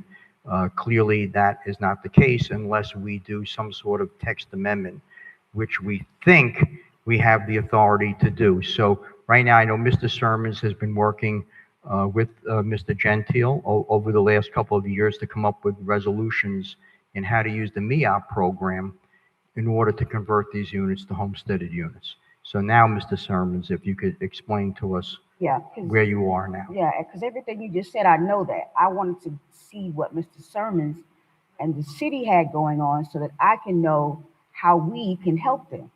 Go ahead, Mr. Sermons. Thank you. Mr. Chair, if I may? Yes. For the record, Clarence Sermons, Director of Development Services for the city. Correct, as Ms. Attorney Nguyen has summarized and the Vice Chair, there was a disconnect between what City Council initially approved here and the understanding of those purchasing at the property. What is approved is a site plan and a zoning situation that classifies the units as a resort hotel suites. In order for those to be changed to classification of condominiums, it's not a staff level decision, it is a decision of the board. And so as alluded to earlier, it would require an application to make that conversion, and the ordinance vehicle that allows that is the MEHOP code that allows conversion of resort hotel suites to condominiums. We have been in talks with the agent of the Amoret, Mr. Gentile. I have dedicated one of my highest level staff members to be the direct contact and oversee this situation to ensure it gets the attention and experience and that it deserves for these residents. To date, we have not received an active application to bring forth, and that is something that we are maintaining contact with the agent and the residents to make sure that we get that as soon as possible. We did get an additional curveball with the last legislative session in Tallahassee that has called into question our MEHOP ordinance. So we're also working with legal to amend that as well. And that's been an additional, speed bump in this process as well. But the communications are there, the dedicated staff are there, and we know what steps need to be taken. But those are where things stand at the moment. So if you bring, who has to bring the application? The application would come from the residents. So the residents bring the application and then we make that decision. Correct. And it is twofold. There would need to be a site plan amendment for it. But based on the conversations, we expect the residents to apply for a text amendment as well. So residents, are you going to submit the application?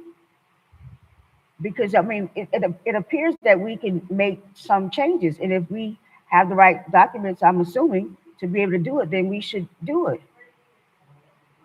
Chair. Hold on. Hold on a second. Councilwoman Lanier still has the floor. So Mr. Sermons, you're telling me that once they make the application, then we can make that decision in regards to changing it over. You would have to decide on any amendments proposed to the ordinance. I understand they do have concerns about some of the language in there, and that they intend to submit a text amendment, which of course 2 readings, and then a site plan amendment, which would be 1. Okay. Vice Chair Spirit. Chair, And then we're going. city staff has been working diligently with the owners at the Amoret and their residents. I will be meeting with the developer this week. Hopefully that can resolve one of the speed bumps that we're going through right now. And I should admit that he asked to meet with me. I didn't ask to meet with him. That's a good sign. And I think that we could wrap this up hopefully by the end of the summer. And these people can go back to being workers, retirees, and enjoying their beach and enjoying their life and enjoying our city. So that should be our goal, is to do whatever we have to do. But that will not resolve, obviously, the construction issues that you brought up and the inspection issues. We can certainly, I know that Mr. Sermons now has his staff doing inspections. I would ask that you ask the fire department to go in there with you and do an inspection of the emergency exits, because clearly that is a life safety issue, and other life safety issues that might be there should be resolved. And hopefully we can get a C of O for this building rather than a temporary C of O for, I don't know, 3 years or whatever. That's kind of ridiculous. Hopefully we can resolve all these issues. I believe the city will support you. I think we can resolve your issues, or at least a good many of your issues, and hopefully we can do this by the end of the summer. At least that's my goal. And hopefully my colleagues agree. Okay. Mr. Chair.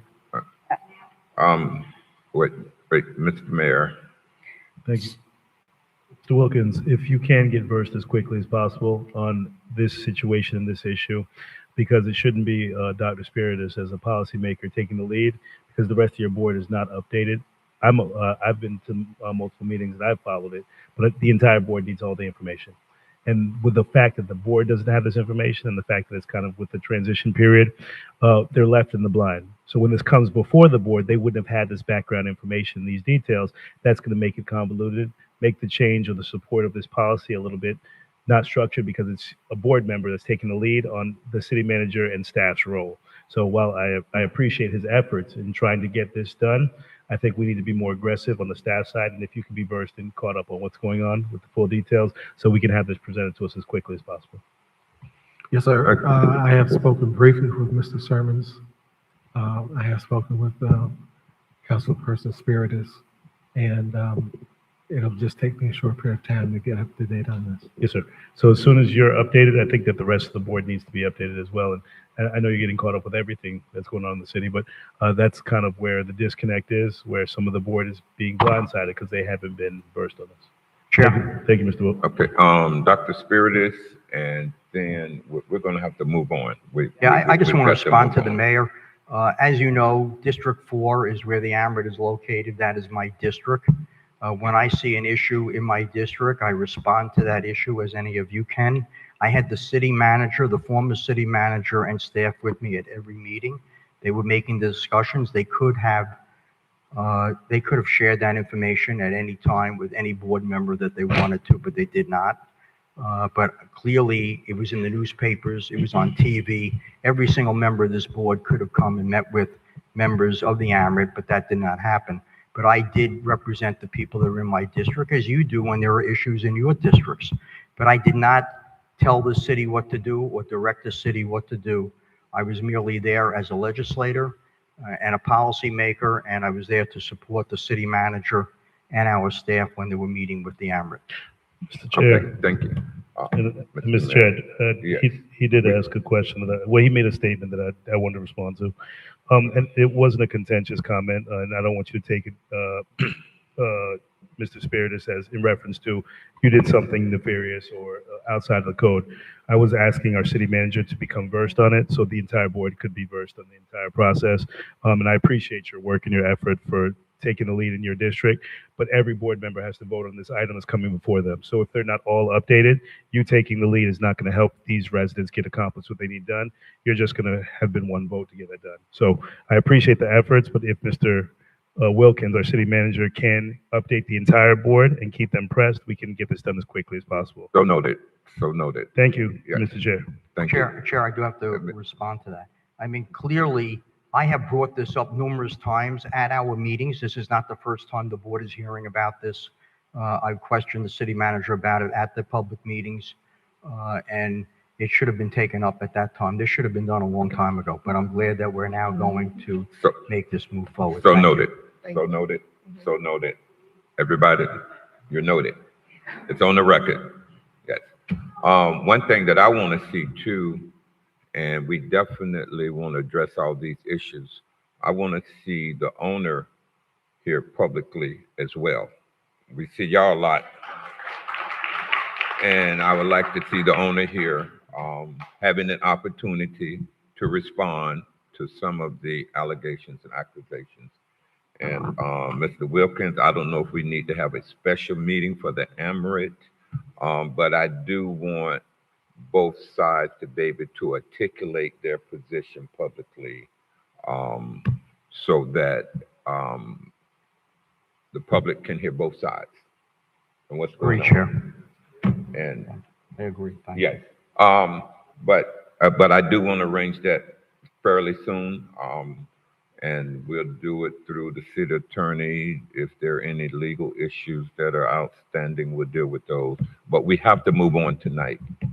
Okay, thank you very much, Mr. Sermon. Our next item is discussion on, and thank you, residents, for coming out and speaking. Just one quick thing, Chair, I'm sorry. Could we get an update at the next meeting about this and where we are? Yes. Okay, very good. Hey, and an update about bringing them both together publicly, so each would have an opportunity to articulate their Yes, sir. case and position. Okay, the next item is discussion of time limit on presentations. Mr. Chair, we do have one public comment card on this item. The acceptance of the cards is closed. Okay.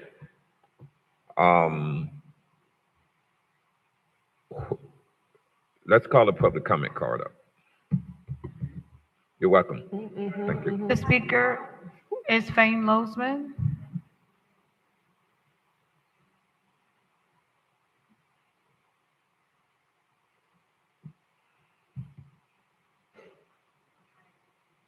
This is item 12B, discussion of time limit on presentations.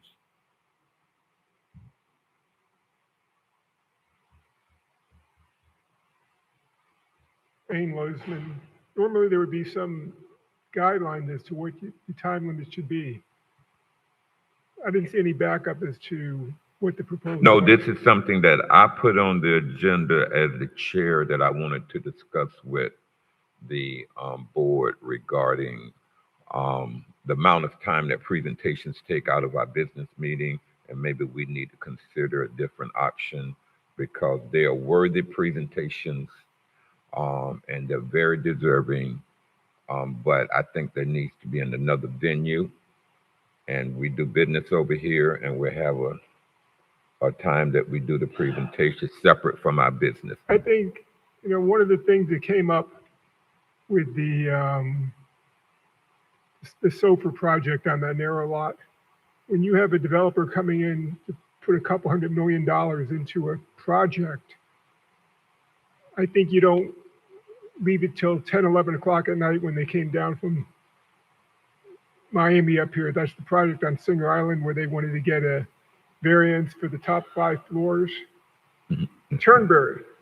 Oh, yeah, I know. Right. So I think my suggestion is when you have somebody going to put hundreds of millions of dollars in the city, you have a special meeting just to deal with that project.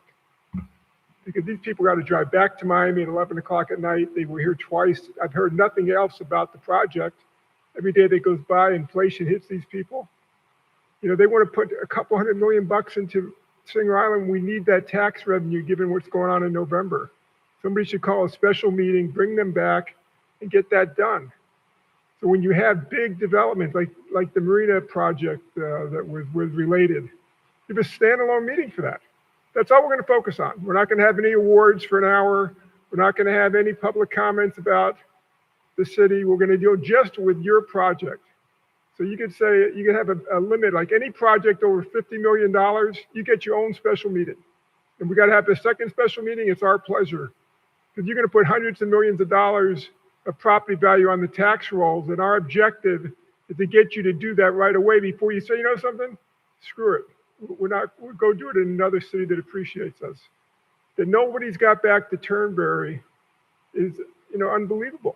I mean, Jeff Soper, he did the Fontainebleau project in Las Vegas. He owns the Fontainebleau Hotel in Miami Beach. They've done like 50 or 100 big projects. They want to come here and we're fighting over 8 feet. I mean, it's ridiculous. We need the money. In November, they're going to pass a law on the ballot where it's going to raise the homestead exemption to $250,000, $300,000. You need to bring in that revenue, and anybody that's going to come with that kind of project, you got to have a standalone meeting, approve it, and say, hit the road and let's start building the project before a recession hits, and then they Thank can't. you for do your it. comments. Okay, the item at hand. We've been sometimes spending an hour on presentations at a business meeting. I've been getting some calls from people who love the presentations, and I agree. but they think that they need to be done at a different time from our business meeting. These presentations bring out show the best talent that we have sometimes in our community. They are needed, they are wanted, but is it at our business meeting the appropriate venue? I think not. I would like to start our meetings at 5:30, just to do presentations. We start our USD meetings at 5:30. We have 30 minutes. It'll be a hard stop with me at 6 as long as I'm the chair.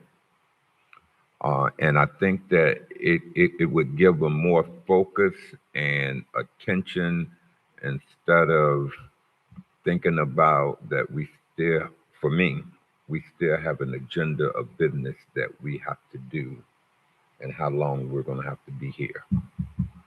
And I think that it would be better received when that's all we have are presentations for that half an hour, or if y'all want to come in at 5 o'clock. But I do think that it needs to be a separate venue for presentations, because now it's beginning to be an hour and plus in presentations.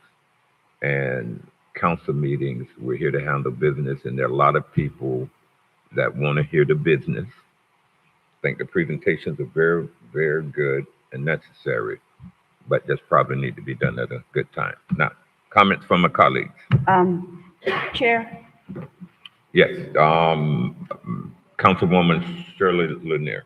I think that maybe the first meeting that we have in the month, it's the first and third Wednesday, that the first meeting we have no presentations.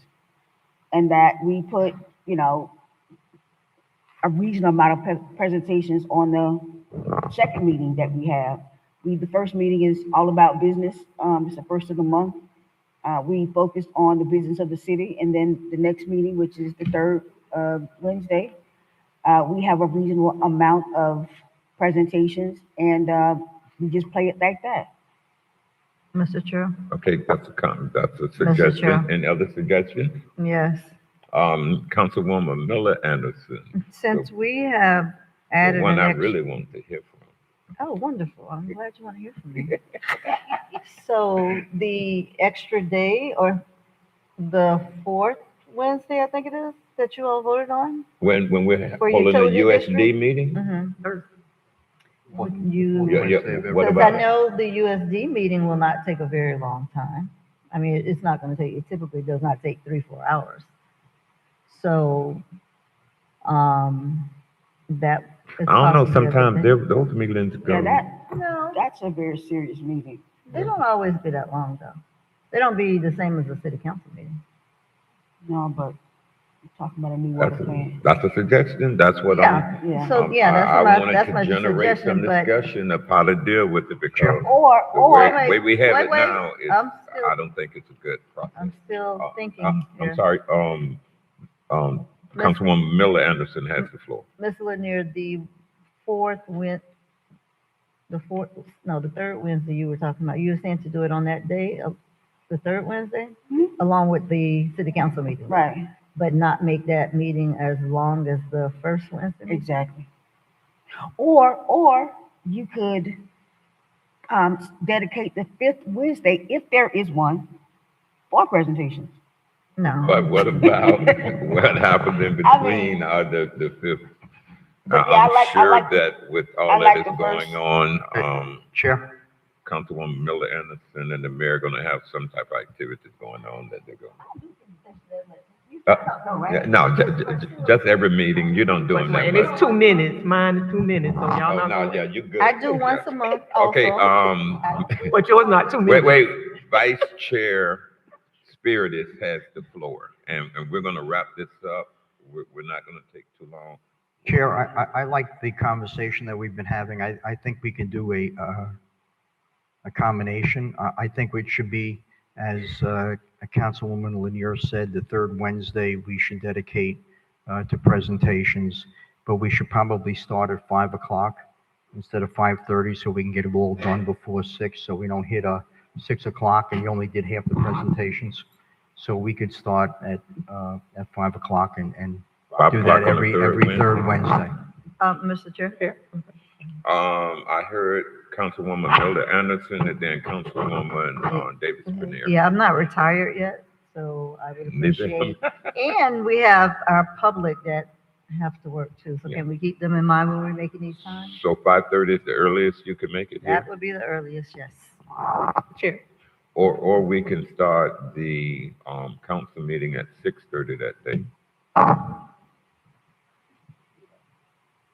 5:30 to 6:30 on the third Wednesday. Councilwoman.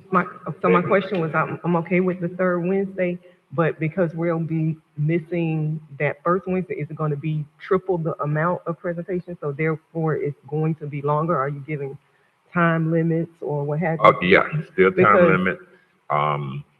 Well, the total time would be an hour. I would suggest time limits for each presentation, but it's up to the board. I don't see why any presentation should go over 10 minutes. That's a lot of time. But it's the board's decision. Yeah, I think that has to be considered just because if we're not doing it twice a month or every month, then you're going to have triple the amount. And we know that that would only accommodate 6 presentations in an hour. And we limit it to 10 minutes.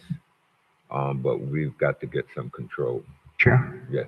I think 5 minutes is plenty of time. It is, I think We so. limited the speaker tonight, the presenter tonight, Dr. Cornicelli, we limited him to 5 minutes. He what? He was limited. He was told he can only have 5 minutes to speak tonight. I think he kind of exceeded it, but yeah. It's close. Yeah, he exceeded it. Okay, so are we moving toward the third Wednesday starting at what time?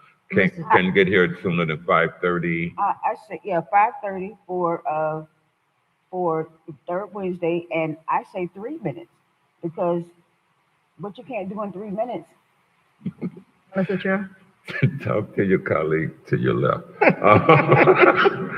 Councilwoman Miller Anderson. Today was the first day. No, you that had 17 at the last meeting. They graduated. Let the children. Okay, but it wasn't the first day. But how That's- often do we have that? I mean, we don't do that every month. I know, but I'm just saying, they wasn't your first. But we Okay, but good, but it's very worthy, very, But this is the thing though. necessary. Every third Wednesday already is when the youth council does give their update. And we know that is just a simple little PowerPoint and they just say what they've done the previous month.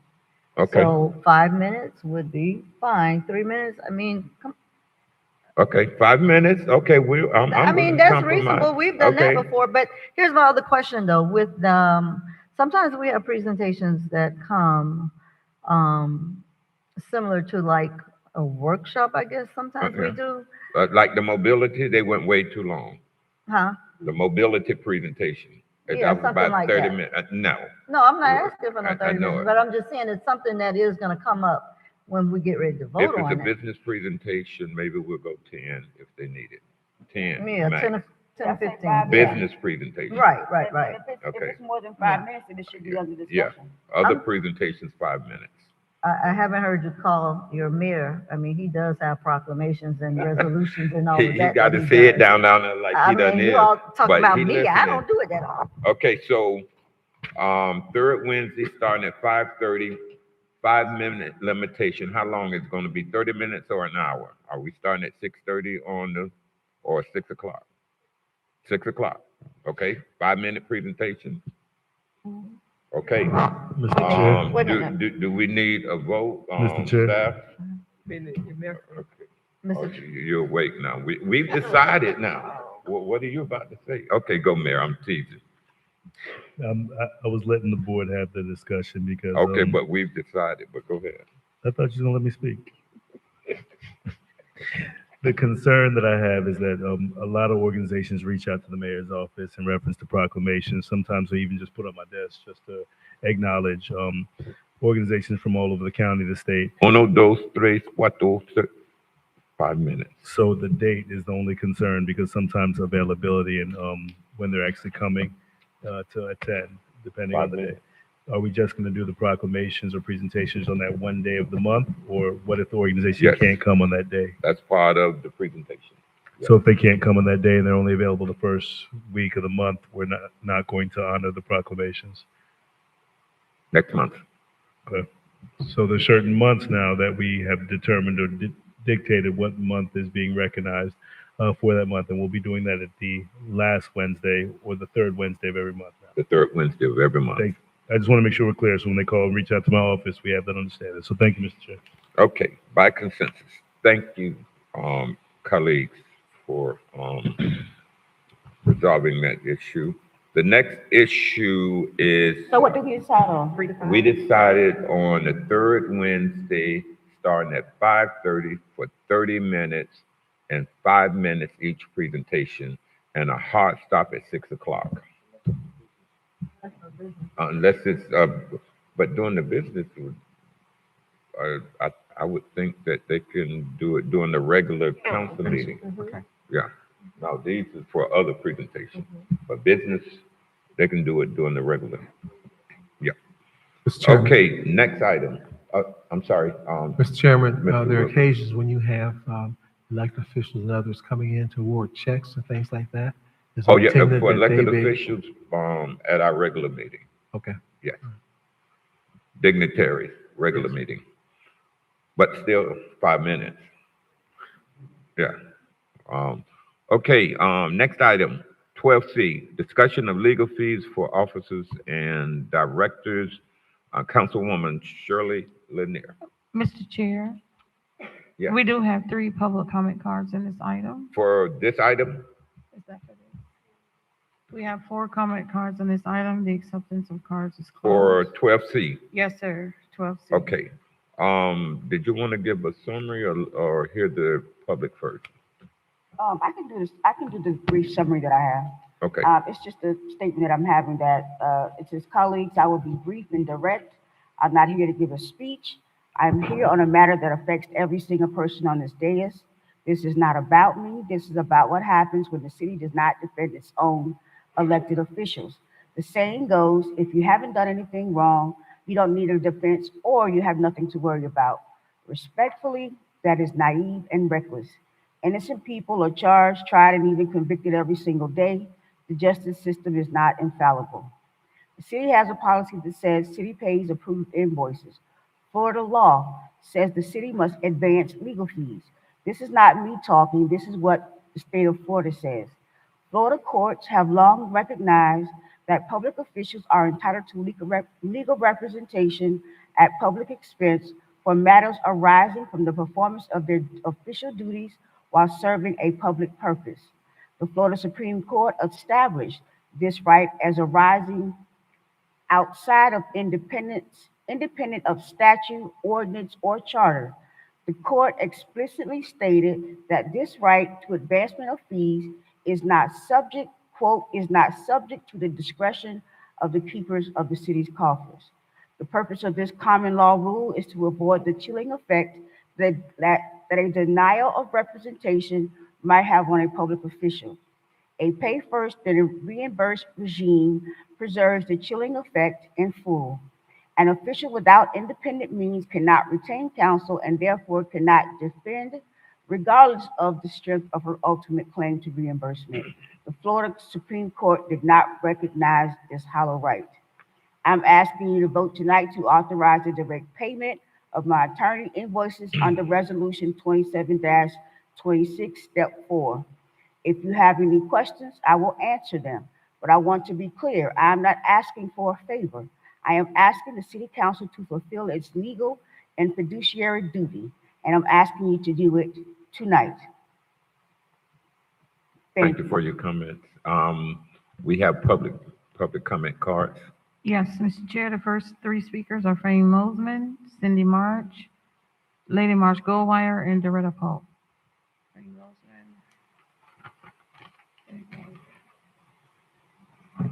Wayne Wait, Woodsman. wait, before, did you have a card in? Did you? Oh, okay. I'm sorry, I thought you said you didn't have one. Okay, Mr. Lozman, I'm sorry. Lozman. I know a little bit about this because I'm responsible for removing the majority of the North Bay Village Commission back in 2004, 2005. And I studied how is it handled when a elected official is accused of a crime. The Fifth Amendment to the Constitution, people say, oh, I take the Fifth so you don't incriminate yourself, but the Fifth Amendment also covers due process, it covers double jeopardy, it covers taking, you take private property, make it a nature preserve, you gotta pay for it. But it also covers grand juries. A grand jury under federal law is a serious felony, a serious crime that there's probable cause for. And here's where it gets kind of tricky, because as reported extensively in the media, when the FBI agents came and served subpoenas, the guessing game was that involved a possible federal grand jury. So if an elected official gets indicted by a grand jury, the way Florida cities and municipalities handle it is the indicted official pays their own legal fees. And then if they are found innocent, then they can recover from the municipality. But they don't, for grand jury indictment, they don't put that money in ahead of them, because say they get convicted and there's $1.5 million bill or $750,000 bill, the residents don't get their money back. So if it's a serious felony, there's actually a grand jury indictment, we don't fund that type of legal expenses. Taxpayers don't fund that around the state of Florida, and the AGO, the Attorney General's office, is on for that type of thing. We don't put that money up front. That can be a very expensive thing. The fact that the grand jury returned an indictment, there's probable cause, you're gonna have to pay that bill yourself. And if you win, we'll happily cover your legal fees. So that's where I think you have to make the decision based on how serious a crime is somebody being charged with, and that dictates whether you lay out the money first or whether you, and let's put it this way, say they are convicted. Say they're convicted and the city laid out the money first, they're never going to be able to claw that back, because those defense bills are going to be $500,000, $1 million, a huge amount of money go through a federal process. So clawing the money back from an elected official isn't going to happen. That's why they don't put it out to begin with on a serious felony. That's why we draw the line. Any kind of indictment, you fund it. If you found innocent, if the charges are dismissed later, we'll cover your expenses then. But otherwise, you're on your own. Thank you very much for your comments. Next public speaker. The next public speaker is Cindy March, followed by Lady March and Doretta Polk.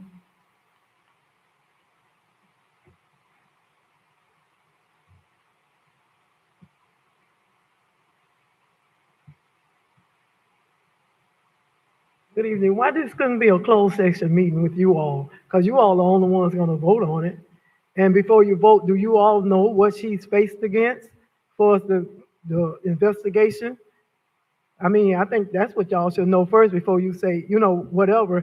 And to reiterate what he just said, how you gonna pay somebody legal fees and because everybody innocent until found guilty. If she's found guilty for whatever reason the crime may be, how's she gonna pay you all back if she be incarcerated? How's she gonna pay the city's taxpayers money back? So that's my hypothetical question. I'm not, as deep as my heart can be sometime about how people treat me, I still have a conscience and I do still have a heart, whether you believe it or not. I'm a very sensitive person. Don't care who it comes down to and how they treat me. But I feel like this should be a closed session meeting. And then if y'all decide what you're gonna do, let the taxpayers know. Don't keep it on a hidden agenda. But you all first need to find out what is she's against. And if she's the only person, from my understanding, and I'm not for sure, she's not the only person that's up under investigation or got subpoenas. So I'm like this, I'm gonna be honest with you. My summary is, when you keep your nose clean, you ain't got to worry about no investigation or somebody paying your legal fees. And it's hard to be in the position that you all are in. That's why I'm not saying none of you all doing it, but it's not good to pay to play. Thank you for your comments. Next The public. next speaker is Lady March Goldwire, followed by Doretta Paul. Lady March Goldwire.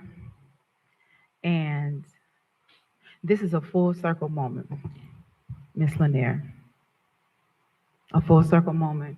And I just want to be as direct as I can, but as respectful as I can, because we do not and have not seen eye to eye for a long time. But the one thing that you and I both had in common was having to come up with legal fees to defend ourselves, our name, and our reputation. And I remember starkly you leading the charge in ensuring that even when I got past getting up the money to get legal fees covered, that even after I got a jury award, being hell-bent on ensuring that there were years before I was able to recoup. And I don't necessarily know what's happening inside me right now. I don't even really understand it. But I feel so bad for you. And I can see you smiling, but I'm being sincere. I feel so bad for you. Because when you don't have it, the worst thing to have to do is to have to come before somebody 3, 4, 5 times and ask for it. You know, your pride is so extensive that if I had it, I would give it to you, but you wouldn't take it because that's just how much disdain you have for me. But there's a whole lot of grace that is required in situations like this. And I believe that I have experienced the extraordinary favor that I have because I can operate from a sense of just being a real individual. Being in a position where you have to serve is difficult. Sometimes you make decisions with just the best information that you have. But it would be prudent to be kind to people because the earth spins round and round. It's not flat. Because the door revolved and I went out of it and you came in. And you need fees paid and covered now. And you were a proponent for being a good steward of the taxpayer dollars, and now you're asking for someone to extend grace to you because you need to defend yourself. You know what I think? I think you should be able to defend yourself. And I think that you should be able to get your legal fees covered. And I wish, only wish, that you had had the same heart for me that I'm gonna make space for you in. I hope you get out of this. And I hope you get out of it with a clean slate. I hope somebody blesses you so that you can get this paid and behind you because it's got to be real scary. Thank you for your comments. Next public speaker. Mr. Chair, the last speaker is Doretta Paul.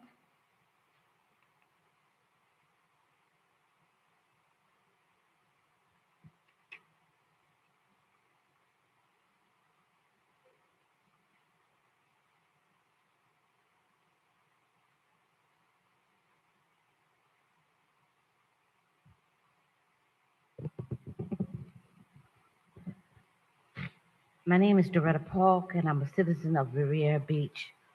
I just want to say this is really a sad time in Riviera Beach. The 3 people who were indicted, I pray that you all are well. And I do agree. At first, I was just skeptical about it because we do need a water plant, and that money would be very valuable. But as you think and pray on things, I do hope you all vote to go ahead and first of all, we also need to know how much are the legal fees.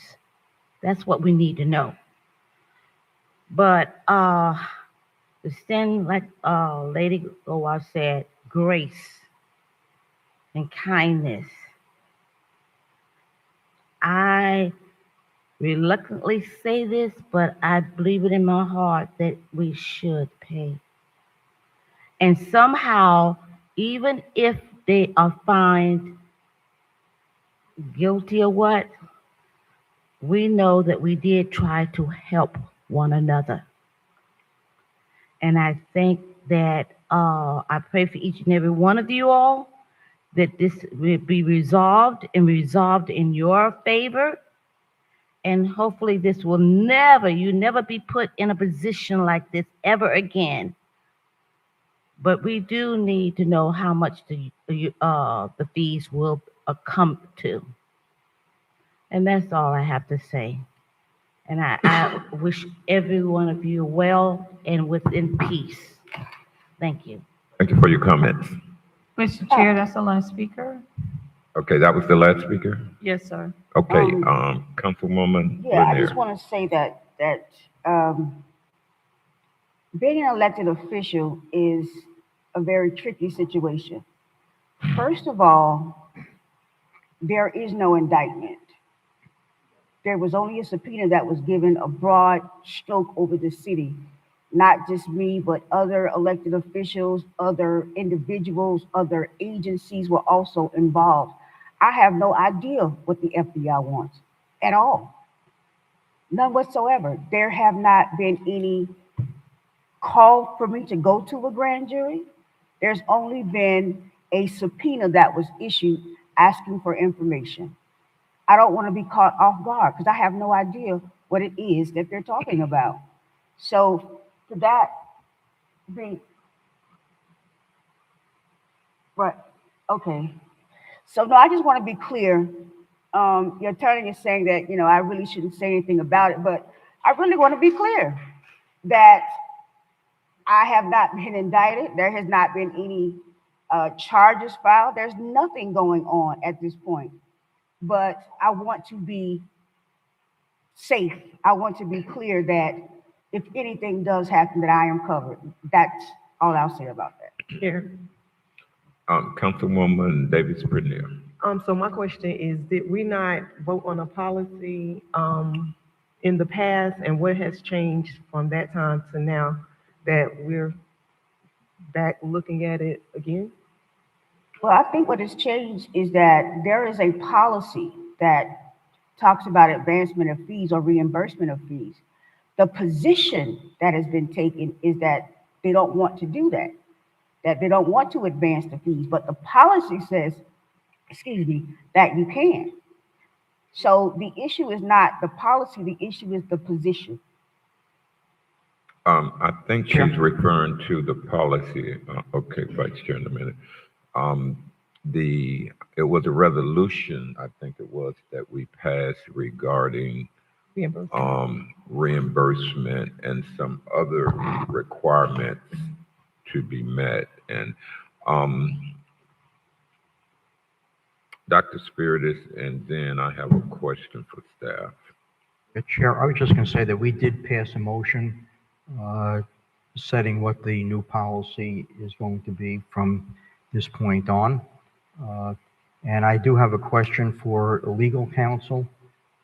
Can you tell me what the two requirements are under the state law? Yes, under the law, the requirement is that whatever the act was have been done for a public purpose and in the person's official capacity. So we don't even know that at this point. We have no idea the answer to any of those two questions. So I don't know how we can legally reimburse, or even if our motion was different, our policy was different, I don't even know how we could possibly pay anyone, because we don't have any of those answers yet. Okay. I mean, I could sit there and hire an attorney right now and say, well, maybe someone's going to accuse me of something 6 weeks from now. I want to be ready. So I want to go out and hire counsel and have them sit here at every meeting. I mean, it doesn't make any sense. I mean, the law is very specific, and I think we have to stick with the law and our policy that we passed by motion. Okay, what is the pleasure of the council? Is anyone prepared to make a motion or a second? What is the pleasure? We have to address it, and The question that I'm asking is to a motion to advance the legal fees. It's that simple. The policy says that you can. And as I said before, the position has said that you won't. So my question is, or my motion is to advance legal fees for legal issues for elected officials. And I think the policy also includes directors and employees as well. Okay, there's a motion on the floor. Chair, a point of order. This would be a revisit of the just- motion that we already passed. And If that, somebody seconded, voted up or down on Vice Chair, just, or no, if. the only person who can make that motion is somebody who voted with us when we made that motion. I believe Ms. Lanier voted no on that motion. Mr. Chair, Yes, Ms. Nguyen, what is the statute that she's referring to about saying that we can advance the fees? I didn't hear the last part. I'm sorry, Ms. Miller. Saying that we could advance the fees, what statute is she talking about? That's the position of her attorney. That is not, we have a difference of opinion. Well, actually, it's Florida law. Florida courts have long recognized that public officials are entitled to legal representation at expense for the public, matters arising from the performance of their official duties while serving a public purpose.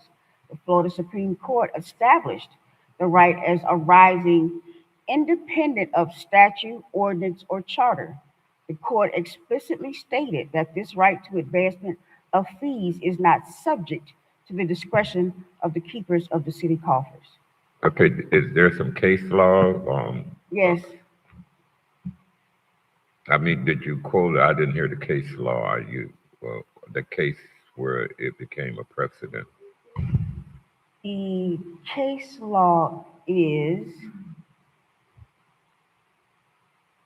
Or statutory law? Either or. the case law is, Florida courts have long recognized that public officials are entitled to legal representation at public expense while serving No, a I'm public like purpose. The Guyton Florida Supreme versus- Court in Thornbury versus City of Fort Walton Beach, 568 SO 2nd 2D 914, Florida 1990, establishes this right as arising independent of statute, ordinance, or charter. In LaMelo versus City of Sunrise, 423 SO 2D 974, Florida 4th DCA 1982, the court held that a mayor charged with a felony was entitled to municipal payment of his legal fees because the conduct arose from his official duties. The court explicitly stated that his entitlement is not subject to the discretion of the keepers of the city coffers. But have you been charged yet? Right. No, Well, they're saying that they were charged with a felony. right, but the previous ruling, the Florida Supreme Court ruled that it establishes this right as arising independent of statute, ordinance, or charter.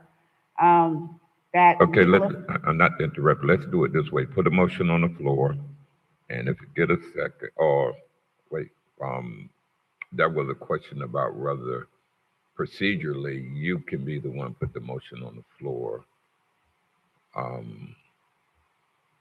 This is not just for me. This is for elected Understood, officials, understood. directors, I'm thinking and Robert Rules of Order.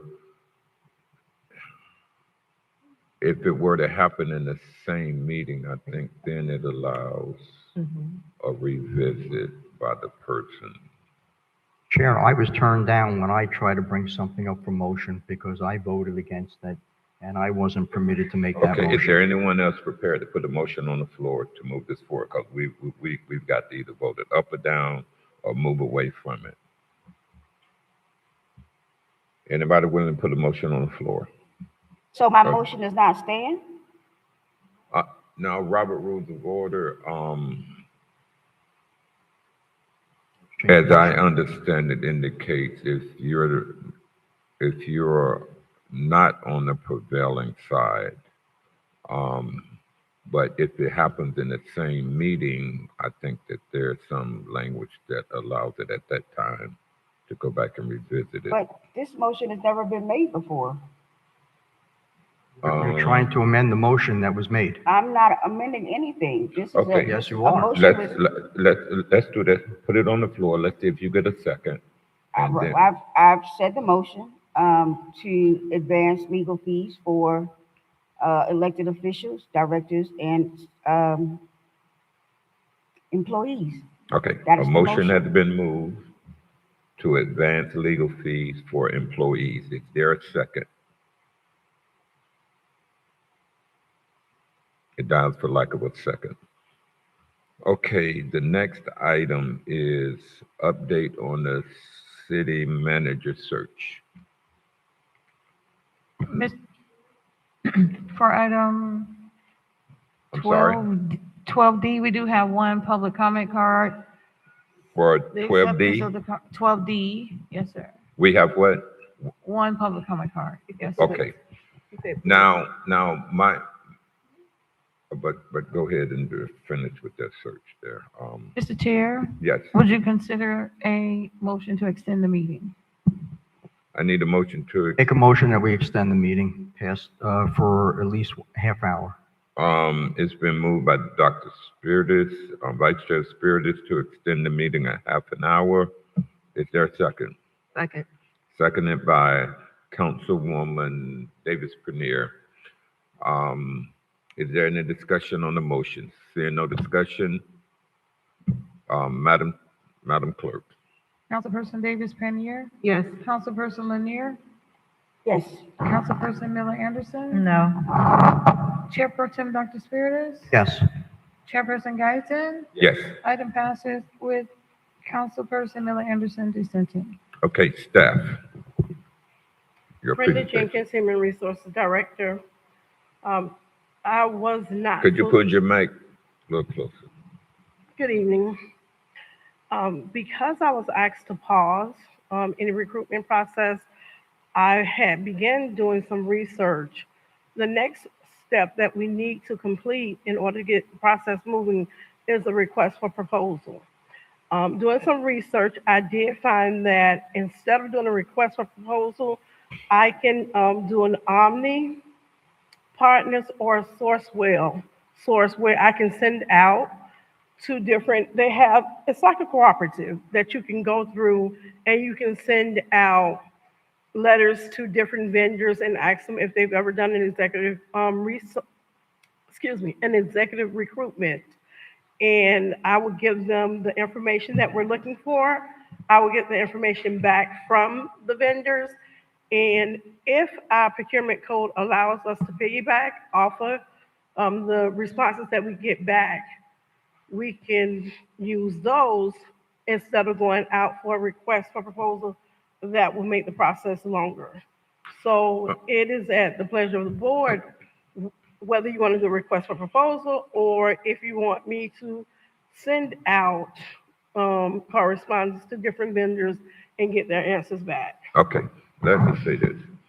In most contracts, there is a 60 to 90-day notice on each side that normally has to be given, indicating that either we're not going to renew it or they're going to move on with whatever they're doing.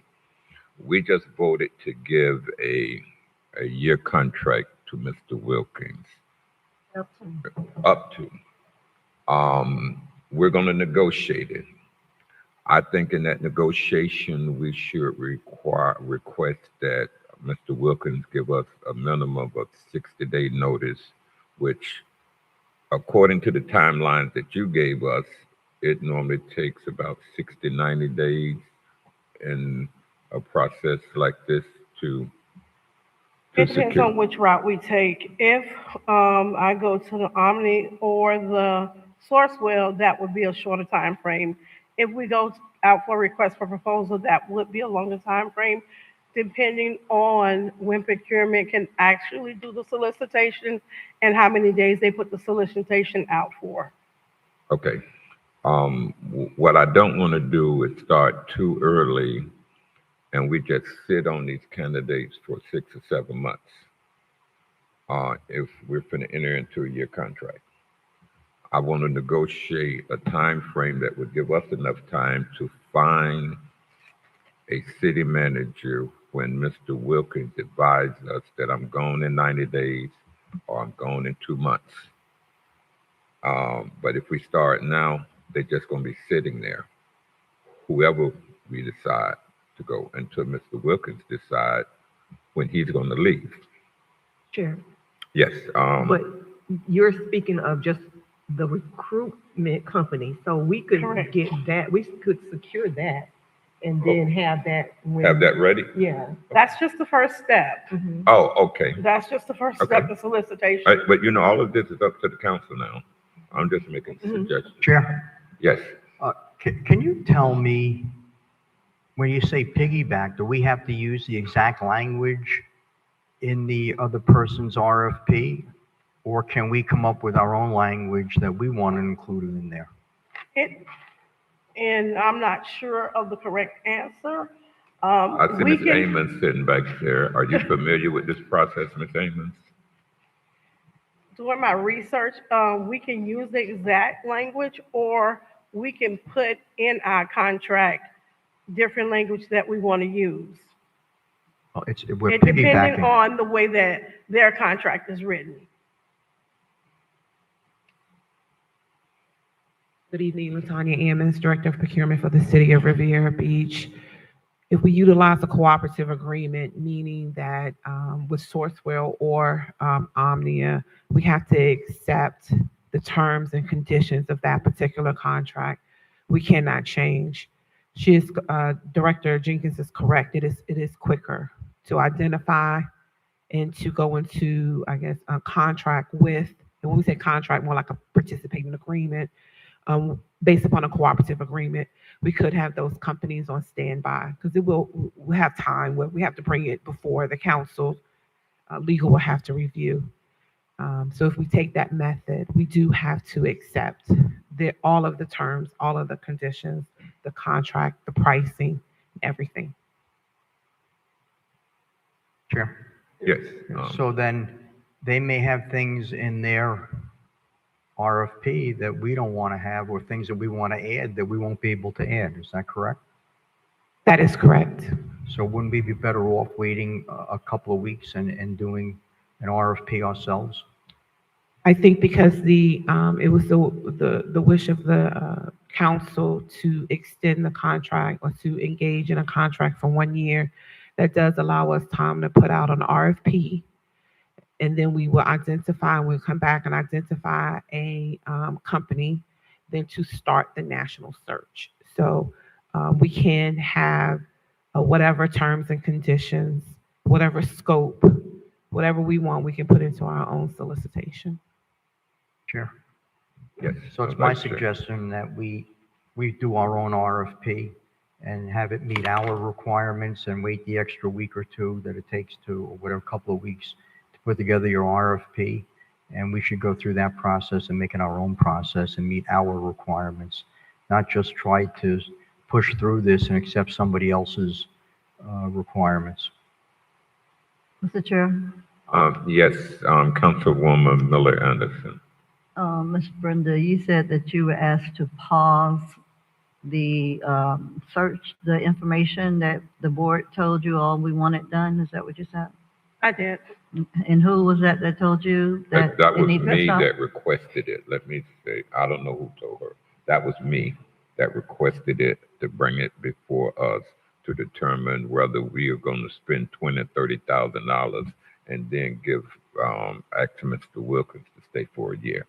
It was to save money, and The board said to bring it back. So okay. who told you? We've had this conversation No. tonight. We're on this. You can't tell me what I can ask now. No, Who told you to put a pause on it? Mr. Wilkins? My director came from interim city manager Wilkins. Okay. And then Mr. Wilkins, who asked for you to put a I pause just on said it was me. I'm talking to Mr. Wilkins. But Mr. I mean, I'm sitting there telling you Can I ask that I Mr. requested it. Can I requested it, Bruce. I did, Again, Mr. Wilkins, to save money. did someone tell you to pause it? Not request you to pause it, but tell you to pause it and you did? Yes or no, please? Yes, only I'm talking to only Mr. until this Wilkins. meeting. I said until we bring it I'm before talking, the okay, council. can you let him answer, please? Because we talked about this earlier tonight.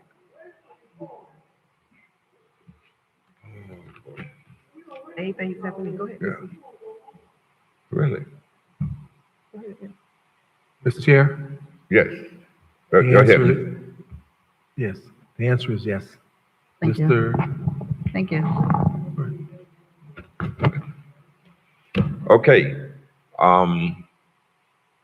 So, Chair, Sure. is it the pleasure of the board to start the solicitation for requests for proposal? It's up to the board, but we just entered into a year contract.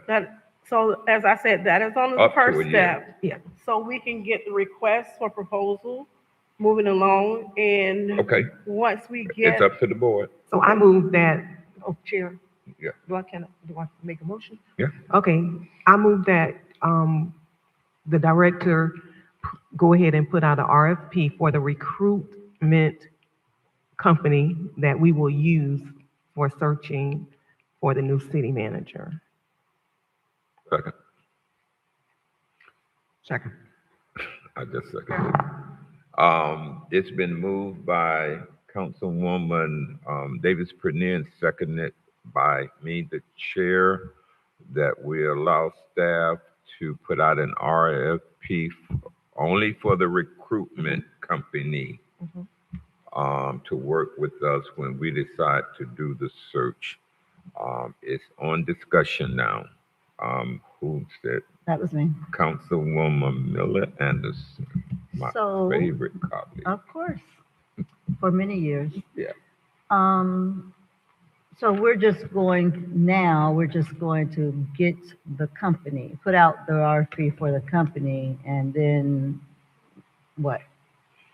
And then when Mr. Wilkins give us a notice, that'll be determined in negotiation, how much time, and if the council approved that notice, when he give us that notice at that predetermined time, already have the company in line, hit the ground running.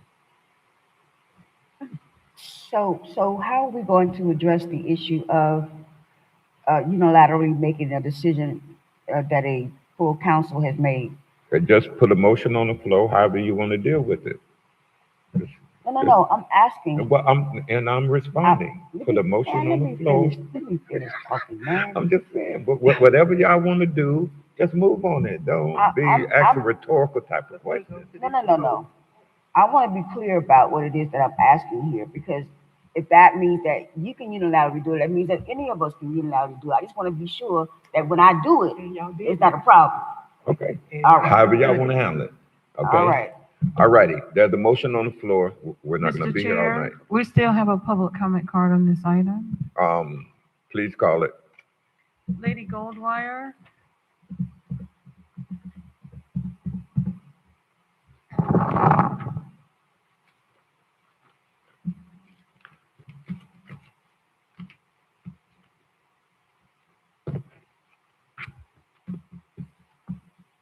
Hi. This is discussion for city manager, correct? Yes, update on the city manager. Yes, that's correct. I'm trying to figure out how I can roll this in. City manager Wilkins I'm directing to him, but talking to the board. I want to first put on record, in the decision-making and the task that he'll have in your discussion as to whether or not you'll hire or how you'll hire the next manager.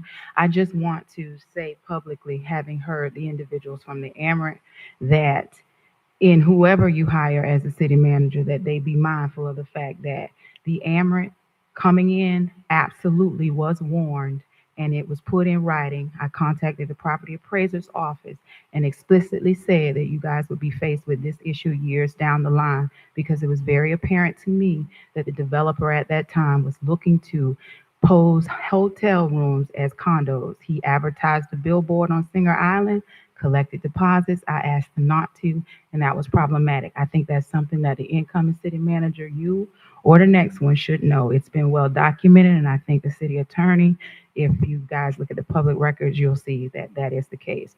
So having said that, I just would like to say that in a perfect world, we hire the best manager, the best fit for the city of Riviera Beach.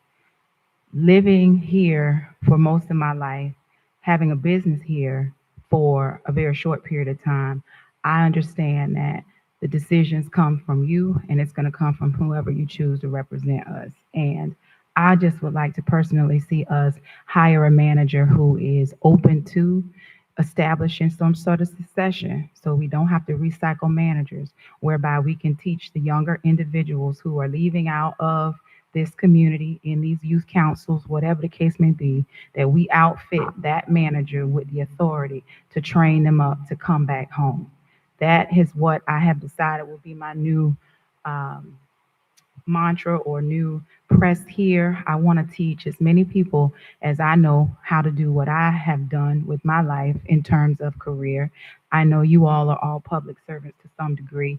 I think trade, I think vocation, I think city management, government is something that our young people are going to school, they're obtaining degrees, have degrees, but because of the display of how we conduct ourselves here, they're not always encouraged to come back. So whatever city manager you hire, Mr. Wilkins, in the year that you will be here or up to the year, I hope that you would be open to the possibility of just earmarking the good talent in this community and putting out something attractive that would allow those people to come back here so that we can have new, vibrant ideas as we work our way through what this next set of administration is going to look like. Thank you for your comments.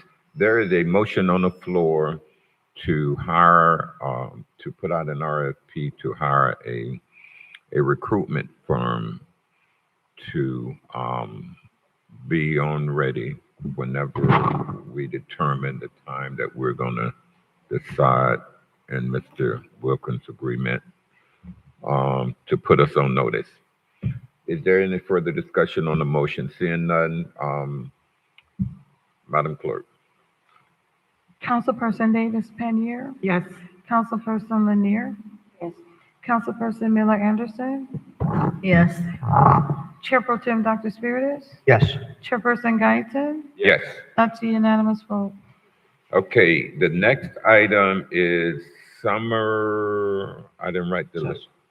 Mr. Chair, we're on item 12E, summer recess for the city council. Okay, Vice Chair Spiritus. Chair, last year, I believe the city council took either 1 or 2 week break. I think we actually took a 1 month break last year during the summer. I don't know whether it was July or August. It was one of those months. I was just wondering whether we are planning on doing that again this year. That can be a discussion of the board right now. What's the pleasure of the board? Do you want to take a couple of weeks off this summer? Or, I'm sorry. Mr. Chair? Mr. Mayor. Thank you. Mr. Wilkins, when are we planning on starting budget workshops? We have established a schedule of Tuesday, August the 11th, Tuesday, August the 18th, and Tuesday, August the 25th What is that scheduled for? for budget workshops. Oh, budget workshop. Okay. So to that point, I know that this is going to be one of our most difficult budgets because of some of the budget cuts coming. But I think the month of July does give us some time and flexibility. We did want to start budget workshops a little earlier, but if we are going to take a break, I would say that the month of July may be a good time for us to look at that. Are you making any suggestions? Yeah, Last Chair, 2 weeks of July? Mr. Chair. I think it was Vice Chair Spiritus and then Councilwoman Miller Anderson. I think we already have things set for the 15th of July. So maybe the Last 2 weeks. the last 2 weeks maybe would be the way to do it. Okay. Councilwoman Miller Anderson. What did you just say for when? What did you just say, taking off when? You can repeat what you just said. The last, we have things already set for the, I believe that I've been told that things are going on the agenda for the 15th of July. So after that, I think we should take the last 2 weeks. Well, we don't have any the first thing would be, do we have any pressing items that need to be done? I mean, how do we just not have anything to put on the agenda right now? Well, we have the 15th. We're not saying that we're not going to have another meeting. We are going to have another meeting. But what 2 weeks or whatever you're saying to take off when? That's after the 15th. So what, So after the 15th meeting, we would resume August 1st.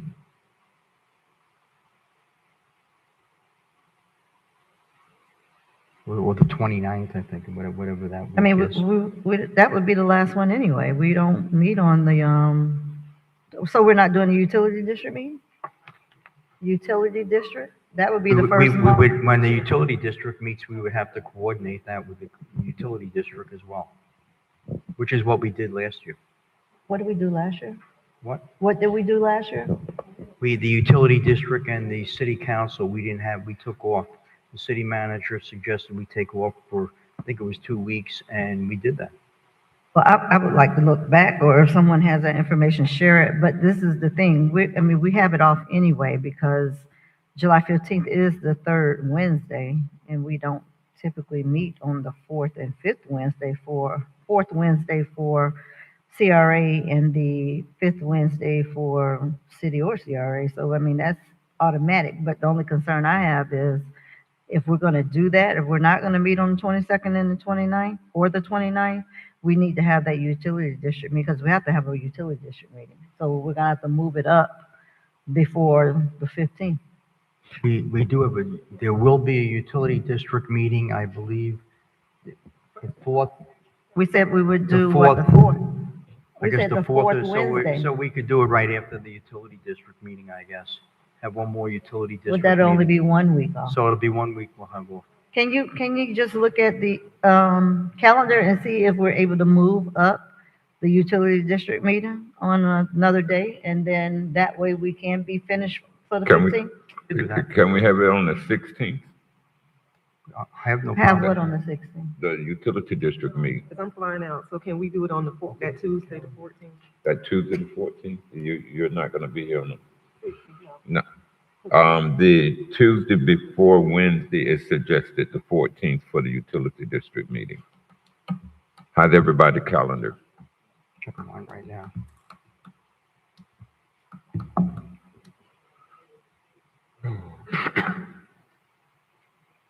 July 14th. Yes, that Tuesday. And then Yeah, that's taking fine. off from the 16th through the, what's the last day of July? 31st. 31st, yeah. The 16th through the 31st. Yeah, that's fine. Okay. Staff, by consensus, the council has agreed to have the utility district meeting on the 14th. We have our city council on the 15th. And we start our vacation, I call it vacation, on the 16th through the 31st, no meetings. Got it? Oh, so we're gonna start the utility district at 6 or 5:30? I think that it was changed to 6 o'clock, if I'm not mistaken, when we changed move the date. Yeah. Yeah, 6, okay. yeah. Um, Tuesday at 6 p.m., the utility district meeting. a question about what was it? The budget. So we're starting in July, or we're not starting in July? No, we start the budget workshop in August. I thought you just said July. 11th and 18th. August the 11th, August the 18th, and August the 25th. All in August, all of Yes. the workshops, they're all in August.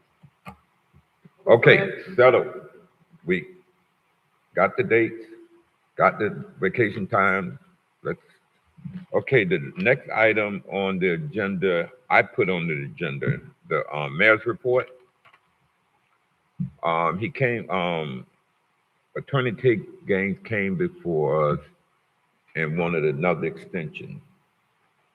We did not grant that extension, and he was asking for 10 days. It's been longer than 10 days. So this is what I want to do. Let me back up. I went back and had staff to pull. The contract date was 4/14/25. The initial due date was 6/18/25. That was 45 business days. We did not get our report.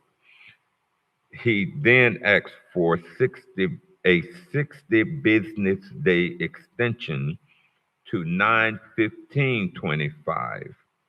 Still no report. Then he was given another extension until 2/20/26. Now, this started back in 4/14/25. Still no report. Then he asked for a 30-day extension from 4/27 extension to 6/9/26 due date. Extension given to interview last employee. The final extension was due at 6/15. I remember that because it was due on the 8th, and then he asked for another extension. And then he requested the one that we did not give, a 10-day extension that was denied. To date, it has been 378 days since the contract was signed. I want to put a motion on the floor because, and he sent an email tonight, directing our city attorney to file a bar complaint against the attorney and a lawsuit to get the documents that we've been trying to get over a year now. I'm tired of playing games. I had over a year, and he's been doing it because there have been no consequences, 0 consequences. So that is a motion. I need a second. Second. It's been moved and properly seconded that the attorney file a bar complaint, and I'm putting in here tomorrow. We know we're serious. And also a lawsuit in a reasonable amount of time that it takes to prepare it to get our documents that we've been trying to get over a year. It's been moved and properly seconded. Is there any discussion on the motion? Yeah, we got an email at 6:01 p.m. Yeah, I saw it. And do we we want to- always get something asking for more time. Do we want to, No. hold on, I even asked the question. Dang. It's been 378 days. Listen, let's hear the question. Okay, can I answer my question? 378 days. I'm not doing it. I'm done. Well, Okay. you, Okay. I'm just a little irritated that we even entertaining it. that the email that was sent said the request is not for delay, it's for completion. And then it talks about, thank you for your consideration. I respectfully request that this correspondence be made a part of the record of tonight's proceedings. I also request a brief opportunity to address the council concerning the attached proposed motion.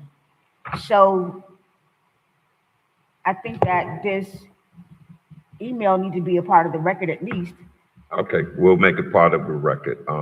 Ms. Hall, we're making the email from Attorney Tay Gaines that was sent at 6 p.m. tonight part of the record. Is there any further discussion? Hearing no discussion, Madam Clerk, please call the question. Councilperson Davis Penier, Yes.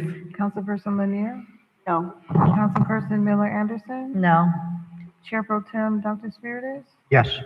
Chairperson Guyton. Yes. The item passes with Councilpersons Lanier and Miller Anderson dissenting. Okay, now we're down to discussion by the city manager.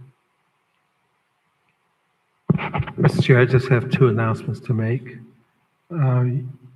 You all received a correspondence from our lobbyist, Mr. Pittman, and he has advised us of a webinar which will take place on July 14th at 11 o'clock a.m.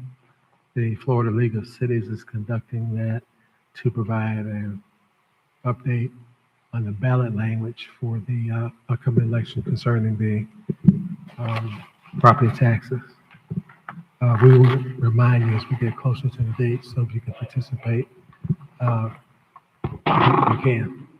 Also, I want to make an announcement to the public that the workshops for this year are Tuesday, August the 11th, 6 o'clock p.m.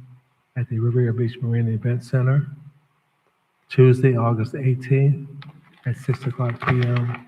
at Fire Station number 87, the Emergency Operations Center. And Tuesday, August 25th at 6 p.m. at the Marina Event Center. Public is invited to participate. Thank you, Mr. Wilkins. City Attorney, Comments, Mr. Chair? I'm sorry, No comment. no comment? Okay, City Council. My favorite council person, You must be talking Councilwoman about Miller me. Anderson. Absolutely. The only thing I wanted to say I did fail to mention earlier were the few donors that we did have that contributed to the trip to the All-American Cities. Just wanted to say thank you to Miss Dawn Wynn for providing a contribution to help us go there. We already mentioned Bus One took us to Miami and picked us up from Miami, and they also attended. Ms. Chandra Stringer provided a donation.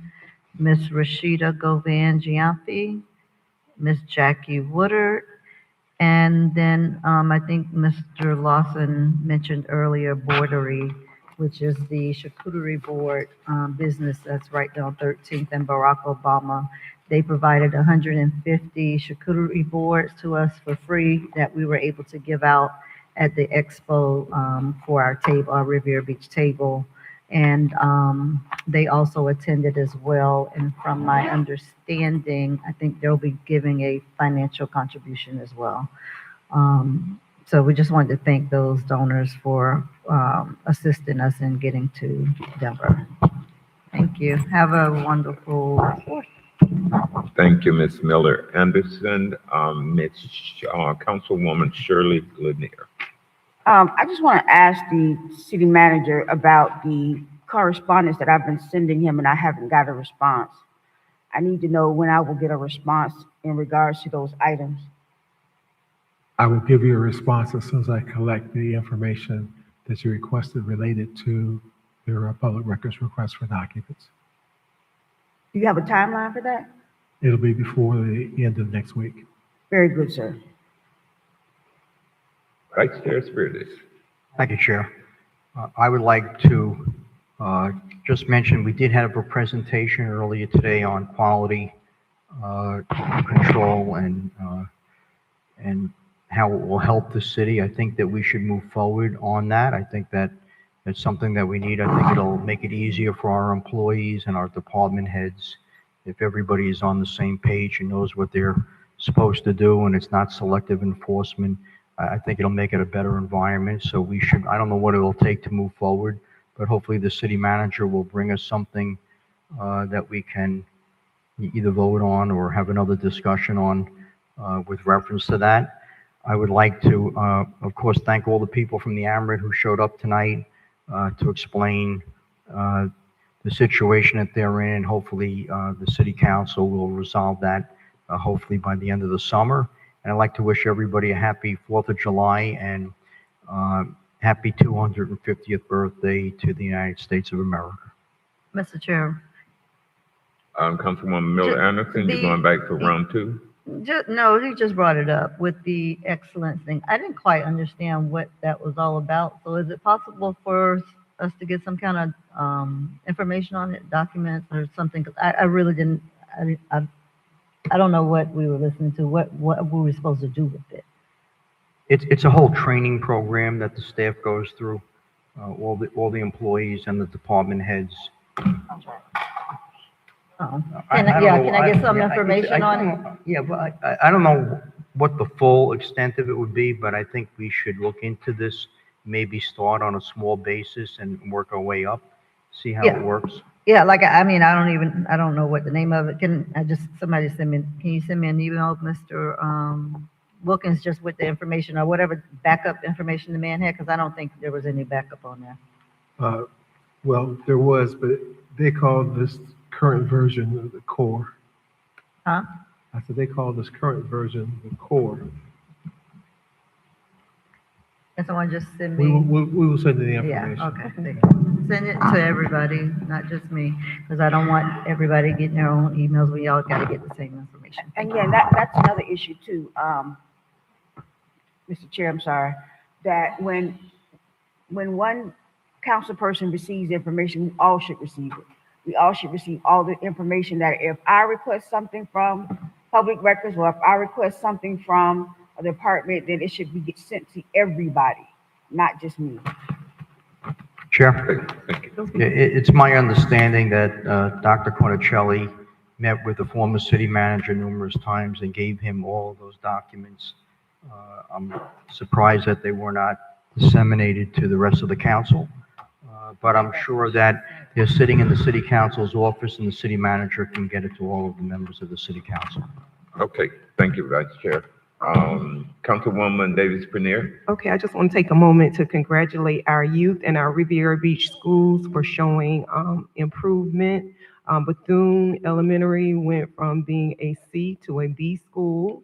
My school, Riviera Beach Prep, maintained a commendable rating. Lincoln Elementary maintained a B. Scores improved by 2%. JFK Middle went from being a C school to a B school and improved by 5 points. Suncoast High School, of course, maintaining their A rating. And then Washington Elementary went from a C grade to a B. And West Riviera maintained a C school grade, but their ELA scores improved from 33% to 49%. So we just want to continue to support our Riviera Beach schools and congratulate the teachers and staff for making a difference. Thank you. Congratulations to all of the schools. Mayor Lawson. Thanks, Chair. Just want to make sure that everyone knows about the festivities this weekend. There will be a concert hosted by the city for 4th of July with fireworks. So please come out, have a great time, celebrate with the city of Riviera Beach. This Saturday, the festivities start at 4 p.m. until 9, and fireworks will be starting at 9 p.m. Also, Ms. Miller Anderson, I think she left one name. Zay Cuts 365, one of the parents of one of our youth council. He was one of the sponsors this weekend. I believe he sponsored the youth as well. So I'm not I sure. need that logo. Yeah, thank you for the reminder. Yeah, I forgot. I just remembered to make sure we shout him out because all the people that contributed, supported, and helped out with the trip and festivities. It was a blessing to see and work with Ms. Miller Anderson, Ms. Hester, and Dr. Hayes and Mr. Range to organize this. And thank you to all the staff and everybody that supported to making sure that we were an all-American city. Thank you, Mr. Chair. Okay, thank you. Walter, do you have that flyer ready to put up? I am joining forces. There it is.